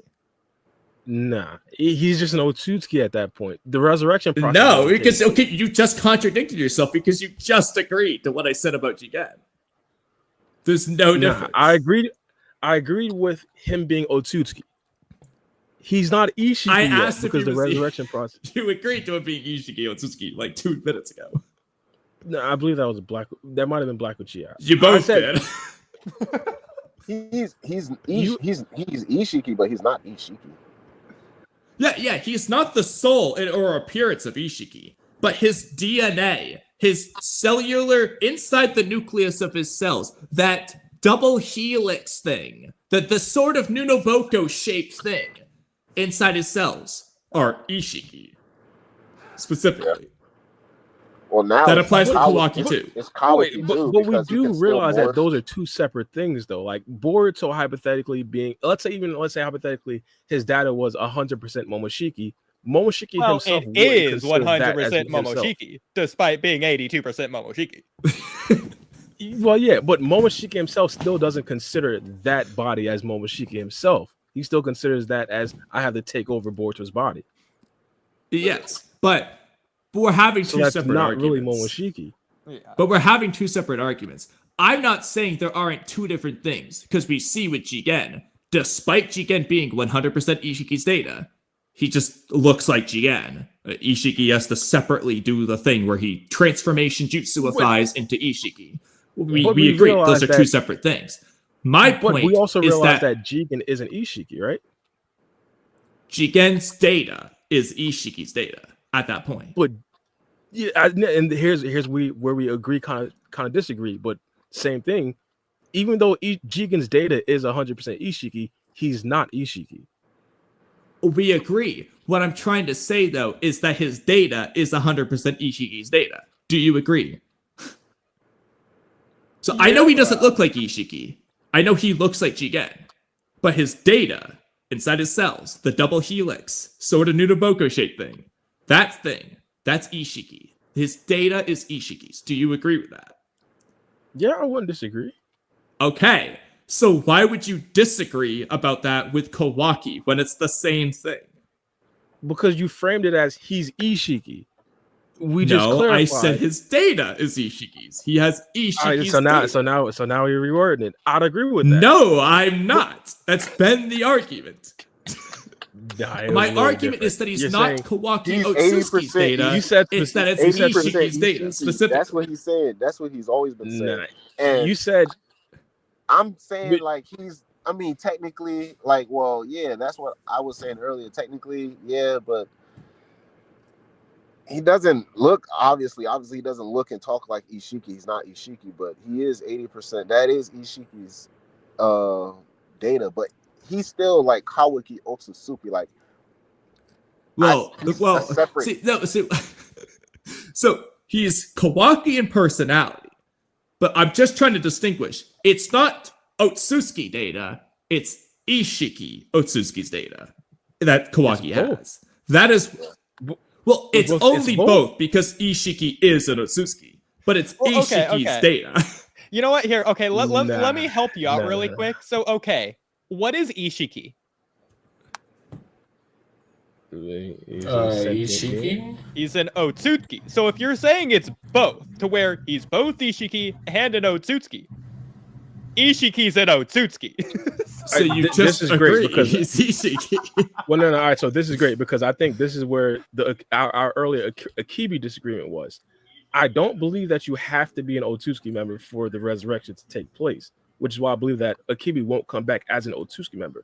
It's just the fact that there was Otsutsuki members that was utilized. I do believe you have to be, which is why they're Otsutsuki. That's not what we were arguing about with the soul thing. The argument with Akibi is that her soul isn't there. It's not gonna be there. There's no reason for it to be there. At least on my end of the argument. No, I get that. That's like a separate argument. My thing was, hypothetically, if she does come back, she wouldn't be an Otsutsuki member because it's not an Otsutsuki member's DNA that was in the karma. Well, that You're saying depends that on it if has it's to- what the karma is supposed to be. If it's Kawaki's karma, well, Kawaki's Again, yeah, 80% Otsutsuki. And this is where this hinges on our disagreement. I don't believe that the karma seal inherently gives you Otsutsuki power. So Well, that's let interesting. me retract that statement. I don't inherently believe, hypothetically, the karma seal is giving you the Otsutsuki power. It's essentially extracting Otsutsuki power in itself and the specific Otsutsuki data that implanted the karma seal. Now, hypothetically, if Akibi's data is in the karma seal, let's say the vessel itself, I believe the vessel would turn into an Otsutsuki, but when it's reborn, it wouldn't be an Otsutsuki. So the processes wouldn't necessarily be you're becoming 100% Otsutsuki and 100% the person. It'd be a little bit different. Yeah, I think that's if it was just a genuine Akibi karma, it wouldn't be turning them into Otsutsuki at all. It'd be turning them into Akibi, who's a human. I disagree. I think that because the karma seal in itself is an Otsutsuki power, it would turn the vessel into an Otsutsuki member. Yeah, I disagree with that, because what Otsutsuki aspect is in that karma? Nothing. The karma seal in itself. Well, let's go back a little bit, Bara. But the karma seal itself just is compressed person who branded its data. Akibi just has the Shinjutsu for some reason, it's just compressing Akibi, who is an Otsutsuki in that case. So let me ask y'all this. So right now we all agree Boruto and Kawaki have the bodies of an Otsutsuki, yes? Yes. Okay. Do we think Code... Well, actually, I disagree. They have the data of an Otsutsuki. Their body is not Otsutsuki. Do we think Code has the body or data of an Otsutsuki? No. So it's not from the karma seal, it's from seemingly the extraction that they gain the data. The power, right? Yeah. Code supposedly has the chakra of Ishiki in his karma seal. That's the power. Yeah. And that's not making him Otsutsuki. It's specifically the data that makes him Otsutsuki. Yeah. Yeah, but he had like an incomplete karma. Like that gets weird. It's a karma that only has the chakra of an Otsutsuki and not the data. Yeah, just the chakra. If the data is what makes you Otsutsuki, well, that's because the data in there is the Otsutsuki's data. It's Momoshiki or Ishiki's data. If it's Akibi's data, which is not Otsutsuki, it wouldn't make Code Otsutsuki. It would just make him Akibi. Would data and cells be the same in this verse? Would you consider that the same thing? Kind of. More or less, in terms of the grand scheme of things, basically, but technically no. I mean, because it can't be either. It's technically like the DNA when they say data, but... Black, you're breaking up. Back. Oh, Freakin's back. I've been back. Black, you're breaking up. Black, you're breaking up.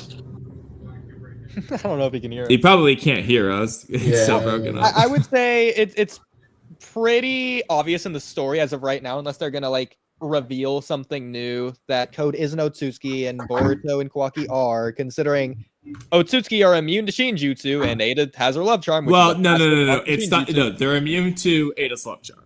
Not the love charm. Yeah, sorry, my bad. So, but obviously Boruto and Kawaki are immune because they're Otsutsuki, whereas Code isn't because he isn't. And so that right there tells us having a karma seal doesn't make you Otsutsuki. It's through the karma seal extraction. In other words, if Boruto and Kawaki just were stuck at 0% extraction for whatever reason, Momoshiki and Ishiki's karma seals just were never extracting, they just wouldn't be Otsutsuki. They would just have their normal bodies. They wouldn't be flying or anything. Because again, they're flying in base. They're not doing it with their karma seal activated. So they just have bodies that have the data somehow. Wait, repeat that. Give me a second. So Boruto and Kawaki have the bodies of an Otsutsuki, or at least the data of an Otsutsuki, whereas Code doesn't. That's why Boruto and Kawaki are immune to the love charm and able to fly, and Code is not. Yeah, because they're pretty much Otsutsuki and not human no more, at that sense. I might agree with that. I might agree with that. I'll prove to be, what is it, incorrect, or how's the saying go? Well, because before they got most of the data from Jigen and Momoshiki, they wasn't exhibiting those abilities as far as like flying and stuff like that, Kawaki or Boruto. They didn't until they got to like 100%, but it was full Otsutsuki. And then they started gaining those powers as far as like flying and like being able to master chakra and stuff like that. Yeah. I mean, free game, why do you think that they're at 100%? Because again, Kawaki was at 82% when the Karmisil vanquished, and then he was actually only at 80%. 80%. Not even 82. Yeah. So then when Amado put it back on Kawaki, it's not extracting, so it should still be at 82%. Why? Yeah, that's true. So if the body... Or even if it is extracting, Akibi's data is in there, which wasn't Otsutsuki. So I don't care if Akibi's only got 3%. He just wouldn't be able to get 100%. It'd be 97% if it did extract. And then likewise, Boruto's obviously isn't extracting ever since Momoshiki whatever. We'll come back to him. Yeah. So, okay. So why are they at 100% data, body, whatever, if their Karmisil isn't? And seemingly, through code, we've proven, it's through the extraction that they turn their body or data into Otsutsuki. Why are they at 100% if their Karmisil isn't? I mean, I guess you can still consider them full Otsutsuki because that's how they're referenced. Like, they don't call Boruto Uzumaki, they call him Boruto Otsutsuki. Well, we know that, but he's asking why are they fully Otsutsuki? Because if that was the case pre-game, then people would start calling them that as soon as they hit 51%. I mean, I guess if you want to put it in layman's terms, if I was like 85% black and like 15% white or whatever that is, yeah, I'm black, bro. Okay, but when Kawaki was 84% black, they were specifically saying he's not fully, like what's different about 85 versus 84? Why is that the cutoff? Yeah, I mean, that's where you're coming from. So, specifically with Akibi, let's say hypothetically they do go through the process, and Kawaki's Karmisil currently right now is contained with Akibi's data. Would the clone itself become an Otsutsuki? We say no, right? It entirely depends on whether it's supposed to be a Kawaki karma or a copy of whatever karma Kawaki has right now. And if it's the latter, then what's in the karma? Is there Ishiki data in there or not? Hey, Black, do you remember what you was trying to say? Because you was cutting up really bad before you left out. Nah, let's just continue with the conversation. I would have no idea. All right. All right, so to answer my Conway's question, hypothetically, it's just Akibi's data that's in the karma. Okay. It wouldn't necessarily be some sort of hybrid with Ishiki Otsutsuki, and we're just going on like the pie in the sky or pie in the sky. Yeah, so it's 100% Akibi data in there, and they're just going to copy that karma over to this Delta clone, right? For the question, they shouldn't be Otsutsuki, in my opinion. Mm-hmm. And the revival, what's Otsutsuki about it? Nothing. True. Oh, well, that was one of our main disagreements a bit earlier. I think that Akibi wouldn't be revived as an Otsutsuki. I kind of got there. I kind of came to that conclusion a little bit differently. You guys kind of opened my eyes with the Karmisil thing potentially being like, yeah, once you do actually get the Karmisil, you have to have some sort of Otsutsuki data in there to actually turn Otsutsuki.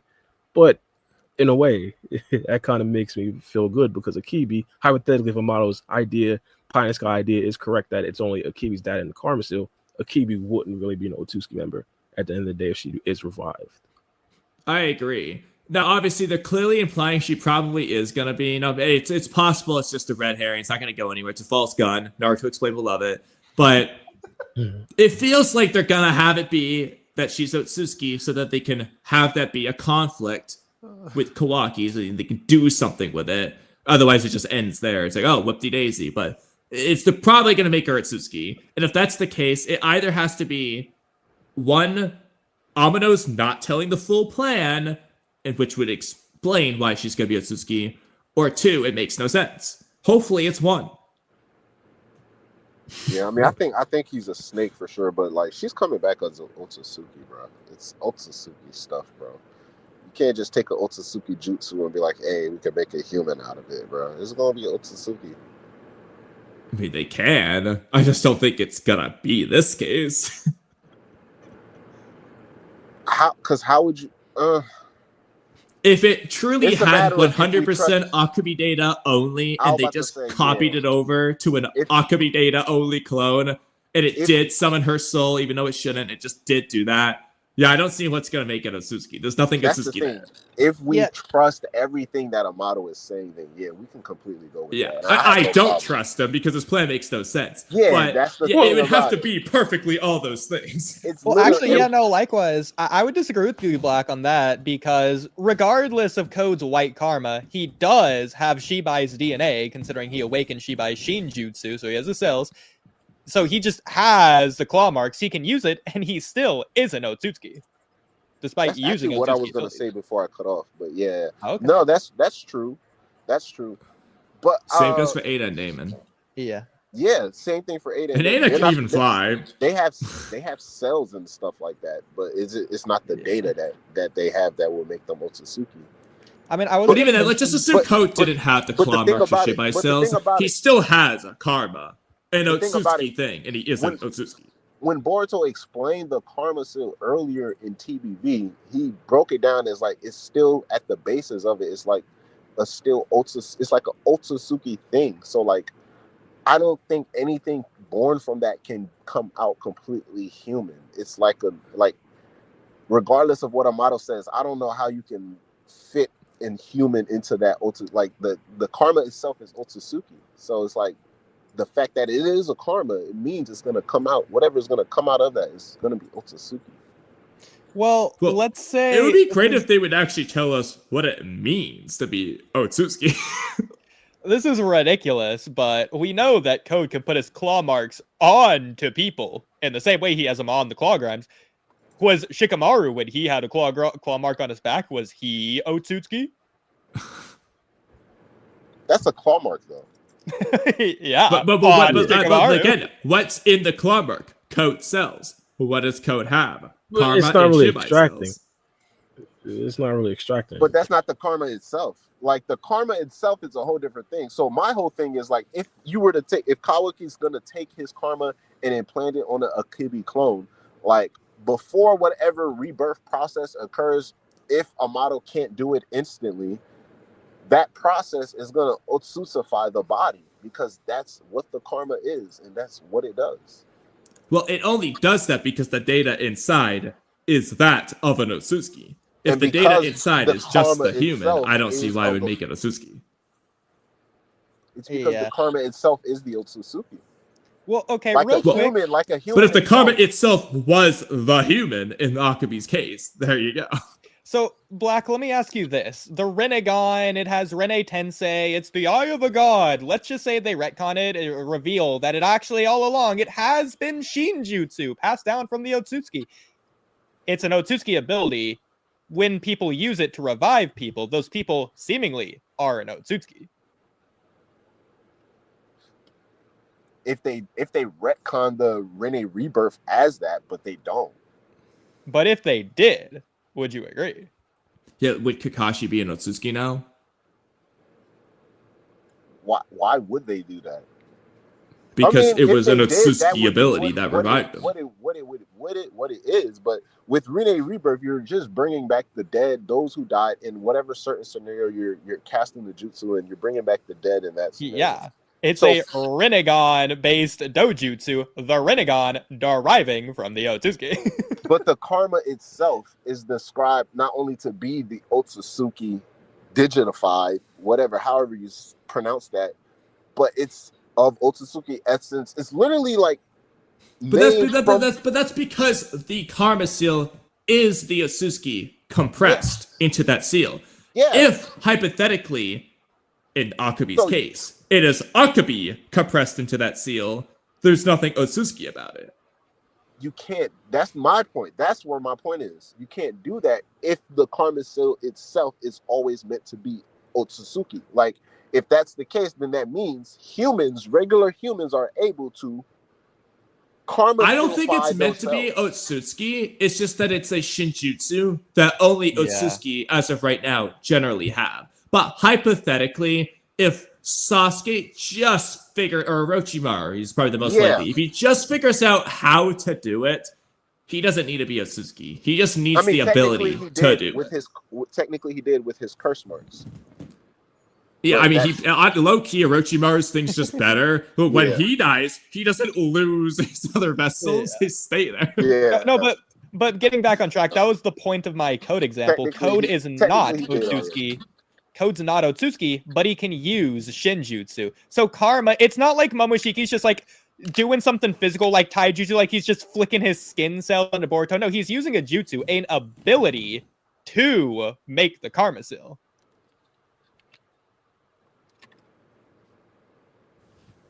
So I would say it's anything made from that Karma Seal should be. Yeah, it's the ability to compress yourself into data. That's what Karma really is. Yeah. Yeah, and humans can't do that. Anything that comes from the karma. Well, humans can do it. Code can do it. He can't make his own karma. I don't think Code. As of right now, he doesn't have that Shinjutsu, but my point is that Code has Shinjutsu and he's human. So any human, seemingly, can have a Shinjutsu. They just need to be given it. They can have a Shinjutsu.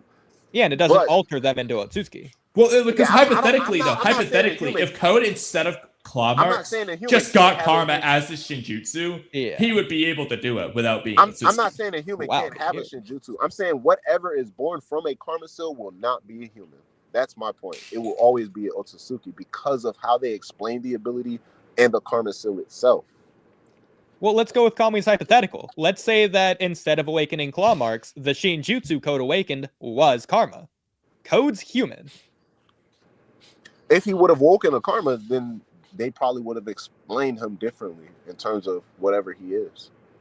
Well, no, he would just have the Shinjutsu to compress himself and extract that onto a vessel and all that jazz. It'd be the same explanation of Karma. The only difference is that's what I'm Code is saying. an Otsutsuki. If he would have awoken that ability, his karma wouldn't have been a dud in the first place. Like, he would have been another legitimate... Well, no. That karma would still be a dud. That's Ishiki's karma. We're saying Code's ability is to put karmas on other people. So he'd walk up to Boro and say, hey, Boro, I'm giving you a Code karma. Then Boro has a karma that's turned into Code. If they gave him that ability, but he doesn't have that ability because it's not a real karma. Yeah. No. His white karma is a separate thing. We're saying his Shibai cells, instead of awakening claw marks, he awakens the ability to give people karma. Yeah. I mean, then that would technically be an ability that he would have as a byproduct. Yeah, and then when he resurrects, he would still just be Code, the human, not Otsutsuki. The human with those Shibai cells, he would still have the ability to grant another Karma Seal, though. Yeah, but he wouldn't be Otsutsuki. Yeah, but that's in a hypothetical. That technically would work. That technically could work. Yeah, it was actually possible, considering that they just get whatever random Shinjutsu Shibai had anyway. Karma is one of those Shinjutsu. He literally could have happened. Technically, he could have. But up until this point, we haven't seen that, so... But we know it's possible. Yeah, again, we're not saying this as a theory or that off screen secretly he has it. We're saying hypothetically, what if that did happen? and I wouldn't say it. I would argue it's more realistically possible than what Eida got, omnipotence. Okay? If Eida can get that, I think Code can get karma. I mean, I'm not going to be judgy, but literally just getting the ability to resurrect yourself, at that point you're not even that would be a lame, but I mean, that's cool, but it wouldn't be Otsutsuki only. I mean, Orochimaru's been doing it. It'd be cooler than claw marks, which is just bad flying Raijin. Well, it also would be interesting for Code's character, given his whole white karma thing. It would also be really interesting for Code. I'm actually gonna spit for a second. So Code's mad because he got a dud white karma. You know what also make Code mad? He wants to be Ishiki's vessel. So he gets a dud karma, and his ability is what? To make his own vessel. That's not what he wants. He wants to be the vessel. So he got a dud karma and has the ability to make other people his vessel. He'd be furious. Imagine his hatred and like shit like that. He can make an army of codes that are all his vessels that work for him. That instead of the screw the claw grind, there's a freaking code grind when he's got in his arsenal. Imagine an army of codes coming. That's actually pretty scary. And he's pissed because all he ever wanted was to be the vessel, and he can't. Hypothetically, if there's a lot of people walking around that's just compatible with code. I mean, he's human. It's probably easier for him to get a vessel. It probably would be a lot easier for him. And that would actually that would make it more impactful because Code has the ability to make everyone his own vessel, but he can't. The one thing he can't do is be a vessel. I actually like this. Fuck the claw marks. This is better. He can keep his claws. Why aren't we the claws? editors? They're just like Kawaki and Delta's Ninja Tech. He can have the claws. But fuck the claw marks, bro. This is just narratively better. What if the claw marks done narratively for the story? Nothing. Just make the claw marks scientific ninja tech. Nothing changes.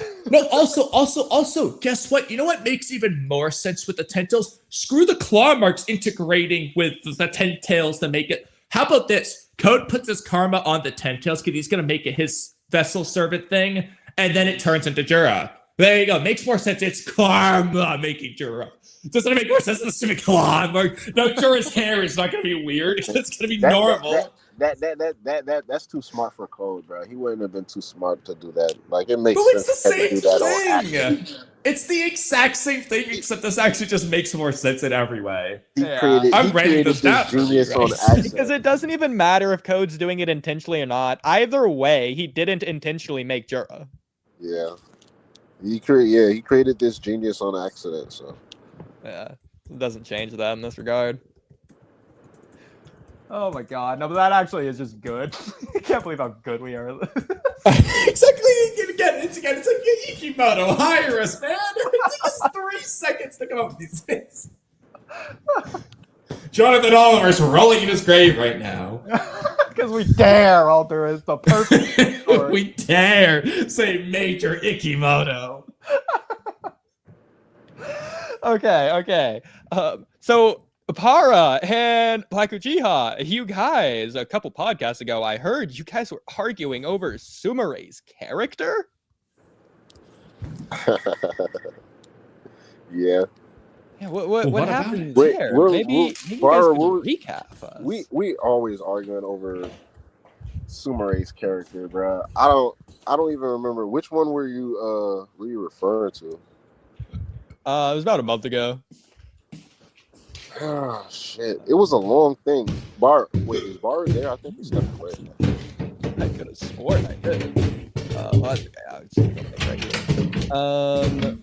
Here, I got okay, so Black, why don't you refresh us on your thoughts on Sumere? Bro, I just been muted the whole time, bro. I didn't even know. My bad. Oh, I was about to say, no, that's cool.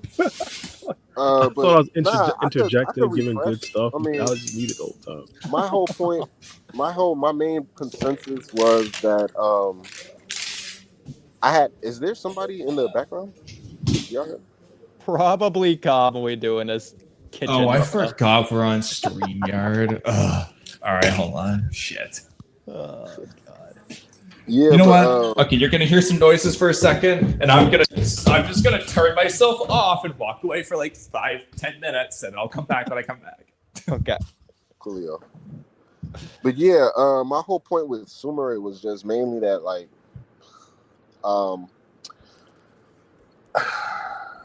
without trying to sound too harsh, there's like a lot of personality traits for her character and a lot of impact that essentially she brings to the story that can be given to other characters. And you can essentially take her character out the story and it really wouldn't have no difference. I think that was the main thing because I brought that up and then, yeah, we've been having a couple of back and forths regarding Sumere ever since then. But yeah, I'd heavily disagree with my guy off of that. If that was the disagreement, that makes sense. Yeah. Okay. Well, I listened to that stream like last night or whatever, so I'm a little bit more refreshed than y'all on that debate probably. But generally, from what I remember, Black Uchiha, like you were saying, And to be fair, we do this too all the time. Me and Kamui, we go back and forth on characters that we just remove or just give their story to someone else, and it changes nothing. It just minimizes a story. It just focuses it. It just condenses it. It just makes it better. Especially with Attack on Titan. We love to say how much we could just do that with characters there. But we do it with Boruto and pretty much every series that we can. So I don't blame you for doing this with Sumire. That said, I feel like Sumire is one of the characters that this doesn't necessarily apply to, even though it's completely fair to say you can apply it. But I do think you're losing at least a little bit, whereas you were saying you couldn't see anything at all. So part of the reason that you were saying it is because you don't see Sumire as a fully fleshed out character on her own right as it is.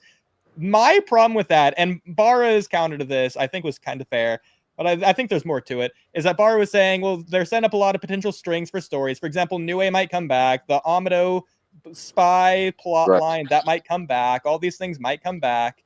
And in fact, I even have a link if we wanted to go over it. It was made by Thunderbolts. It's a Discord thing. I can share my screen, seemingly, hopefully. Yeah, there we go. Yeah, so Thunderbolts wrote the Sumire character and backstory. Interesting aspects of like different points on her whole thing from like light novel 3 and all these different crazy things. And we can go over it. And I feel like that'd be a big meat of this. But generally, I do want to say in terms of like screenwriting, since I'm like that guy and whatever, Sumire is filling her role as a character archetype. In fact, I thought in this latest chapter, she did that very well. Sumire doesn't need to have her own fully fleshed backstory or focus on the story or anything like that.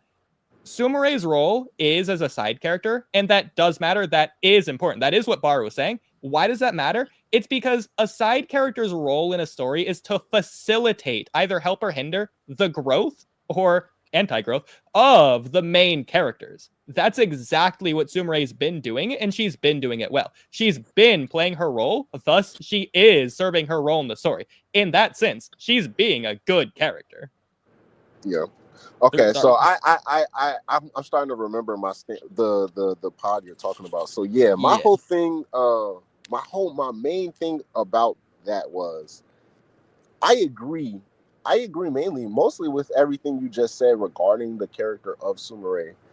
I just feel like her importance was escalated or elevated to a certain point to where, you know, it becomes an issue if you try to look for it in that type of standpoint. Like you said, she's a side character that has certain elements that pinpoints growth for certain characters and certain elements and stuff like that, as opposed to making her like a main character in the story in the midst of all the things going down. So my whole thing was kind of, I guess you can say, like an epiphany of like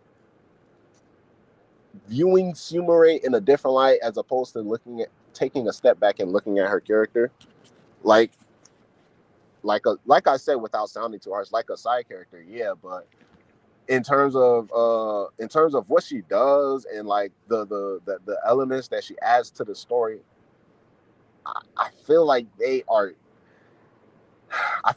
to do more with the character, and they can do more, and there's obviously a lot of more room for them to do more with the character.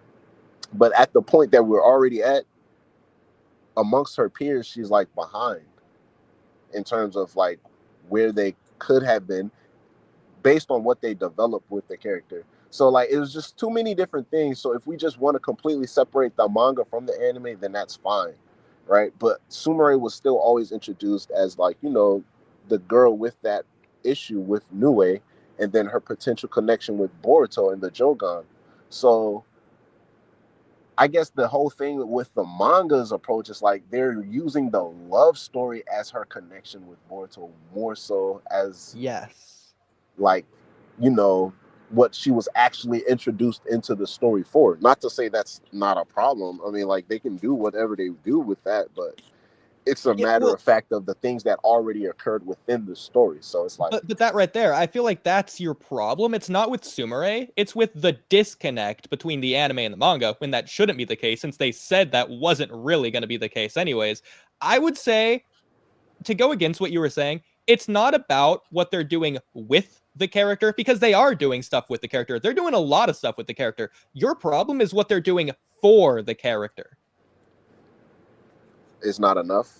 Is that what you're trying to say? Yeah, so basically they're setting up a lot of things up, but they haven't really executed on that in a sense to where it's a focus on Sumire as a character herself. But she's not a main character, she is a supporting character, and she is supporting well. That's her role. Yeah. My issue is that they're giving her, and then I think I did say this in one of those pods. I was like, maybe, because the more we talked about it, the more we argued about it. I'm like, well, maybe my issue is probably with how Ikimoto's writing her. Maybe that's it, and I don't got a problem with the character. Because it's like, we agree with Ikimoto's writing. Yeah, when it comes to Sumire, I thought she actually did a really good job in this latest chapter. Sumire was, ironically, one of my favorite aspects of this latest chapter. I gotta agree with that. I mean, I agree in terms of like she like the things that I love when she does, like I think what's the chapter when her and Amado were talking in that office. That chapter, like that for me, I'm like, yeah, that's like when she's shining in her moments, when she's putting you in a spotlight to basically essentially expose yourself. And they kind of set up these type of elements in these little back and forths between her and Amado where she can do things like that. That's cool.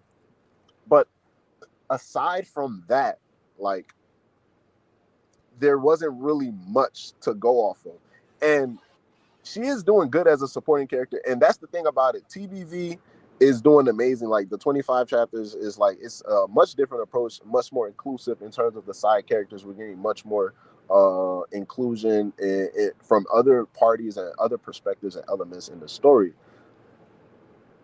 But that doesn't erase the buildup that necessarily wasn't there really in Next Generations. And I could say the same thing for like other characters, basically who's not Boruto or Kawaki, right? They weren't really there, but certain things that are emphasized as much, it's like I don't have a problem with it being emphasized or being showcased or highlighted for the character, but some things are being watered down or other things are being taken away, or it's just like they're just suddenly implementing something to where it's like I don't think, I'm not one of those people who think that authors like see what fans say and be like, oh yeah, let's add that into. I don't think necessarily they're doing that, but it's, you know, it's just kind of feeling like that type of vibe when it comes to her character, whereas like the other elements that they could be developing and should be developing, I think more aren't being done that way. I feel like the problem, the critique that you have isn't the fact that it's not about the quality of Sumire's writing. It's the fact that Sumire is being written in. And I would say this critique applies pretty well to a lot of the side cast in Naruto Shippuden. In part 1, a lot of their character arcs were finished. So in part 2, you got characters existing in the background, but not really facilitating to any sort of progression or change to the plot in any kind of meaningful way. They either do side stories on their own, or they're just there not doing anything. For example, Lee, Neji, a lot of those characters are just like Team Guy, mostly. It's just like in the background doing their own thing, or just not doing anything at all. But they're constantly there, which is part of the problem. Whereas in part 1, they're very important. They have a huge focus until like the war arc where they randomly kill off Neji when he hasn't done anything for 300 chapters or whatever. So I feel like the same argument's applying there. But there's a problem with that in the sense that, let me ask you this. Can you name a single bad Sumire moment? In the manga? Yeah.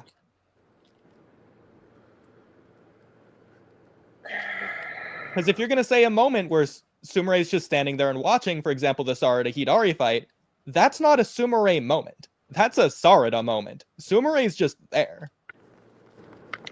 Yeah, that's not a Sumire moment. I mean, what do you mean like a bad Sumire moment? Like, well, of the moments that are focused or important on Sumire, is there any of those that you think were written bad? Or any that you would have any critique of in any regard? So far? No, it's really like you said, it's more so just like not enough. And it's not that it's bad, it's just that it's like, well, what is the point of her being here? Like the love stuff is cool, but like other than that, it's like we don't necessarily talk about much about her character when it regards to, like you said earlier, like to the story and her minimal.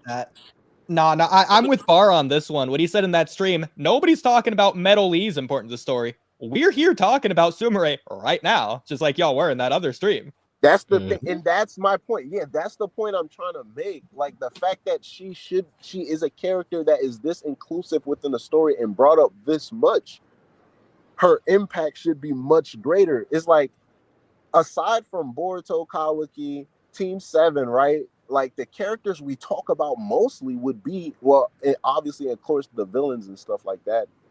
The characters we talk about most would be Sumire, Himawari, and Mitsuki. Can we agree to that? Yeah, the main characters. It makes sense why we talk about them the most. Exactly. So as far as like whatever they're doing for each of these characters, we can respectively agree or come to some type of like acknowledgement. Like we know with Himawari is much more clear. Whatever with her and Kurama and stuff, like they're doing more inclusion with that. Well, hang on. But that's also not fair, because you have to look at the story with like in terms of its overarching aspects as the story progresses from arc to arc, and then you have to look at an arc specific focus. If you were to review Naruto Part 1, you are not going to mention Inari. If you're going to review The Land of Waves, you're going to mention them 500 times. Well, because that's a character. Well, that's a character that's focal point in The Land of Waves, but he's not like a character throughout, a reoccurring character throughout the story in the way that Sumire is presented to be. But that's my point, though, is that when a character is supposed to shine, you have to look at then of if they are shining or not. If they're just not in the story, you can't say they're not shining, because they're just not there at all. Because, like, for example, would you say that Inari is good in The Land of Waves? He respectively played his role. That's like the guy that they had to escort, right? Well, that's Tazuna. Inari was the kid. But either way, let's just go with Tazuna because you liked him. Would you say, okay, so you thought Tazuna was good in Land of Waves. Would you say Tazuna was good in Naruto? He played his part. Yeah, he was a good character. Oh, there you go. Okay. He played his part. And that's the thing I'm trying to say with Sumire. It's like, that's what I'm trying to say. So it's like, right now, if I just accept what she's been doing and the role that she's been in, she's played her part well. She's simply just been a supporting character who pops up now and then. But in terms of the actual like story and integral points, which is the main consensus I was trying to get across, it's like we talk about her so much, but what progression to the story and like what correlation to the story do we talk about her in? Aside from the love triangle with her, Boruto, and Sarada. Well, but that's not fair, because that's not what makes a good character. Because you could say that for a ton of side characters who are only there to facilitate the main character and don't really have a role outside of that. That's the thing about it. That's the thing about it. If they're not, they never introduced Sumire as that kind of character. So they're just turning her into that. Like, it can be a character that's in the story and we know solely. No. That's not fair. That's not fair. Because you're looking at the anime and then applying that to the manga. So again, your problem is the disconnect there. It's not with Sumire's character in the manga. Sumire was introduced in what? The anime or the manga? In both. But first, she was introduced in what first? The anime or the manga? No, the anime. Her story was introduced in the anime. Thank you. So we know her story. We know the character from the anime. And she was introduced in a point within the manga where we see, okay, she's suddenly, she's in the scientific ninja thing and she's working with Katsuki. And we know that through the anime, which her story progressed from and was inspired from, her connection with Nue. And that whole entire Limbo clone and the fact that Danzo was that close to recreating Kaguya's jutsu. And not only that, but her losing control of Nue and her joining the scientific core in order to figure out better means of controlling Nue and also the potential truth about Nue. No. Because this is what you're saying last time. You're misremembering it. I remembered it last night. I don't remember it right now off the top of my head. In the manga, it stated she just has a different reason for being in the scientific ninja corps. Or the tech or whatever. She's not doing it for Nue. She's doing it for a specific different reason. I forget off the top of the head what it is though. So did they stay in because she's not introduced until they pop up into the lab and when they see her and they're like, oh, right. class rep and stuff like that. So in the manga, we can essentially take, like, if people don't watch the anime, or if you've never seen anime, you wouldn't even know, like, okay, she maybe well, she exactly. was never That's important. There are manga only fans, so it is also unfair to take her anime story and apply it to the manga. Yeah, okay, so that's the thing about it. So that was my first issue. That whole problem is like, okay, they're changing the character. If I agree, and that is a problem, but that's not a problem with Sumire. That's a problem with Ikimoto, with the manga. Ikimoto, yeah. I came to that conclusion. I was like, maybe my issue is with Ikimoto and how he did that. Okay, so that's agreeable. Now, just accepting the fact that, okay, this character is in the manga now, and their central character, they're gonna have her be shown a lot. She's gonna be there in the plot. Aside from just like being there, right? She's just there. Like in the manga, they introduce her as like, okay, the scientific girl. Like she doesn't really, like, we don't know anything about her sciencey as well. Like, and that's also another argument we got into. One of the more recent Sumire arguments was like, how I don't consider Sumire a scientific person when I think of her. Like I still think of her as like a ninja who just like retired and who's doing this like undercover espionage mission right now. I don't look at her as a full-fledged person who's actually been learning and progressing in the arts of science or whatever computer techie nonsense stuff that there is. And she hasn't shown any signs of having that anyway. So it's like, I could be wrong. I think some of the tech that Sarada was training with Boruto and Mitsuki when they first went to that lab was made by Sumire, but it could have been made by Katasuke.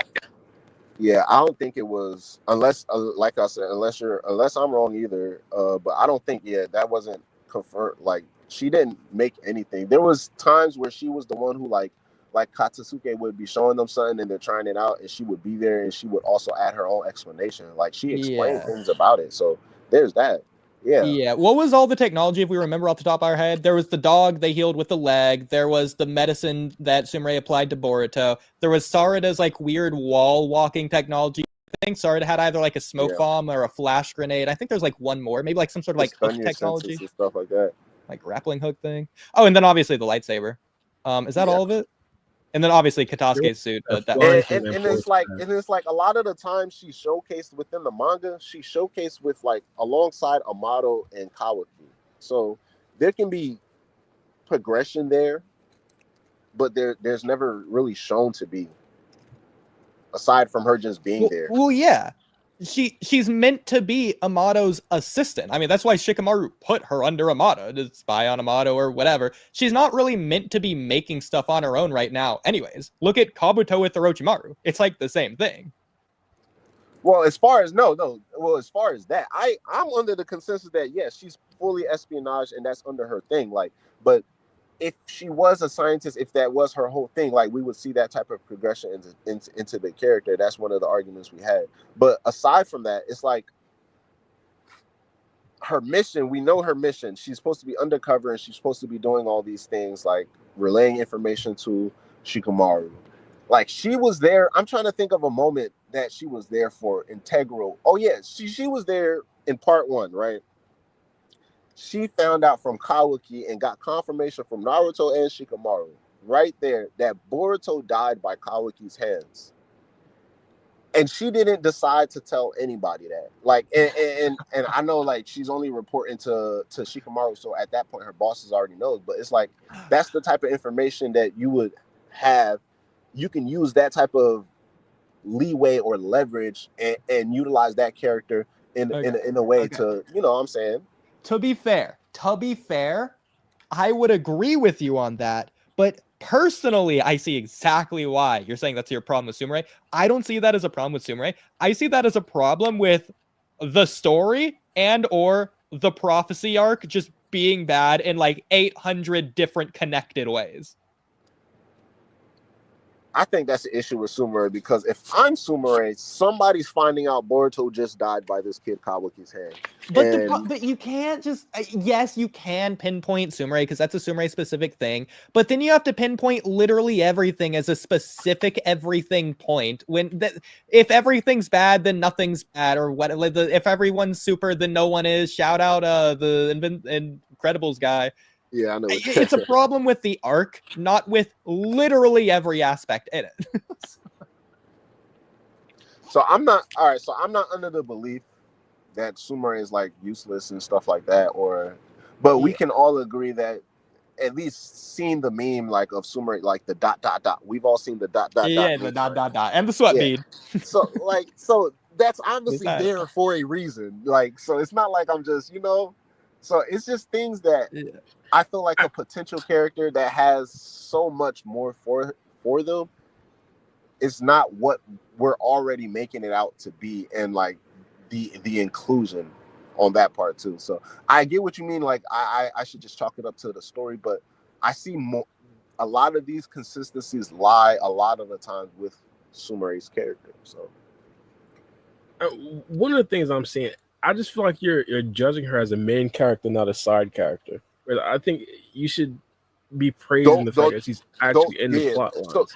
So those disagreements come from the fact that I was looking at her as a main character. That whole entire thing I brought up within the last month was that whole entire thing what you just said. I now look at her as a side character, and like what you said earlier, like she plays her supporting role perfectly. It's not that much. Like I'm not gonna expect a grander scale. Like that whole entire doorway between Nue, the connection to the Jogan, I'm not really looking at that for her no more. I'm not really looking for any potential other subplots for the character, like in terms of her connection with Kawaki and Amado, like how much further that can go in terms of all of the time she's there, like what she could possibly it's just like she's just there just to, like, that's fine. And the roles that she plays and the dialogue that she's given, like, as long as it serves its purpose. Like I said, I didn't say you can just take her out. Like, you can take the things that she's giving to the story and give them to other characters. So that does mean she gives something to the story. But, like, yeah, Here's the way I look at it. Sumire is Ino to where Ino, how she was to Sakura. Sumire is that to Sarada. Ino's a good character. Ino's a great character because Sakura exists. If Sakura doesn't exist, Ino isn't a great character. Ino is a nothing character. The same applies for Sumire when it comes to Sarada. Look at Naruto and Sasuke. They're good characters because of one another. They're great characters because of one another. They're good characters on their own. You can't say the same about Ino, who exists solely for and because of Sakura. But that's true for a lot of side characters. Yeah, but that's not a critique. That's a good thing for side characters. Well, it's just a neutral point. But that's how we are supposed to judge or critique them, based on that. But I do think there are exceptions to that, because, like, for example, I'll just ask everyone. In the Chunin exams, is Lee a main or a side character? Rock Lee. Say it again? In the Chunin exams, that arc, would you consider Rock Lee to be a main character or a side character? He's a side character. Yeah, side character. Okay. He's like a heavily supporting character. So Lee is a side character who's just a good side character on his own, and it's not really about his effect on Naruto or Sasuke or Sakura. Like, yeah, he does minor effects on them, but it's really just about Lee on his own. So you can't just be a good side character on your own. No. I completely disagree. I think it's the exact opposite. I think Lee on his own is pretty good after this with this whole surgery thing, especially with Guy, since that is more of a Lee thing than a Guy. It's both of them, but either way. But I would say in Chunin exams, the whole point of Lee, not only to help boost Sakura's confidence and growth to fight off the Sound Trio and everything there, as well as for Sasuke as well, just the first meeting, just in general. But I would also say Sasuke was the one I was going to point to. How Lee looks to Neji, and they make this a point of the story 20 billion different times in the Chunin exams, is the exact same rivalry as Kakashi and Guy, and same as Naruto and Sasuke. That's the point of Lee. Okay, but Lee and Neji's rivalry, it doesn't affect Naruto's with Sasuke. Well, no, that's not true, because Naruto does think about it in reference to Sasuke. Like, Kakashi literally says it straight to his face. There's no way he can't not think about it. And even if it doesn't, the point is no, more he so says it about Sakura and Ino. He says it about both. No, I don't think he compares Lee Neji to Naruto Sasuke ever. I don't think he does that. Okay, well, let's just say he doesn't. Either way, the audience definitely is, especially through the monologue. And yeah, but again, that's not affecting Naruto's character. Even if we can compare it, it doesn't affect Naruto's first of all, character. I would just disagree with that. But even if it doesn't in universe, it still does for the audience. It's the same with looking at Haku and Zabuza. It's the same as looking at Madara and Hashirama. Even if it doesn't affect Naruto's character, if Naruto doesn't witness it or Sasuke doesn't witness it. The point is that it's a Naruto-Sasuke rivalry dynamic that you're witnessing the conclusion of through other characters that can point to what a potential conclusion may look like for Naruto and Sasuke. Well, if that's the case, Lee and Neji don't get a conclusion. I disagree with that. I disagree with that. Look at Lee's conclusion. No, because Lee was training to surpass Neji, but because of the Gaara fight, it didn't work out well. Yeah, that's not the rivalry doesn't conclude because we see the flashback later. Remember the whole "my eyes turned black" thing that makes no sense because it's a Japanese saying that doesn't make sense in English. Well, they don't fight. So okay, Kamui, I rewatched those episodes today, so I'm gonna say something that's gonna purposefully make you mad. Naruto watched Lee burn bright like a star, and he burned out to where he can never finish his rivalry or accomplish his dream. Naruto okay, I don't know what you saw, but it's not what Kakashi said. Naruto knows not to do that now.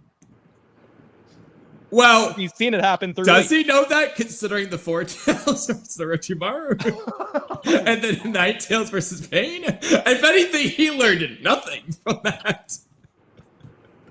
For context. So I don't think that helped him at all. Okay, whatever. I do want to get Bara's input on stuff. Last thing I wanted to say is I think it's unfair to frame the conversation as, oh, well, everyone who talks about Sumire has to include Sarada in the conversation, but if you talk about Sarada, nobody has to include Sumire in the conversation. I think that's an unfair way of looking at it, because for the same reason, you could say the same thing about Sakura and Ino, but Ino's a good character. Well, I also just disagree about Sumire, because, for example, if I talk about Sumire and Amado, we're not talking about Sarada at all. I would agree with that as well. Or the Jogan. Or Nue. I know that's not in the manga, anime, but... I do like the manga for that. Yeah. If we talked about those things, but we don't. I think you like to talk about the Sumire Amado thing and how it hasn't gone anywhere since Amado said, "So you're just stupid." It was the coolest line in the entire series. Like that's just been forgotten. Thank you. I mean, see, these are my points. Like that, it's like I agree with what y'all saying, but that's also like that's the point of what I'm saying, like of why I'm saying what I'm saying. So yeah. But okay. To be fair, the Lee Gaara fight happened 20 years ago. We're still talking about it to this day. Even if the even if the Sumire Amado stuff isn't continuing every single chapter in the manga, we're still talking. I think you're underestimating how much people talk. It's not just me and Kamui who talk about the smallest aspect of, oh, Kawaki's foot has a mole. Let's talk about that for threat. No, everyone's talking about it, especially on Twitter. This is still something that's being talked about pretty often. Unlike something like, what, Iwabe? When was the last time you even saw his name in someone else's mouth? Yeah, I think that was my main point as well. And I think Black Uchiha kind of cleared it up where he was kind of looking at Sumire as like a main character. My thing is like, what side character is getting this many roles, this many storylines? Honestly, let's just say she's a main character doing more with her than they are with Mitsuki. Yeah. And that's a problem. At in TBV, I disagree. But it's pretty equal. I'm about to say Sumire has been present for the same number of fights as Mitsuki and had just as much character development as Mitsuki. I know she didn't do anything in her fight, but Mitsuki didn't really do that much in this fight either. You know what? Regardless of how much better they made the characters in Two Blue Vortex, I'll say this: compared to Mitsuki, Sumire has not been ruined nearly as much. You think Mitsuki's been ruined? Yes. He's arguably the most ruined, but except we have to include Sarada and Momoshiki in that conversation now. Boruto. I'd say it's too early. I'd say it's too early to say he's ruined. Oh my god. Well, okay, how about this? They haven't ruined Mitsuki's character, but they've ruined his sage mode. I'd say it's too early as well. Okay, if we're talking like power level wise, then yeah, Cool. I thought you were just talking about like in general for like the character. Well, they also, in terms of the anime, ruined his character. Nah, I mean, Kamui, the chapter where Boruto's fighting Jura and Mitsuki knows it and doesn't go to help him. That's true. I know. That's a me thing. I personally don't like that. No one else has a problem with that as much as I do. That ruined Mitsuki for me. No, but I mean, it's true though, because what did Mitsuki's character arc just find out? Boruto's his son. Yeah, I know. Mitsuki realizes that the son, he doesn't need the son. He doesn't want his son to die. So just gonna ditch him. Yeah, if he thought he didn't need a son, then he wouldn't have freed him from his handcuffs. Yeah, exactly. You know, the order he went He wouldn't against. have wanted to go help him when he's talking to Konohamaru. Yeah. Oh, but he was ordered. Yeah, he was ordered to not do that when he freed him. You know what else he was ordered to not do? Go after Boruto in Chapter 6. Or break the handcuffs in Chapter 14. Yeah, At this point, I wouldn't trust Konohamaru with anything, so... I wouldn't leave him alone. You know, why is he listening to Konohamaru in this case? The last time he specifically didn't listen to Konohamaru. Okay, but that being said, Konohamaru's been one of the two Blue Vortex aspects that I think actually has been written well, Kabe. I think you said that recently, too. I mentioned in Discord, I said, unironically, Konohamaru is just one of the best written two Blue Vortex characters, where you really can't complain very much. Like, he's just been overall pretty good. I gotta heavily disagree with that one. As a character, I'm not talking about the fact that he doesn't get an actual fight versus Matsuri. That's no bearing on his character. Is it? He tried to save Matsuri over saving Moegi. Like, that has to bear something on his character. No. He didn't try to save Matsuri over saving Moegi. He just hesitated because he saw Moegi in Matsuri. That has to be significantly different than how I saw it. Don't get me wrong. He wasn't trying to save her. He faltered because she said Konohamaru-chan as he was killing her, and he stops. He hesitates for a moment. He saw the Moegi in Matsuri. Yeah. So instead of trying to get Moegi back, he just like, nah, we're gonna keep Matsuri here. No, he wasn't thinking that though. He just hesitated. It's like how Choji, knowing that Asuma's the Edo Tensei enemy, hesitates to punch him before he's convinced to do so. I don't understand that. I understand that way more in the Asuma case because there isn't a chance of getting Asuma back. Whereas Konohamaru has a clear chance of getting Moegi back. So, well, that's not true. If they just defeat Kabuto and just manage to rewrite it to where Asuma stays like Madara, they could get Asuma back. Brooke. That's highly unlikely and probably even illegal. Never mind that. They could just try Kono Matsukami Asuma or do something similar like with Itachi. My point being, though, Konohamaru is on a mission to get Moegi back. I'm thinking most of the emotional stuff that Matsuri is saying to Konohamaru, it should influence him or motivate him to actually get Moegi back and not falter. Like, I feel like I'm forgetting something. I don't care if it's filler or canon, but there is, I'm positive, there is a Naruto or Boruto, I don't care if it's anime only or manga canon, I swear there is a similar concept somewhere. I just can't quite think of it, but I know it's there somewhere. But also, to be fair, Bara, just because we disagree with a character doesn't mean they're written bad. Sasuke's character wasn't ruined when he decided to go to Orochimaru. It's tragic and sad, and oh my gosh, it's so emotional. We so certainly wish he didn't do that, but it's consistent with his character, so it's good. No, this isn't the example I was thinking of, but I'll use it. So in the war, Kakashi specifically comments on this. So Udi, don't say anything because at the end of the day, I don't care if you think it's a retcon, it stayed in the war. So Kakashi comments on this. It's canonically the case. When Zabuza, after Haku dies, Zabuza goes to swing his sword and attack Kakashi. Kakashi comments on how Zabuza hesitated. No, there's no getting Haku back. Haku is dead, no matter what. Zabuza still hesitated. Why? Because he was going to have to cut through Haku to get to Kakashi. So, that doesn't make his character bad, just because objectively, that's not what Zabuza should have done in the moment. I'm gonna change Haku. He's still dead. But as a person, because he's you know what ninja are? They're not tools, Bara. Finish the sentence. What are they? It rhymes with human. I have no idea. They're human! Wait, no. The first theme of Naruto. Konohamaru's not a tool. He's human. He's doing the same idea as Zabuza. Is it the wrong choice for the mission? Yeah. But Konohamaru's human. And that humanity was a weakness for him in that moment. It can be a strength in other moments, but in that moment, it was a weakness for him. The reason why I have to disagree is because there's logical reasons as to why both Zabuza didn't do that and why I forgot the other. What was the other example you gave? What do you mean? But right now, it's just Zabuza reasons. Yeah, well, yeah, it was totally emotional. But let's go with the Zabuza case. What's the logic between Zabuza hesitating? Well, specifically for the character of Zabuza, you could think that the character of Zabuza didn't want to damage the deceased body of his once student. You could say that. Konohamaru doesn't want to damage the Moegi-like thing. That makes no sense. Why? Because it's just a tree. It's just a tree. It's not just a tree. It's freaking a tree that has a crush on him and looks like Moegi and talks like Moegi. Stop it. It's just, and if that's the case, he should be motivated to get Moegi back.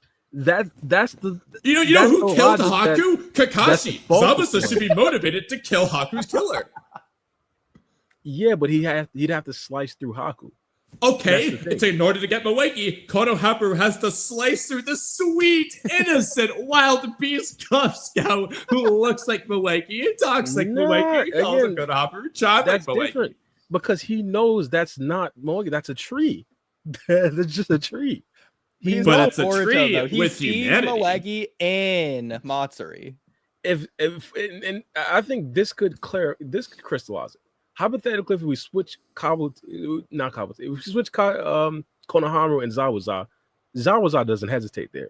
He hesitates with Haku because there's a legitimate reason. You don't know that. I'd heavily disagree. Well, but why? Because it's not an emotional thing; it's a logical thing.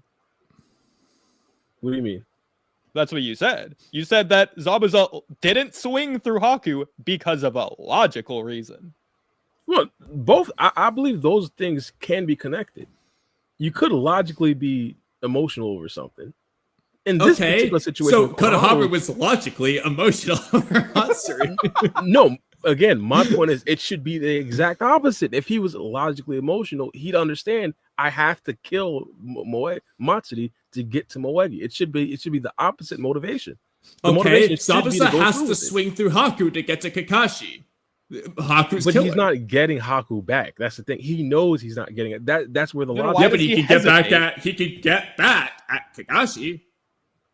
But he's not gonna. But he doesn't want to damage Haku's body. Again, why? That's But Konohamaru doesn't want to hurt Matsuri if he could help it. Well, hang on, Kami. Nah, before that, we're missing a piece of the argument here. Why doesn't Zabuza want to damage Haku's body when he can't get Haku back? From a logical perspective and not emotional. Yes, because he doesn't want to damage the body of his star. Why? No, why not? Logically speaking, and not emotionally. That's the logic. He doesn't want to damage the body of his star pupil. But why doesn't he want to do that? Because because that's disrespectful to the body. Also, he probably wants to give her a proper burial or him. That's not logical. That's emotional then. No, that's very logical. As I said, it's connected. The emotion comes from the logic. What's logical about it? It doesn't logically help Zabuza in any way. You're talking about logically in terms of an actual battle. I'm talking about logic in terms of just a human being. This is completely different things. I'm in terms of being a human being, so the emotional aspects of being a human being? Yes. I'm connecting. So it's emotional. I'm connecting him, yes. So if Zabuza doesn't want to cut through Haku for emotional reasons, then Konohamaru doesn't want to cut through Matsuri for emotional reasons. No, because if he's being logical with his emotional reasons, it should influence him to cut through Matsuri to get to Moegi. If Zabuza's being illogical with his emotional reasons, he wants to kill Kakashi, not only because it's his mission, but because he killed Haku, and Haku wants Zabuza to succeed in his coup d'etat in the future, which requires him to kill Kakashi so he can kill Taza and get all his money. Again, you're just going on just a logical stuff. I'm talking about both. No, there's emotional plus for that. Logic. Emotions plus logic. If Konohamaru's character is going to lead him to not kill Matsuri because he doesn't want to harm someone that looks like Moegi, that's a problem with Konohamaru's character. I believe if Zabuza and Konohamaru are in completely different situations, the exact opposite situations, or flip. Why is it a problem for Konohamaru's character as opposed to just a flaw, but like a good flaw, like writing wise? Horrific flaw. Horrific flaw because it shows that Konohamaru. Okay, Udi. Can you come up with any other comparative examples besides the Zabuza one? Because I know there's more. There's going to be logical reasons why ninjas hesitate. There was one that you brought up prior, and I had a great comeback. What about Sasuke choosing to fight Orochimaru instead of getting him the scroll like he was originally going to, but Naruto changed his mind? But say it again. Is that close enough for you, Kame? Well, I was really looking for something where they hesitate before killing someone, or something like that. Okay, what about? No, I got a good one then. What about the very final clash at the end of part 1? Sasuke doesn't kill Naruto. We'll go with it for now. Sure. There's clear reasons. Take it away. What's the logical reason? Well, again, if we're connecting both, it could be the emotional aspect that it is his best friend, but also it's the fact that he didn't want to follow in Itachi's footsteps on killing his best friend to get the Monkey Sharingan. But also the fact that it wasn't necessarily like his stated goal to kill Naruto. Like that wasn't his mission. Well, no, that was his stated goal. He said that, but ignoring that. But think about it. But then he changed his mind. Wait, hold on. So emotionally, he doesn't want to follow Itachi's path. But logically, if he does what Itachi says, he would get a Mangekyo Sharingan and logically be much stronger. So logically, it is what he should have done. He would be stronger, have an easier time beating Itachi. Because not only to get out the curse mark and train with Orochimaru, he'd also have Mangekyo. So logically, he's just better off doing it. But emotionally, he doesn't want to do what Itachi said. Why is it okay for him to do that and not Konohamaru? Even though it's not the same exact context, but logically, Konohamaru should kill Matsuri. It helps his goal. But emotionally, he doesn't want to do that. Logically, killing Naruto helps Sasuke's goal, but he emotionally doesn't want to do that. What's the difference? The difference is what Konohamaru is doing makes absolutely no sense in his overall goal. What Sasuke is doing makes perfect sense in his overall goal, especially since one of his overall goals is to not be like Itachi. Well, his goal is to kill Itachi. That's the goal. Exactly, but one of them is to specifically differentiate himself from Itachi. Okay, one of Konohamaru's goals is to not be a dickhead who kills innocent people. Then he shouldn't be a ninja. Well, hold on. Yeah. He shouldn't be a ninja. Wait, hold on. Do you think, real quick, do you think Naruto should have been a ninja? Yes. Okay, so why is it that Naruto isn't being a dickhead going around killing all innocent people? And you're okay with that? Because I think we agree. Naruto doesn't want to go around doing that. It's one of his goals to not kill people. Well, Naruto has, though. There's a difference. Naruto is not going to jeopardize the mission to not kill people. Well, that depends on your perspective. And specifically, I'd also add, the goal of the mission was to kill Matsuri. He faltered on that. It's not like this is like some different type of thing. Sasuke is where his goal was just to escape and get to Orochimaru. That was the main thing.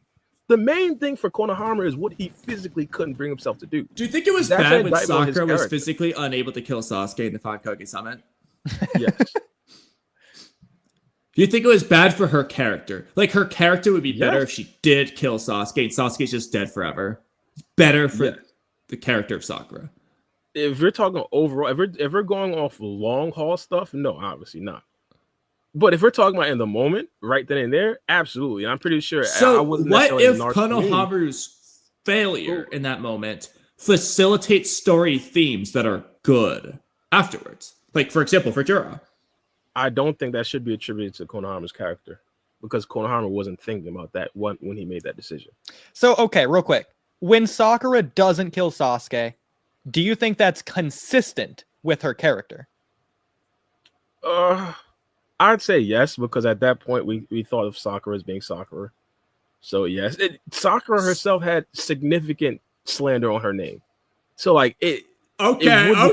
So Konohamaru likewise also has significant slander on his name long before this. And I would say Konohamaru has consistently been a nice guy who is, I don't think we've ever seen kill someone. So would you say this is consistent with his character? Yes. He's consistently trash. Am I missing something? Mara, if you were in Naruto, you'd be one of the reasons why Sakumo did what he did. Yeah. Hey, I'm keeping the book. Like, all the respect. He's driving Sakumo off the edge of the cliff. Okay. He's like, hurry up, buddy. What's taking so long?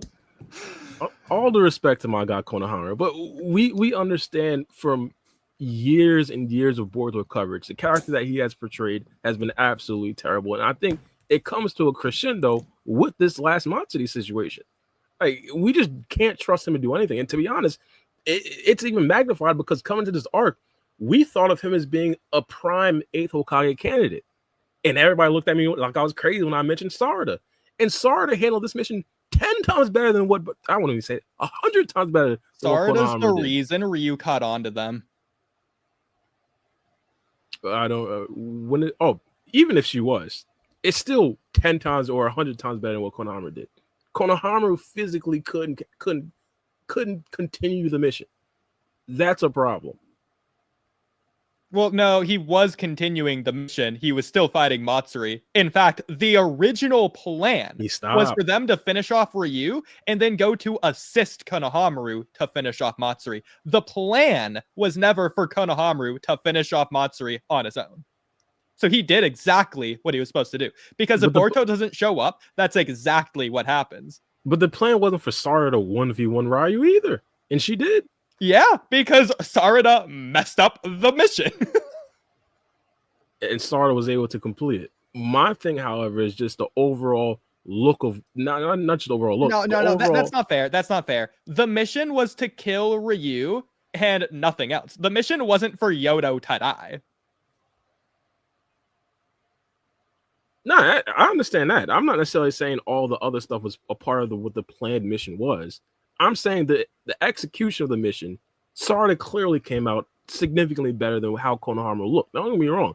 Sarada herself wasn't perfect in the mission, but what she did was significantly better than anything that my guy Konohamaru could have came close to doing.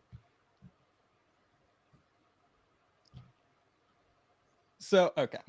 and to be honest, how I essentially bring this all together, and the next mission that Konohamaru and Sarada goes on, Sarada should be the captain.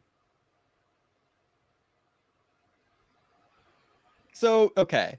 If Sarada knew that Boruto was a Shinju and she was fighting the Boruto Shinju, do you think she would, and do you think she should hesitate to kill him? Yeah, she wouldn't. I don't think she'd hesitate, and no, she shouldn't hesitate at all. Okay.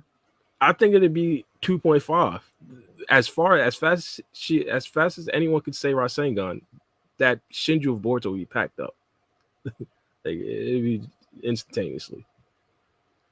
Interesting. So let's just say hypothetically, Sakura.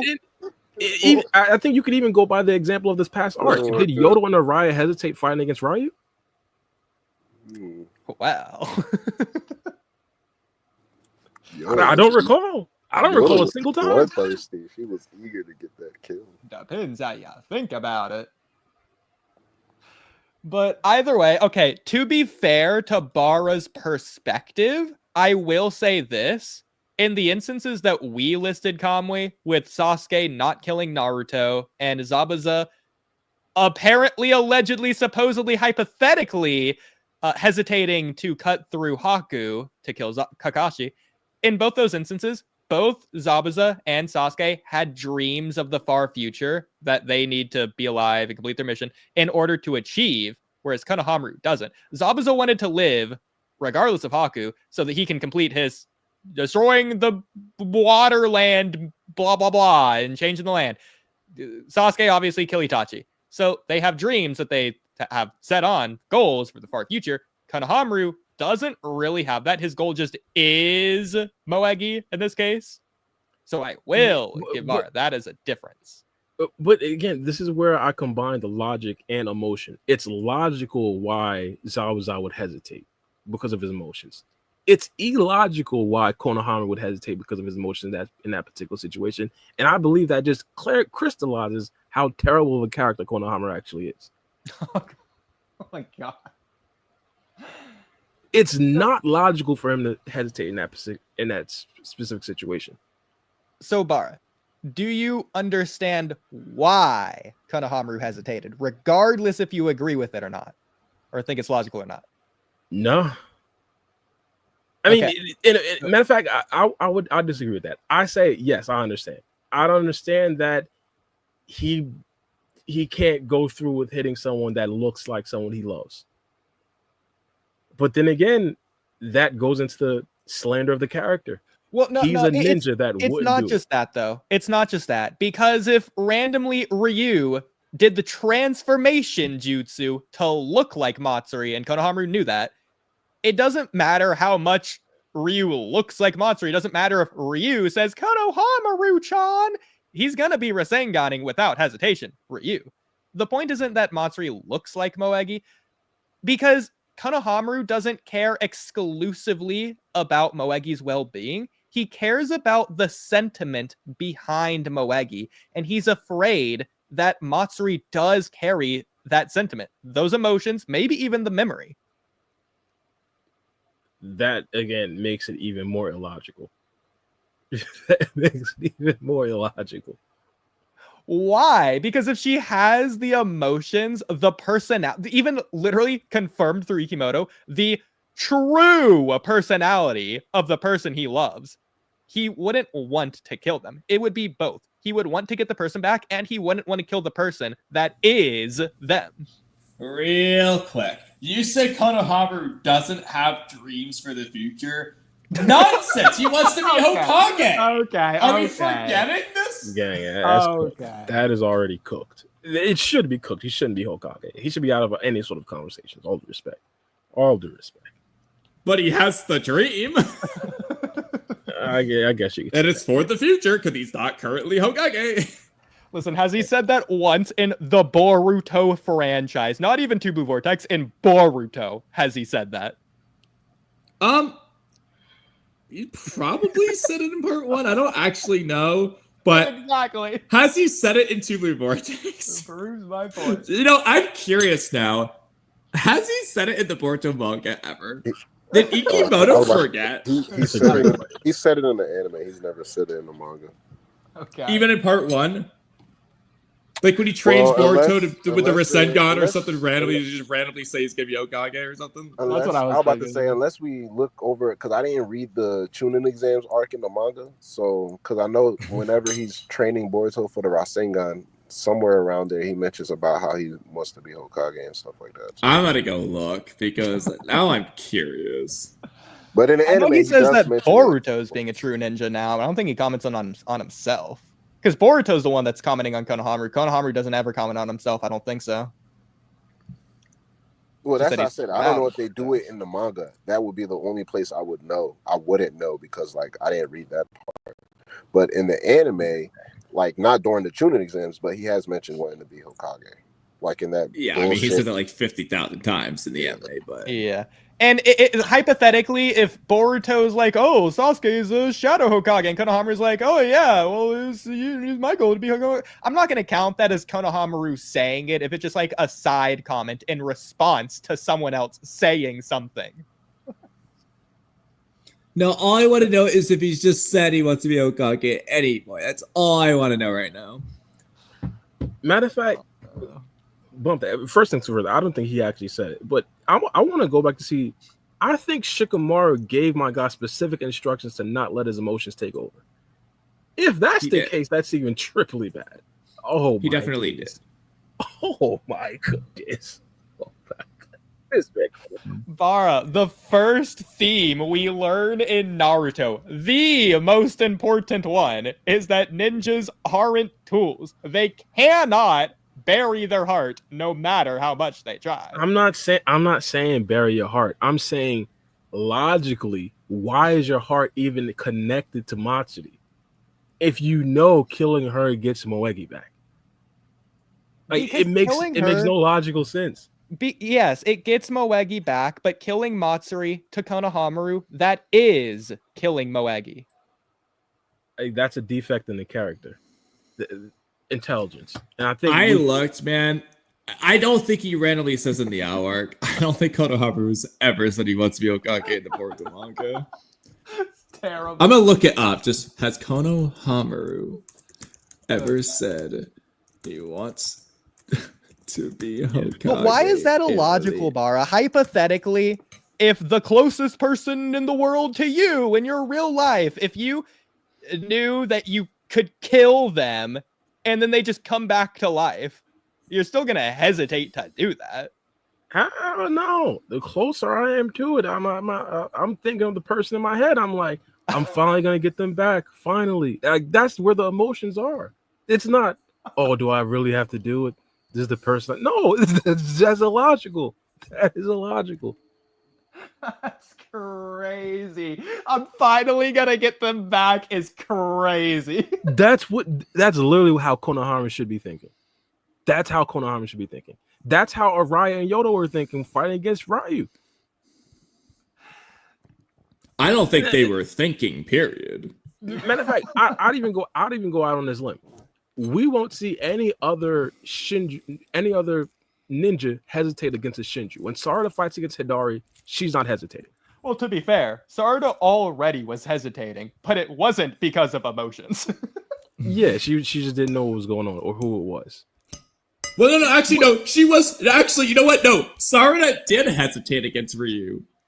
She didn't use her Mangekyo until Yodo convinced her. She was hesitating the entire fight. That's a different kind of hesitation. She would have hesitated like that against a regular Clog, right? Well, okay, no, but that's even not worse. She hesitates against anything. It doesn't even need to be like a Boruto Shinju. She's still hesitating. Why aren't you giving her shit for that?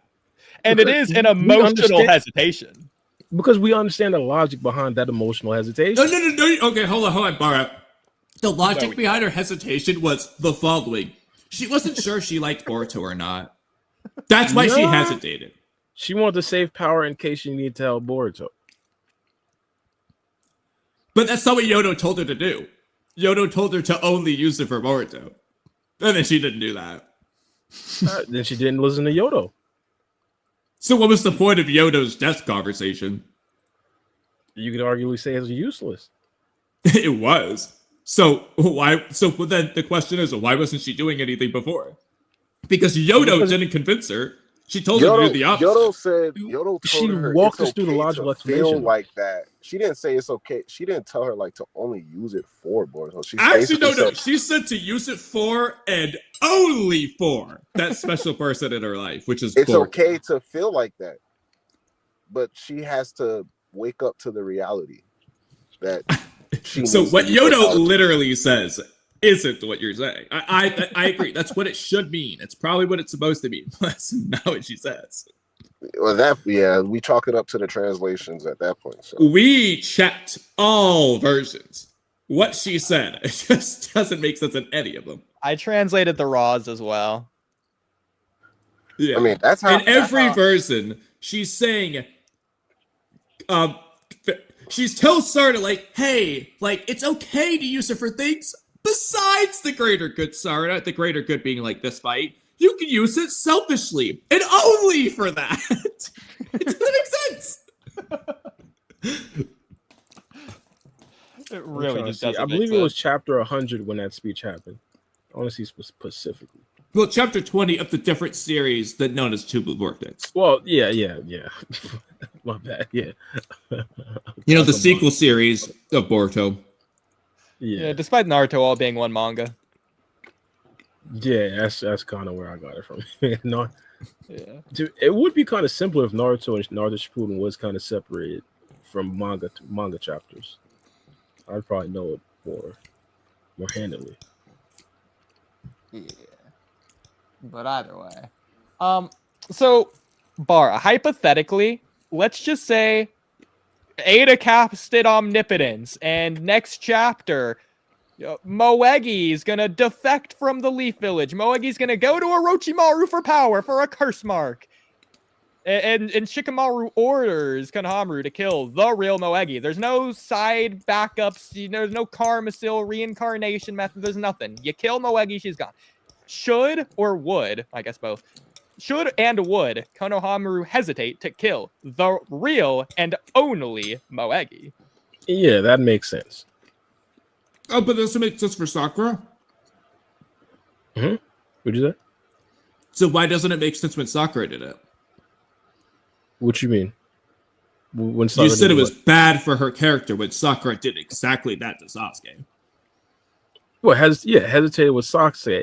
I thought it was different because I don't necessarily think she was trying to kill Sasuke. We're talking about part 1 or part 2? Part 2. Part 2, but she tried to kill Sasuke but couldn't do it. In the 5 Kage Summit. Oh, yeah. You said it was bad for her character. Yeah, it was bad for her character. So why wouldn't it be bad for Konohamaru in this instance where Moeki's evil and Shikamaru orders Konohamaru to kill her and then he hesitates? It'd be bad for his character, but it'd be logical. Was it logical for Sakura? Wait, what's logical about it as opposed to emotional? Well, again, when I say logical in this particular conversation, I'm connecting them both because you logically be emotional about something. I don't think then Konohamaru's logically emotional. No, again, here's what I don't think Konohamaru should have been logically emotional about Matsuri because it makes no sense. It's literally like a logical fallacy. Hey, wait. What if I explain it? Does that mean it makes sense if I can explain it? No, I don't. I think your explanation is going to be incorrect. Well, hold on. You said it doesn't make sense, so I'll explain it. He sees Moegi and Matsuri because she looks like him. The technical personality, true personality of Moegi, according to Ikimoto, is in Probably Matsuri. Sounds like him too. Okay, I understand that. Has the same chakra signature as her. Likes Konohamaru. Seems like a pretty nice girl in general, independent of anything else. You guys asked me a couple minutes ago, could I see why Konohamaru would do it? I said yes, but that just adds to his character. Well, then you see logic in it. No, it's a fallacy. If your answer is anything other than no, you see the logic in it. No, don't get me wrong. Again, I see the logic in it, but I just think it's a fallacy that it contributes to his character being bad. The logic is bad. I see the logic in someone saying 2 + 2 is 3. The logic is bad. Well, no, there is no logic in You don't see the logic in it. If someone could actually explain how they come with 3 if they add 2 and 2. And you would say that's illogical. You wouldn't see the logic in it. You would just disagree through and through. You wouldn't see the logic. But same thing going on. That's my point. Well, no, but you said you could see the logic. And I disagree with it. But you wouldn't see the logic in 2 + 2 = 3. You would be like, what are you talking about? That makes no sense. No, if someone explains how they got to 3, I'd see why they got to 3. I still think that explanation is stupid. The same thing with Konohamaru. Well, you said it's a fallacy. Can you explain why it's a fallacy? Not stupid, but a fallacy. And which fallacy? Because believing that not killing Matsuri is going to somehow get Moegi back. That is not what anything Konohamaru has ever implied. No, I think that's the logic behind it. The logic behind that is not the logic behind it. The logic behind it is that he doesn't want to lose the Moegi figure that's in front of him. No.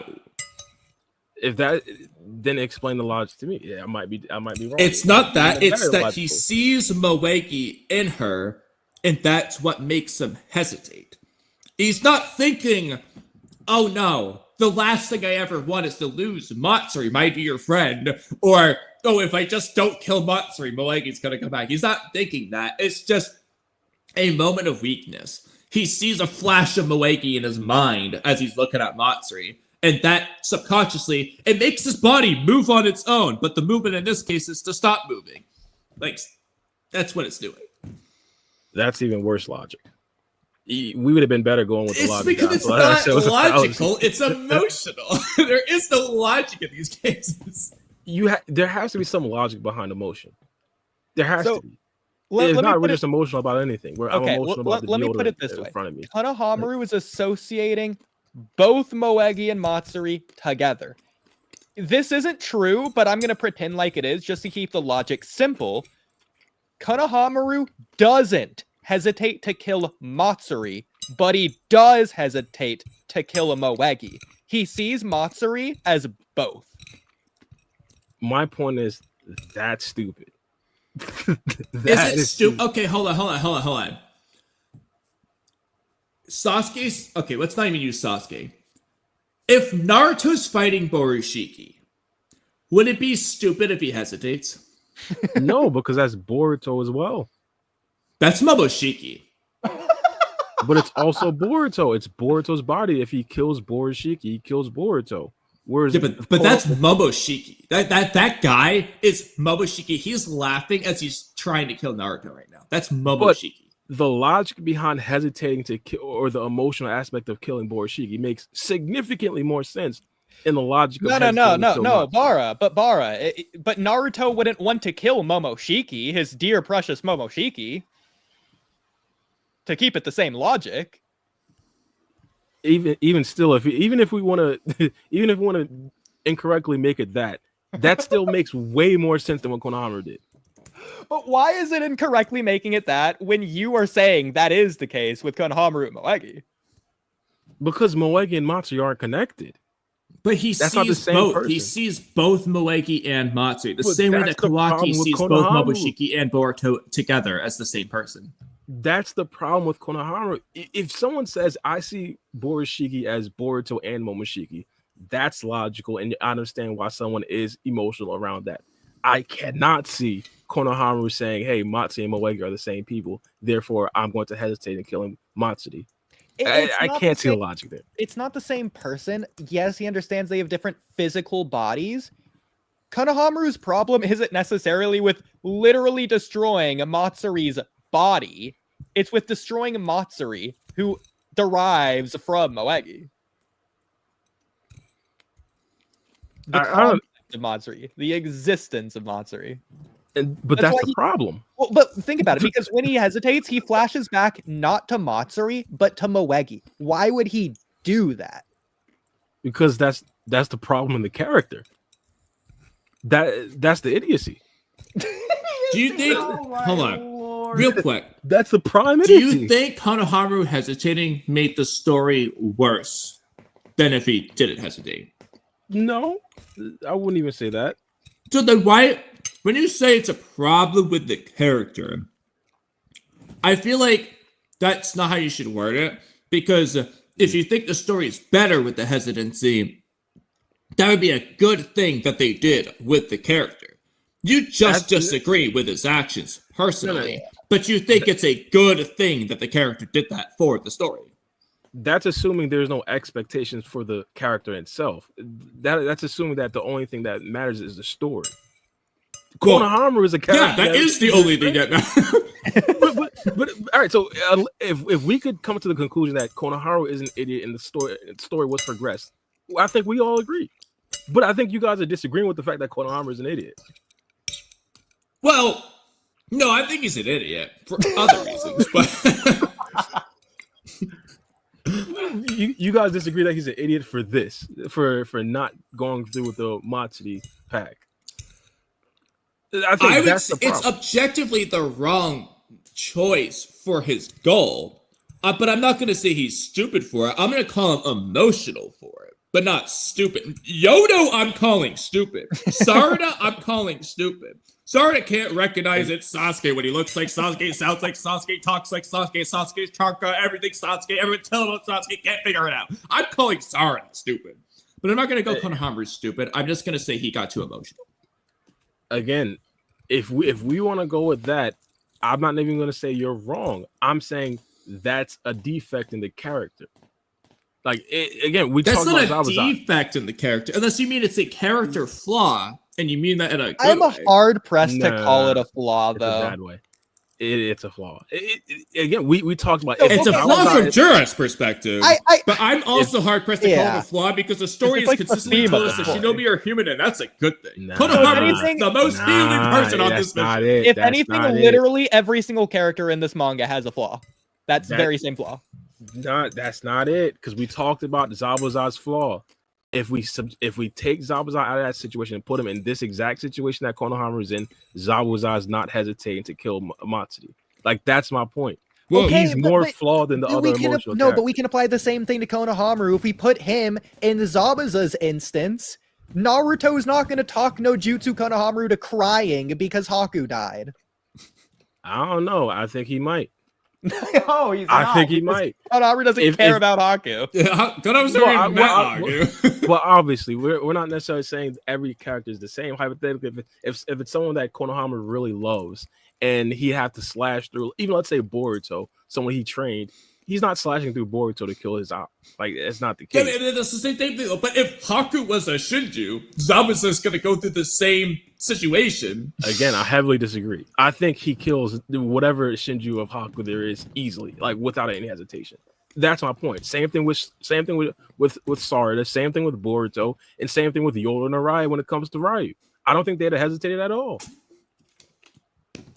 But and don't get me wrong, he could be emotional, but that's the difference between him and the other emotional ninjas. They wouldn't be that illogical with their emotions. Well, no, that's not fair, because what you agree with me, Konohamaru intended to finish the job. He hesitated, but he didn't change his mind. He was going to kill Matsuri. Again, I believe that's even worse. That's not even where it starts. It starts with Shikamaru warning him to not be emotional. She's going to look like Moegi. That's where it all starts. So he knew what he was getting himself involved in. He knew to prep himself. It's different to hear something and then to be right in front of something, though. Yeah, like he knew it was going to be a Moegi clone, but he didn't know what that would feel like to him until he was there. Oh my! It's the same again. Going back to this instance, it's the same as Naruto talk no jutsuing Zabuza. Zabuza already knew everything that Naruto said. He saw Haku died. That's not news to him. Why wasn't he crying the moment? And he knew that Haku had always been there for Zabuza, and that Haku only cared about Zabuza's dreams and shit. So nothing new is being added or said. It's the only difference is that Naruto was just saying it again. He was recapping Ikimoto's favorite. It's still different. There's reasons as to why those emotions are popping up at that particular time. Again, there's a reason why it happened for Konohamaru too. And I think those are worse reasons. But that's my point. I agree they're worse reasons, but it's not because Konohamaru is bad. It's because the Naruto Zabuza thing is just that good. Nah. Yeah, I'll let you get that off if we haven't seen countless examples of Konohamaru doing absolute BS. Absolute putrid ninja. Okay, what BS has he done in the Boruto manga besides this? In the Boruto manga? Yeah, what BS has he done? We could go back to the Owl fight when Boruto had to take command over the entire thing. Why? Owl was stronger than everyone. Was he? Owl was stronger than everyone there. They had to team up against him. And Konohamaru had to save Boruto from the laser beam thing. Everybody. I thought you said Konohamaru was stronger than everybody. My thing is... Owl was the strongest one there. Yeah. At that particular point, though, Boruto still had to take lead, and Boruto still had to be the one to defeat. He took the lead. Not only that, but Konohamaru sacrificed himself to save Boruto from Ao's drone laser beam. Yeah, so when Naruto... It was Boruto's incompetency, as Mello would say, that led to Konohamaru having to sacrifice himself. Yeah, when Kakashi's trapped in the water prison jutsu by Zabuza, and Naruto and Sasuke have to take the lead, did that ruin the Land of Waves for you? And Kakashi's whole character, irredeemable. But the difference between that situation is that it was clear that Kakashi was not only stronger than but stronger than his proteges, but also was the smartest one of his proteges. Like, it was clear. Smart that he got caught instantly in Zabuza's water prison? Yeah, so smart that Naruto and Sasuke had to take the lead. And he thought that there was no way they were going to free them from Zabuza. Naruto and Sasuke outsmarted Kakashi. They proved him wrong. smart people can't get caught. My thing is, there's clearly a difference. Okay, in the smart Konohamaru got caught by Al. Yeah. No. He was clearly not smart throughout the entire arc. All due respect.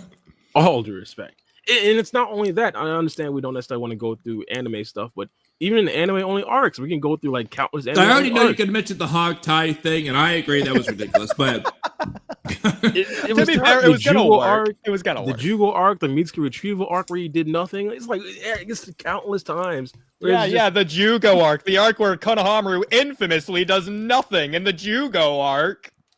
I believe he did nothing. Yes, and especially let's just ignore that 3-minute viral fight on YouTube. Konohamaru's best fight. I mean, yeah, he got a fight during the setup of the arc and disappeared during the critical moments. Like, this is what I'm talking about. This is what I'm talking about, dude. When it comes to being a leader, that's not Konohamaru doing bad things. That's Konohamaru not doing anything. He's just not being written to do anything. Yes, but this all goes into the Rolodex of him not being a good ninja. Well, no, that's not Konohamaru's character that's the problem. That's Ikimoto. But also, that's not a problem. You remember when that Infinite Tsukiyomi happened? Man, everyone who's not in Team 7 wasn't even doing anything. Oh, they were written so poorly at that time of the story. Oh, Infinite Tsukiyomi. Oh, yeah, when everyone wasn't doing anything. They were doing nothing towards the end of that arc. You know, I have a question for you, Bara. Can you, if you don't mind, explaining to me, I'll give you a hint after, but why is Neji a terrible character? See if you have any guesses. Because I have a tie where Neji, by your logic, he should be the worst character ever. Do you have any guesses? Well, if for the awful character, like had, it's like it ruins this arc. For the conversation that we just had, I wouldn't necessarily know, but I have specific reasons why I think he's a terrible character. I think he should have joined the Akatsuki in Naruto Shippuden. Probably even. Does it have any relation to the fact that Neji, who was perfectly fine, didn't help in Konoha Crush? When was that? Well, you know, when you remember when Orochimaru in the Sand Village, they attacked Konoha, the tuning exam thing. Yeah. You remember how Neji's like standing up and talking to Hiyashi in that room because he's not actually. He got hit once by Naruto, and he's like fine 10 minutes later. And he's good at breaking Genjutsu realistically, considering that like Shikamaru and Shino can do it, and Neji can do it. Let's be real. He just didn't help. I'm terrible at part 1 lore. I haven't seen that in years, probably. Well, I'll tell you right now. Neji could have done something. In fact, they make a filler arc where he does do things because he was able to. But in the canon, he doesn't do anything. Man, you remember when Guy does the 8th gate in the middle of the war? Man, it sucks that he wasn't around for the last half of the war. What a terrible character. I'm not saying not doing anything makes you a terrible character. I'm giving you the example as to why I'm not giving Konohamaru the leeway as I'd give to other characters. Like, well, what's your excuse for Neji? The excuse that wouldn't necessarily be like the thing that makes Neji a bad character. That would just be supporting evidence. Don't get me wrong. If hypothetically he just didn't join, that would be criticism on his character. But that wouldn't necessarily lead me to believe he is the worst character. My thing is, you're saying, why am I giving Konohamaru this abnormal amount of criticism that I wouldn't give a character like Zabuza? As I said, first thing first, I think Zabuza wouldn't make that decision. But also, he hasn't given me all the other supporting evidence to make me believe he's a bad ninja like Konohamaru has.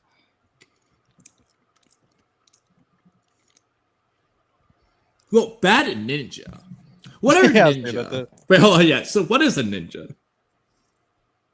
Right, we getting philosophical. yeah. So, how would you define a ninja? In Naruto.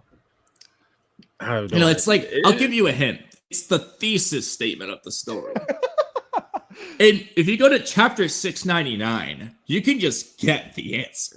I mean, you could go to like probably 20 different chapters throughout. Yeah, I like, for example, when Jiraiya is talking to Orochimaru in Search for Tsunade, they say it there too, and like 50 other times. Do you have any remembrance?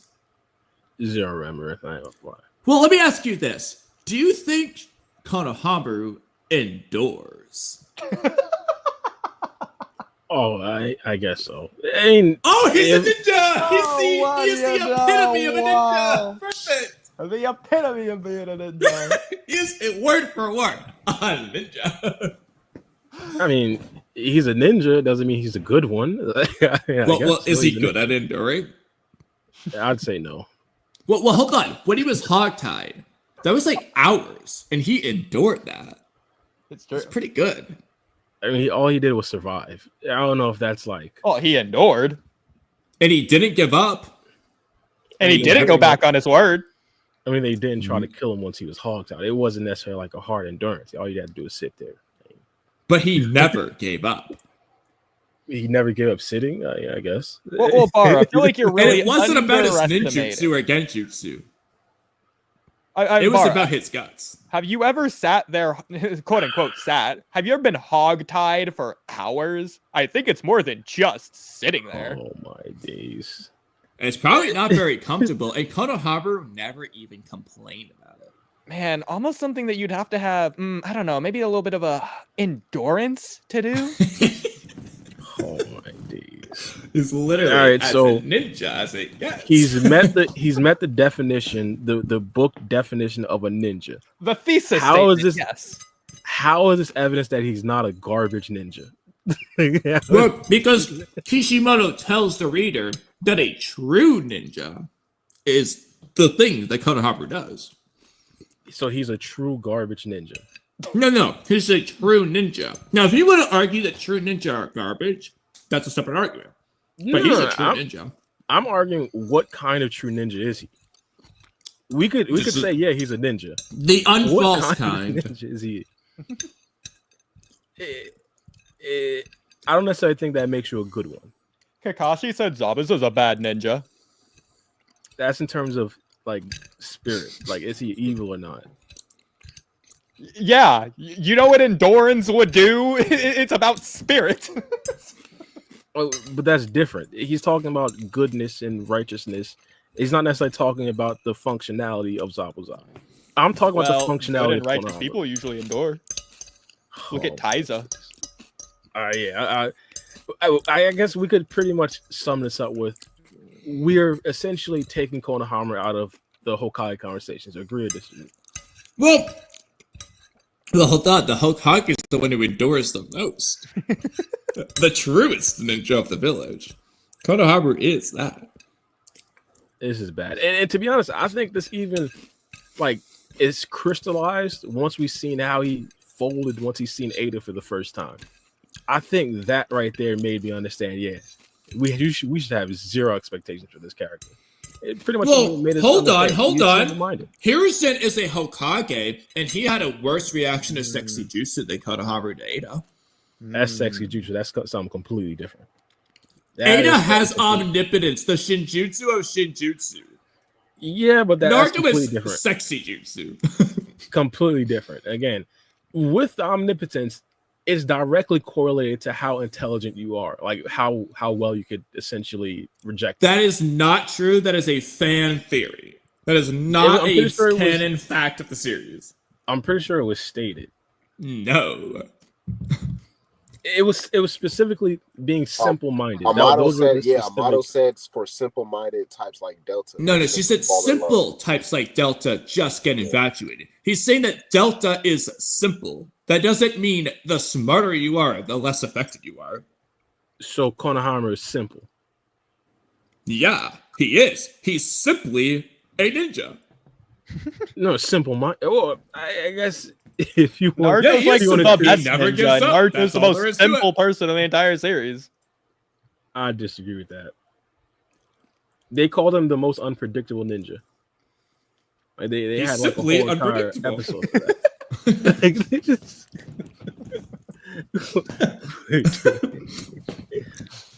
It's kind of a meme that Naruto's just constantly only saying he wants to be Hokage and bring Sasuke back. That's very simple.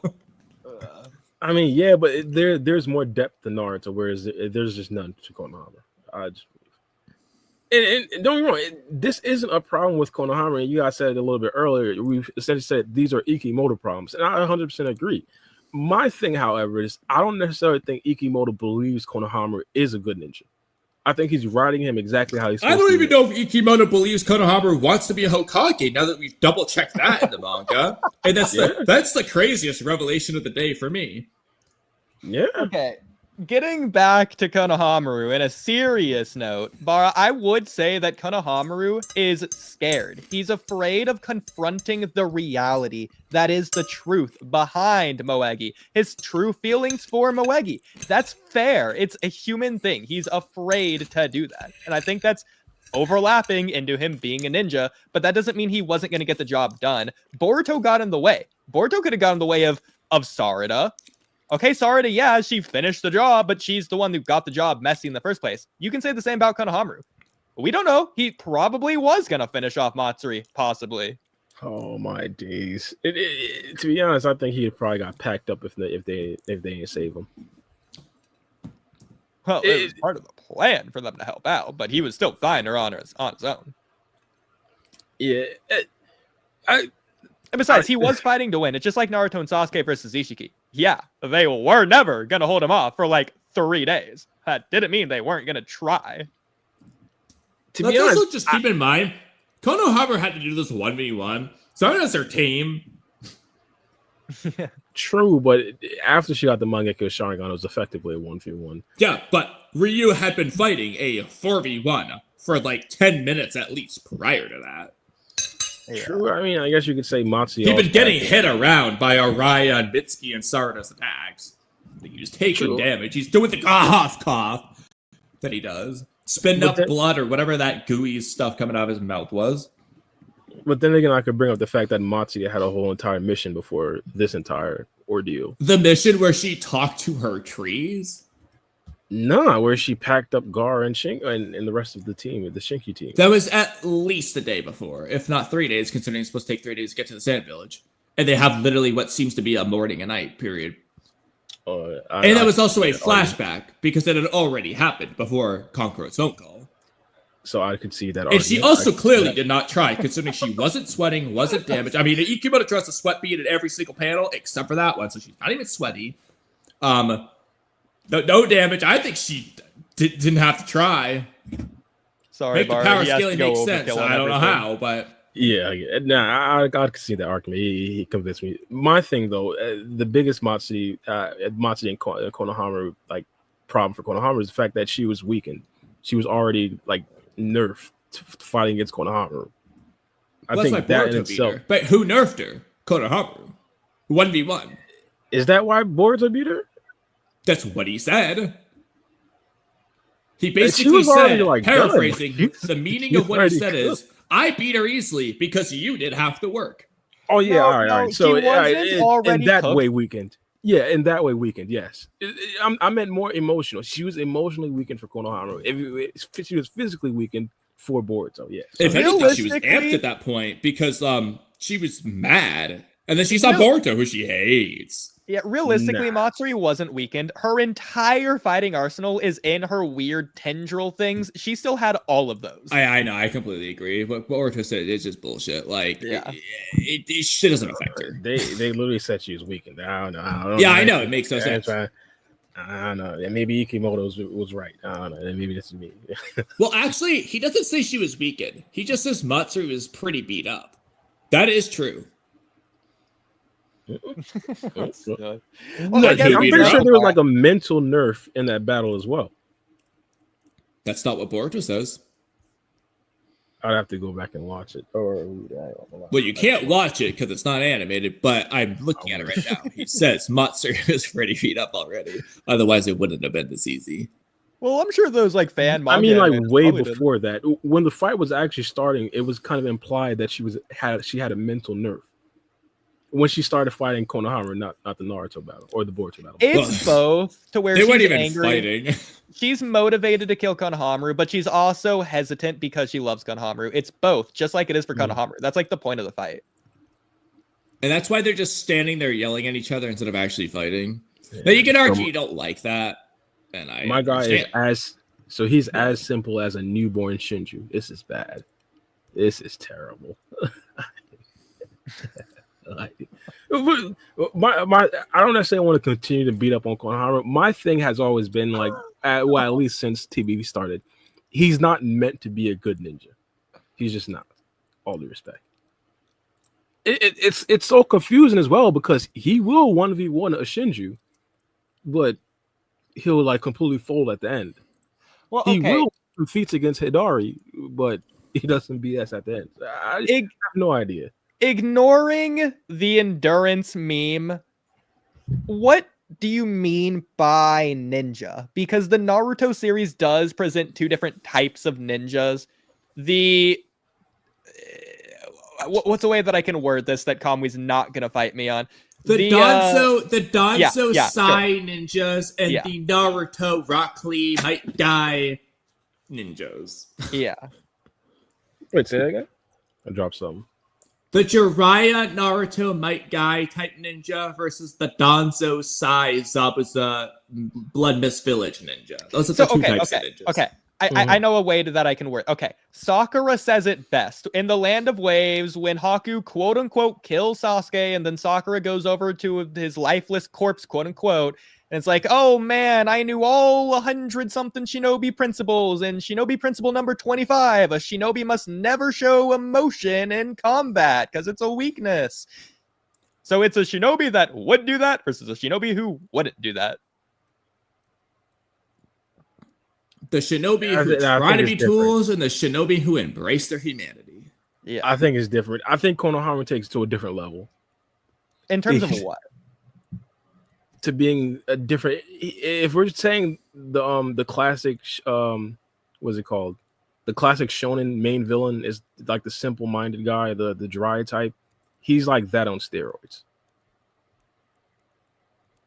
Do you think Danzo's a good ninja?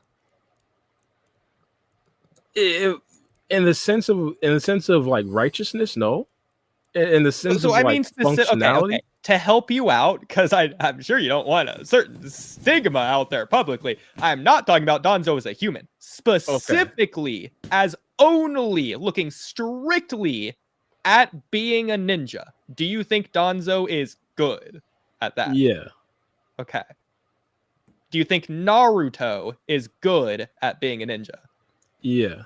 Do you think Jiraiya is good at being a ninja? Yeah. And to clarify, I don't think any of them hesitate in that situation that Konohamaru hesitated.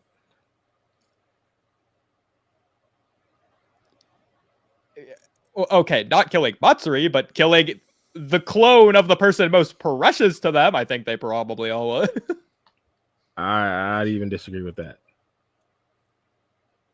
And I mean, it isn't even just killing the clone. It's the clone to bring back the original that I feel like takes it over the top for Konohamaru. Because again, if you're saying, hey, you feel emotion about killing a clone, I'd understand that. But you should be motivated to do it if it brings back the original. Whereas that was the mindset in Konohamaru. He is motivated. That's why he's doing it in the first place. Nah, gang. Then why is he trying he to stops do it? at the end. The point is the end. The end is the problem. That's when you should be the most motivated. That's not true, though, because he doesn't stop. He hesitates, but then he keeps going. But the hesitation is the problem. I just don't see any of the others hesitate in that situation. The others would all hesitate. Whether they get further or not, they're gonna hesitate. See, okay, the difference is Sakura in the 5 Kage Summit stopped. She changed her mind. She couldn't kill Sasuke. Zabuza was going to cut through Kakashi if Kakashi doesn't jump back. The hesitation doesn't matter. Yeah, he hesitates, which you could argue gives Kakashi more time to jump. But Zabuza finished the swing. He still went for it. I get that. Again, the extra added layer is the fact that the actual person comes back if you kill the clone. I believe that in itself should add the motivation to actually do it. And I understand you said he did have the motivation. That's why he did it. But I'm talking about specifically in that moment once you're actually about to do it. Like, it should be like how excited Boruto was to pack up Momoshiki. Like, it should be just that level of jubilation. Yeah, and he does want to do it because you agree with me that Konohamaru wants to get Moegi back, right? Yeah, but he hesitates, which is like, why? If you're hesitating anyway, it should be maybe in a bad offensive tactic to actually finish okay. deal. You tell me. Because we agree. We know why Konohamaru wants to do it. So you tell me, why? Answer your own question. Why did Konohamaru hesitate? I believe. Well, why he has? I think he hesitated. I think I said it a little bit earlier. I completely forgot what I said a bit earlier. Well, it gives you a fresh chance. Feel free to take advantage of it, whatever opportunity you got. I think he hesitated because he believed, in his mind, he didn't want to kill someone who looked like Moegi. Do you think if he knew Jura transformed into Matsuri, that he'd be able to kill her? Ask that again? Okay, let's say Code. Code learns the transformation jutsu, and before Konohamaru's very eyes, he transforms not even into Matsuri. I'll just say straight up into Moegi. So Code looks like Moegi. Would Konohamaru hesitate? I believe so. And I'd even go further. I think a simple transformation jutsu from a genin might fold Konohamaru. Let me take it a step further. Let's say Boruto never shows up, and this is ridiculous. So Boruto never shows up, so Konohamaru versus Matsuri continues. Let's say Matsuri's next move is to use the transformation jutsu to transform into, I don't care, Floegi. Sure, new character. He looks like Floegi now. Matsuri doesn't look like Moegi. Matsuri looks like Floegi, who looks completely different. Does Konohamaru hesitate? Yeah. He does hesitate to kill some Matsuri who doesn't look like Moegi anymore. Oh, who doesn't? Oh, never mind. I thought Floegi looked like Floegi looked like Moegi. Does Floegi not look like Moegi? No. Okay. I'll just change Floegi into Tsunade. Konohamaru looks like he's fighting Tsunade. When it's Matsuri, he doesn't hesitate. And he knows it's Matsuri. Yeah, he doesn't hesitate then. He probably gets packed up by Tsunade. Just the fear of how Tsunade looks. He probably gets packed up by that. All the respect. But yeah, he wins. He wins. Yeah, I believe so. The idea is the current Matsuri, who's like completely packed up already. Board's already said she's weakened. You feel me? Konohamaru can defeat that Matsuri. That's not the problem. The problem is like the emotional aspect of him. And that's why I think it's so frustrating with Konohamaru. Because I talked about he has feats against Hidari. He has the 1v1 feats against Matsuri, even though we could say she's nerfed. But the critical situation, it's like, what is he doing? What is he doing? So I think it's also unfair to say that the Shinju are fairly newly born or whatever. Because, yeah, their physical bodies manifested recently. Realistically, I don't think so, because I think those Thorn Souls were always in the God Tree Ten Tails thing, just waiting to be turned into a person. But it's, the wood itself, let's just say it's new, even though it was probably not new, but plastered on by that tree. It's just that same wood. But either way, the chakra, the memories, the emotions, the tie, sentiment, personality, it all comes from the 30-something-year-old Moegi. Matsuri is 30-something years old. I wouldn't. What you mean? I wouldn't necessarily disagree with that. In terms of like her history and all that, she's like basically 30 years old. Like she's not coming out and if you play peekaboo with her, she's gonna know what you're talking about, whereas a newborn won't for the first 2 years of their life. I get it, but when it comes to more complex thought, they are essentially infants. Like what? What you mean? So you say, ask that again? Like what? Like, for example, Hidari didn't know that he couldn't use the Shidori without the Sharingan. Hidari's not Matsuri, though. Hidari doesn't know who Sasuke is. Matsuri seemingly just knows everything. How? I'm assuming that they'd essentially have like mostly the same knowledge. And to be honest, I'd probably bro, say Hidari that doesn't know what a disease is. He doesn't know what, like, Hidari's just stupid. He doesn't know anything for whatever reason. I think Matsuri is kind of similar as well. Ooh, no, she knew what bugging. deep sadness and rage was when she was first born. Yeah, but She then knew again, all about emotions, Code's though, like- history. That's another Then point. again, She Kamui, hasn't even okay. met Code yet. She's meeting Code for the first time, and she knows what his destiny is. But to be fair, it's also inconsistent because Matsuri didn't know what a tear was. You know, even though Ryu knew what an emo girl was. Yeah, and again, to be honest, I get where you're coming from, but I think a lot of other stuff, a lot more complex stuff, she doesn't understand. I think honestly, Hidari might even know more than her because Hidari's older than her. Hidari is not older than Matsuri. Or were they born on the same day? Yes. Oh, my bad. Yeah, Hidari probably came out first though. Twins age. They might have all been born at the exact same time. Thinking back at it, all of them did pop out when the Ten Tails just disappeared. You might be right. I have no idea. But overall, though, I think Konohamaru should be better. He should have significantly better roles. And at this particular point, like, I'm just not including him in any sort of Kage conversation unless he finally gets a W. And the W has to be so insane that forces me to say, all right, he's back in the conversations. Regardless of his role, what do you want him? What about his personality or decisions do you want to change going forward into the future? Initiative. I mean, one of the things that we loved about Kawaki, the one of the things that we loved about Kakashi is like how much of a leader he was, and specifically like how he went about doing things. The aura of Konohamaru is like absolutely different than the aura of Kakashi. It's completely different. I won't even trust my guy to complete. I won't trust Konohamaru to complete a B rank mission. Whereas, like, if Kakashi was the leader of an S rank mission, I wouldn't even blink an eye. I wouldn't even look. Yeah, he got it. It's just, and I can't even question Konohamaru's power. It's just his initiative, what he does.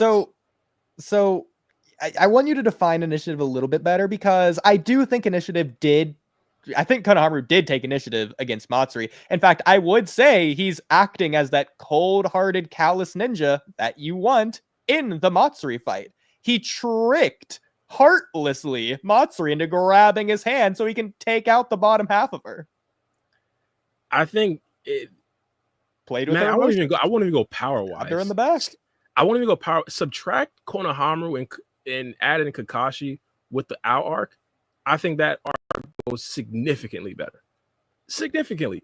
I don't think Boruto is as you guys said, Boruto made that mistake, which forced him into that 1v1. I think Kakashi stops him from that.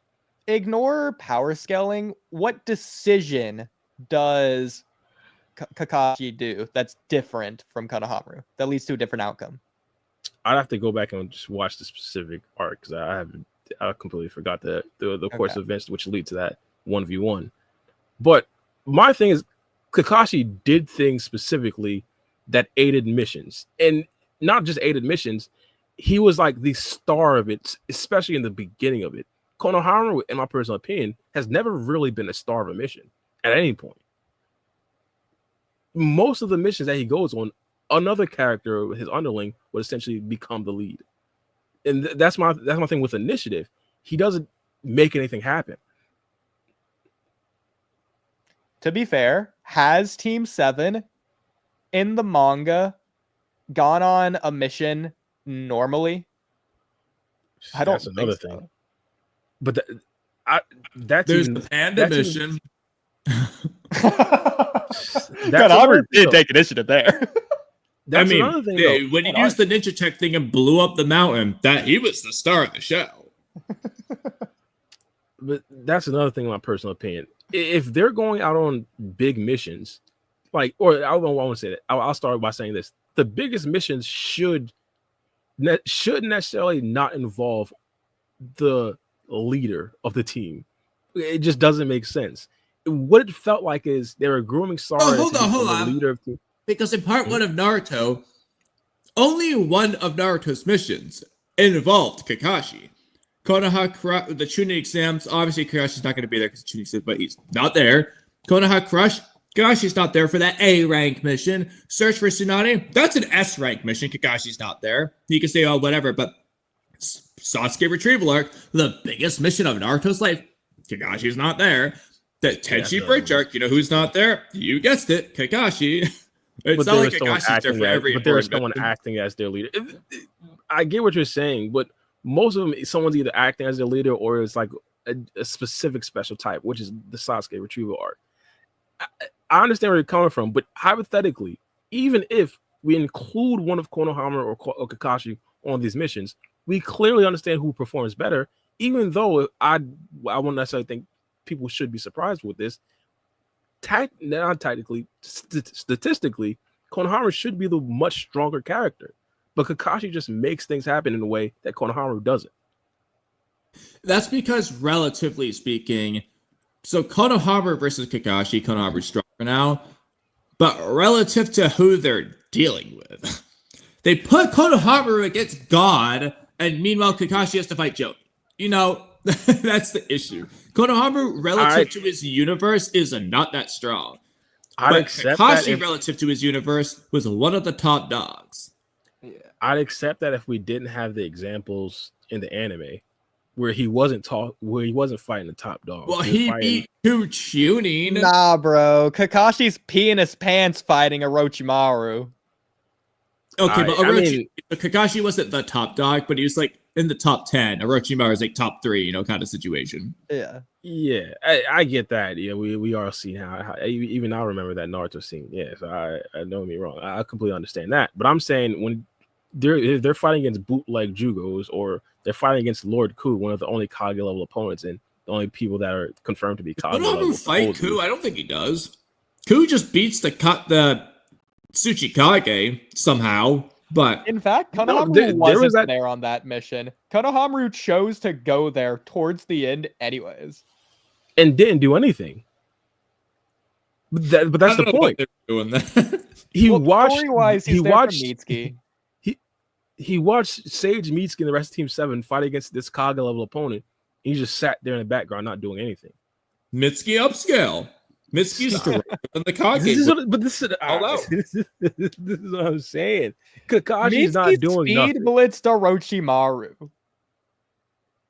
This is not a fair But make no mistake, in Two Blue Vortex, he's a Raya level. Worse. It's just I can't see Kakashi not doing anything in that situation. I just can't. Well, hold on. Because in the Chunin exams / Konoha Crush, there was a Kage level threat, Orochimaru, and Kakashi didn't get involved in it. Oh, say it again? I was reading the text, my bad. Yeah. In Konoha Crush, there was a Kage level threat, Orochimaru, and Kakashi didn't try to interfere with it. I understand that, but we understood that Kakashi wasn't strong enough to beat Orochimaru. Even I guess I don't know how he wasn't strong enough to beat a beyond Kage level threat, but Mitsuki was. No. Again, I disagree with that. Per the text, he should be Kage level. He should have been up there with Lord Ku. What text talking about implies that Konohamaru is stronger than the Tsuchikage? The fact that he was just speed blitzing like hit Shinju's,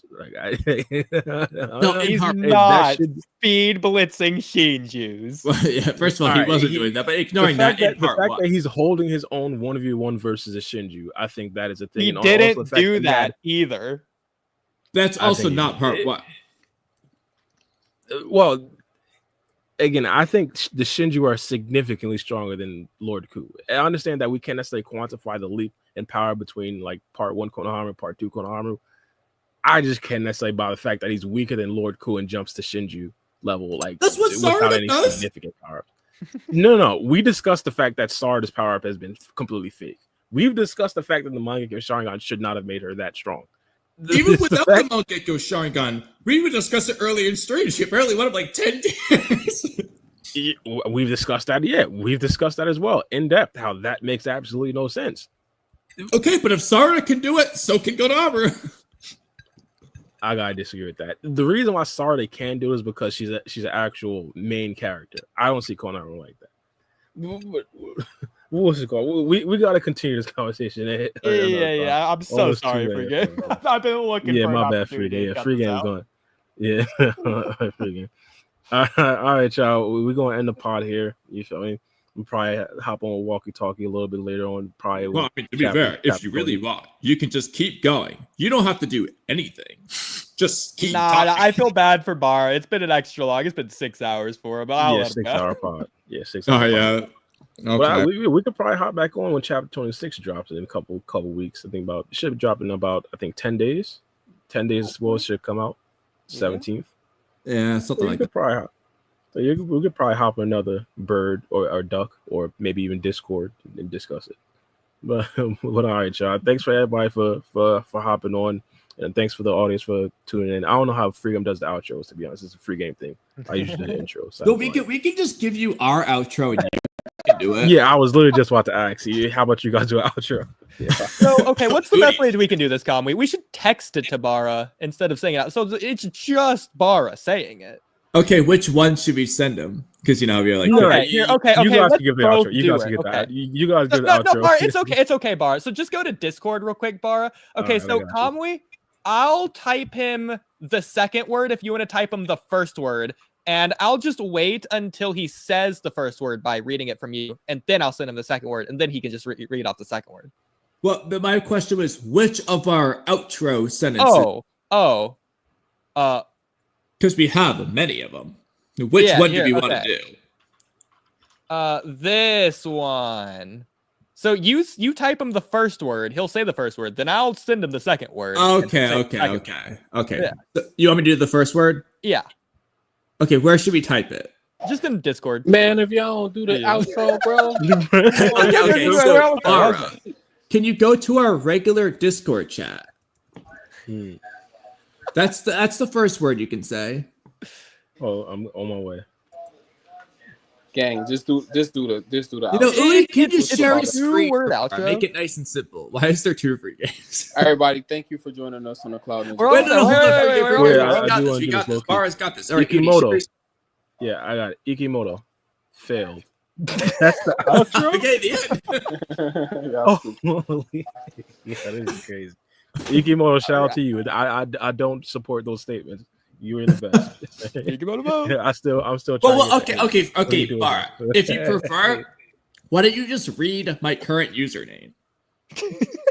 Ikimoto forgot. That's even better. Okay, how about that? I'll do that. Yeah, Ikimoto forgot. All right. Or Free Game, you hear? You could do our outro too. Bro, you got 2. Do you have 2 voice bubbles? I don't know why. Because I've been waiting that long so y'all can end so I can go to sleep. He's been waiting so long. There's 2 of them. Doesn't even make sense. Because I'm on my phone and not my computer. All right, hit the outro and we out. All right, y'all have a good one. Peace. A lot of